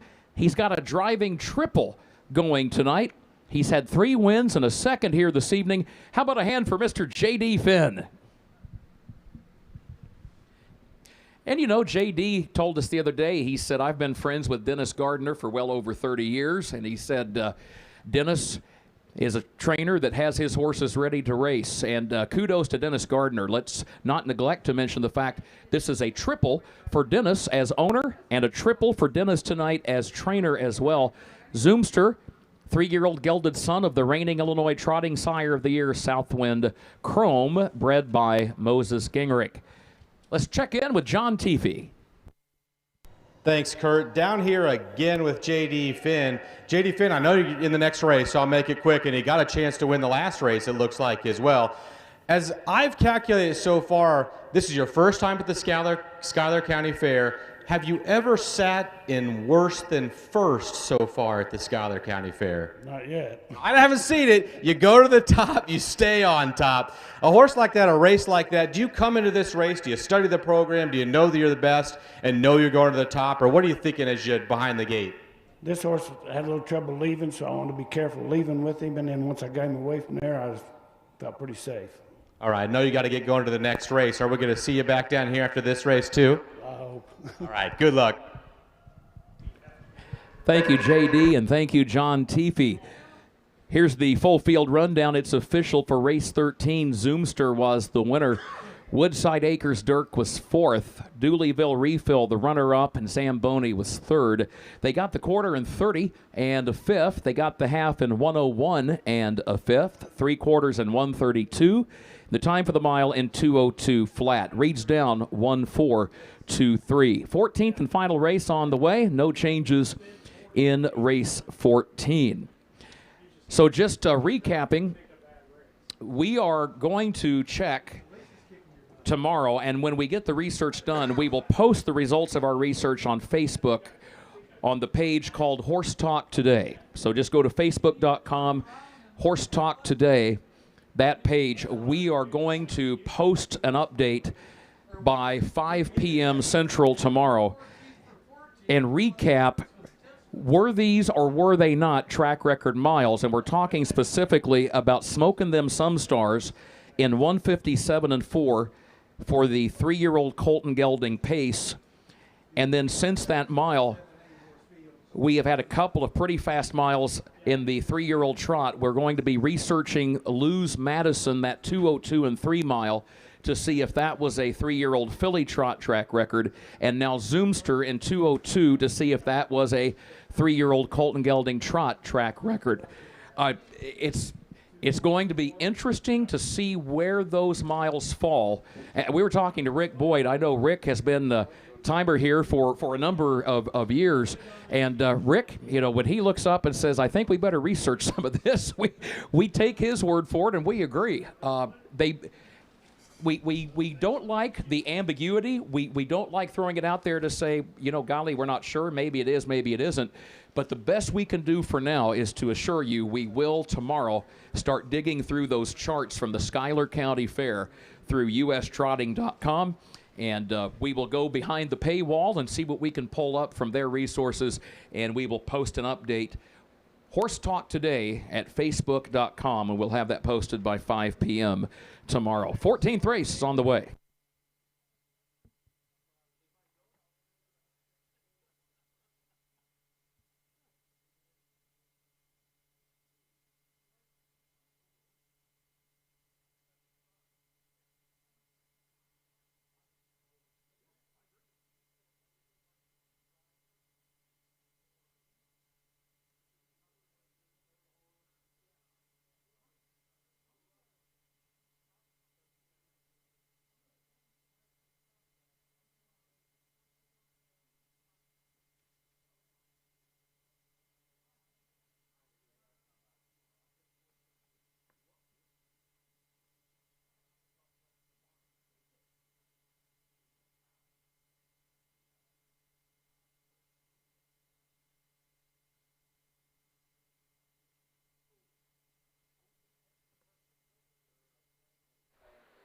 All right, everyone, headed down to the last race. We'll kind of close things out for us here on this broadcast tonight. Steve Surratt, Lisa Surratt will be back for 5 races tomorrow starting at noon. But I want to encourage you to check out our website, also to email us or check us out on Facebook. But if you've got pictures and stuff, you can text those to David at 312-772-5122. Horseman Marietta Walker is in the racing office in the Les Redshaw Memorial Stable area. And if you would please, feel free to swing by. Purse checks races 1 through 11 are ready, and I'm sure 12 through 14 will be ready soon as well. But right now, 1 through 11 are ready and waiting. The other thing, your business can advertise with us. We've got quite a bit of racing left yet this season. Again, tomorrow we'll be here. Thursday we'll be in Springfield. Stacy Lewis. Yeah, Stacy.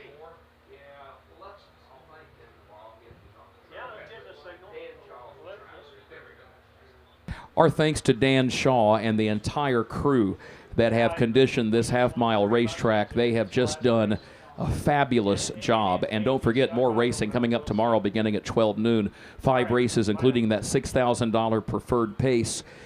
But to Dan and the crew, just amazing. When you send us scrambling to the record books to start looking up and saying, we better check and see if some of these have been track record miles for these 2- and 3-year-old racehorses, that's probably the best sign of all at how sharp this track has been here this evening. Speaking of which, the Papa Deck Awards, fastest colt and fastest filly. As things stand right now, the fastest colt from this Monday program, that will be the 157 and 4 by Smoking Them Some Stars in a division of the 3-year-old Colton Gelding Pace. And the fastest filly will be 202-1 by Calico Sunset in a division of the 3-year-old filly pace. But again, those awards remain in flux until we have completed tomorrow's 5-race card. Still got the incentives and bonuses offered by the Schuyler County Fair Board of Directors. $500 total to the connections of a horse breaking an all-age track record that has that record at the conclusion of racing tomorrow. And again, that breaks down $200 to the driver, $200 to the trainer, $100 to the owner. And as sharp as this track has been, it would not be a surprise, especially that preferred pace. Folks, you'll want to be here. There is a horse in the preferred pace named Doc's Star that comes from the barn of trainer Dave Brooks of Cambridge. That pacer just won on Memorial Day in 152 flat at the Oak Grove racetrack, which is a 5/8 mile track in Kentucky. And did you notice $87 that horse paid on a $2 mutual ticket? So he not only won, but he proved the critics and the doubters wrong with that performance. But it's a good lineup. There's 7 horses entered for the preferred pace. You know, last year that race went in 156. The year before it went in a similar time. And as sharp as this track is, they will probably be rolling and getting right with the program in that preferred pace tomorrow. But the whole card's a good one. So 12 noon, post time tomorrow.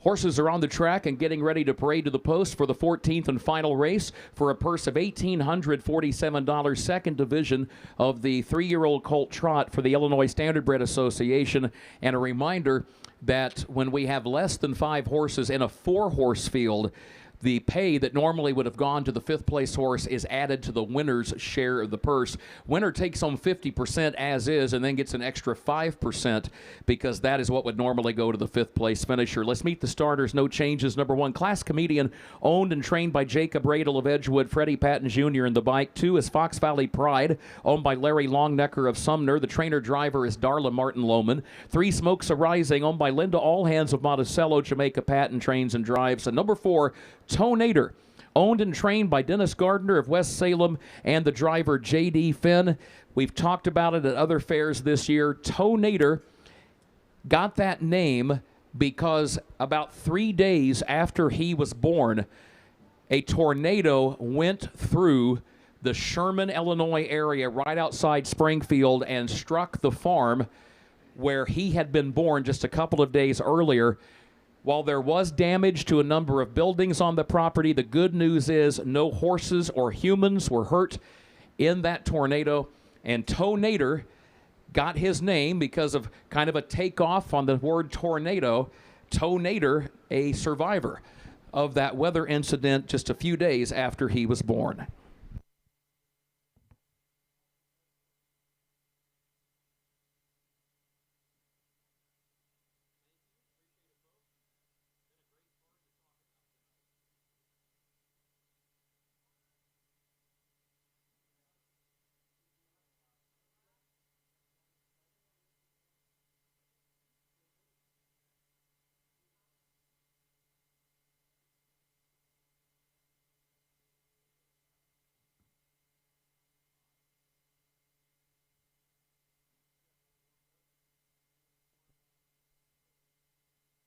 Harness racing, 12 noon tomorrow. The talent contest at 5:30. The Little Miss and Mr. pageant at 6:30. The Queen pageant at 8 o'clock tomorrow night. And the free carnival rides for everyone. That is courtesy of M&A Farms and a very poignant and meaningful gesture. Right now at the post, and the gate is rolling for our 14th and final race. Been great to have you with us.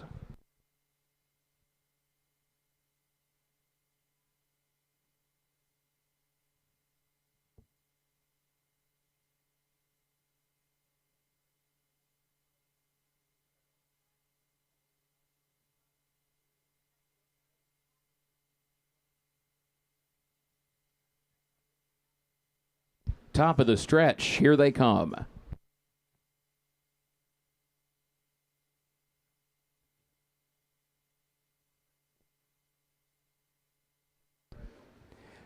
Off and trotting in the nightcap, the final division of the Harold and Marjorie Boyd Memorial. And the front three line up across the track as they head into the first turn, as it will be Class Comedian and Smokes Arising and Toe Nader going for the top spot. Smokes Arising broke stride, and now Toe Nader is off stride as well. That will leave Class Comedian on the lead. Class Comedian trotting well onto the backstretch, has a 7-length lead as they head to the quarter-mile mark. Fox Valley Pride, great piece of driving there by Darla Martin Lohman. She had breaking horses all around her, and she just carefully picked her way through that traffic up into the second spot. 29 flat for the opening quarter, 29 flat, but a good 9 to 10 lengths currently separate the top two. Then further back, Smokes Arising back on the trot, but in third position, then a gap of a half dozen more lengths back to Toe Nader, who is fourth and last, better than 20 lengths from the leader. Fast pace by Class Comedian, who's looking for his second career win. He's 0 for 8 this year, and he's 1 for 21 lifetime,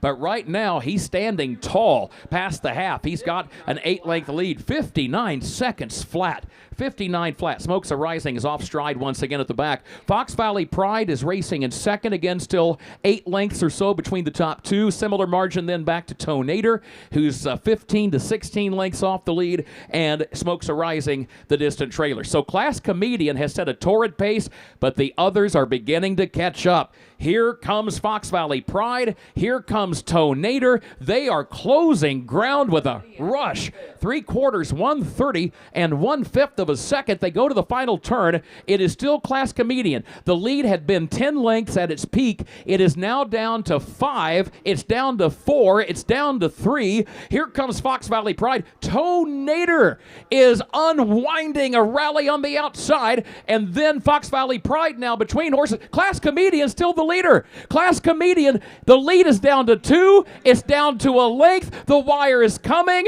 Oh, what a performance. Yes! Class Comedian by a neck. What a gutsy game. Tough performance to wind things up here tonight. Class Comedian set a torrid tempo up front, and he wins it by a neck over Toe Nader in second.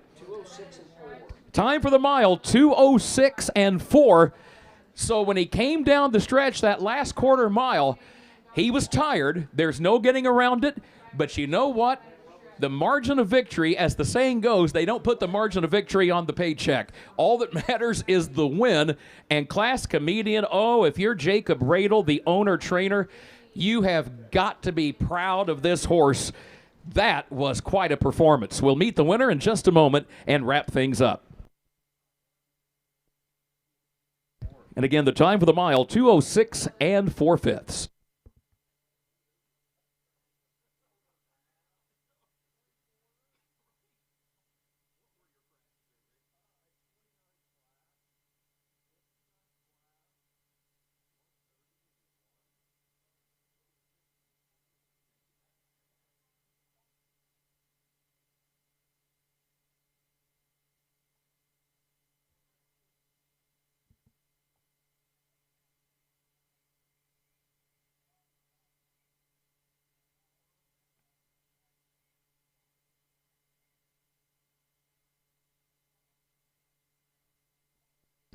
Well, Jacob Radel texted the stewards this evening right before the program began, and Jacob had been debating whether or not he was going to drive this trotter or leave Freddie Patton Jr.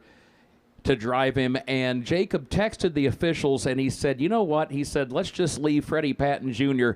on that horse. Well, Freddie Patton Jr. is an Illinois Harness Racing Hall of Famer, folks. And if anybody could go out on the front end and go winging on the lead and still have it measured just right to win by a head or a neck, it would be Freddie. How about a hand for Freddie Patton Jr., Class Comedian? And Jacob Radel and family trackside. You know, Jacob is the owner and the trainer from Edgewood. We talked about the fact at the start of the program, the Radel family very much involved in dairy farming for many, many years down in Effingham County. And when they're not busy with the dairy cattle, they love to go racing these horses, and it pays off with a win tonight. The late Tom Shen of Newton, the breeder of this winning trotter. Tom was recognized for a lifetime of achievement and work along with sister Leanne by the Illinois Harness Horsemen's Association just a couple of years back. Well, Freddie Patton Jr. looks like our John Teefee has caught up with him. Yeah, down here with Illinois Hall of Famer Freddie Patton Jr. Freddie, that was a weird race. You get to the top, everyone starts breaking around you. You're up 10 lengths. What are you thinking as you're up there 10 lengths? Don't stop. Get far as you can, the most distance you can between you and the others behind you. And you did that. They started closing the last quarter. They get 10 to 5 to 3. They're coming at you. What do you do as a driver to find that last get up in your horse? Well, see, in the beginning, I took a lot out of my horse leaving and keep going. But at the same time, they got to take a lot out of theirs to catch up. So it's just like we leaving the gate again. He just fortunate enough to hold on. Yeah, that's a great point, and that's coming from a Hall of Famer with a lot of experience there. Freddie, congratulations. It's an honor to have you here at the Schuyler County Fair. Best of luck the rest of this summer. Thank you, sir. And thanks a lot, Kurt. Another Hall of Famer. It's an honor to do this with Kurt Becker. For those of you who don't know, Kurt Becker is the only full-time announcer at Keeneland in its history. He does famous car show auctions. It's a real honor to have him at the Schuyler County Fair here, and it's been a real honor to do this with you, Kurt. John, thank you so much. Been great to have John Teefee trackside for our Winter Circle interviews. His father, Ed Teefee, will be back at the mic here tomorrow at 12 noon to call the action. 2:06.4 the time for the mile. What a way to wrap up. We'll give you that full field rundown right now. But a trotter bred by the late Tom Shen, who we all thought so much of, who did so much for the sport of harness racing here in Illinois.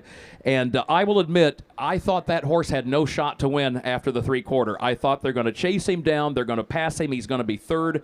So Jacob Radel, you tell Class Comedian that he proved a lot of us wrong tonight. And make sure that horse gets an extra carrot or peppermint or sugar cube this evening. Here's the full field rundown for the 14th race. Class Comedian, the winner. Fox Valley Pride was third.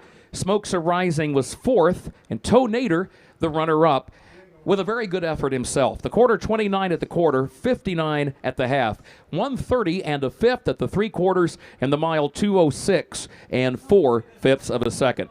Reads down 1-3-4-2. Dennis Gardner, he led all trainers here this evening, and J.D. Finn led all drivers here this evening as Dennis and J.D. teamed up for 3 wins apiece. And we head to tomorrow's card at 12 noon. Looking forward to seeing you all back here celebrating more great racing at the Schuyler County Fair over a racetrack that is in tip-top condition. For now, on behalf of the Schuyler County Fair Board of Directors, on behalf of our Speed Superintendent George Pollock and our Race Secretary Rick Boyd, we thank you one and all. It's been a fantastic evening. Thanks for sharing it with us. We look forward to seeing you back here tomorrow at 12 noon. For now, on behalf of everyone at the Schuyler County Fair, we bid you good night.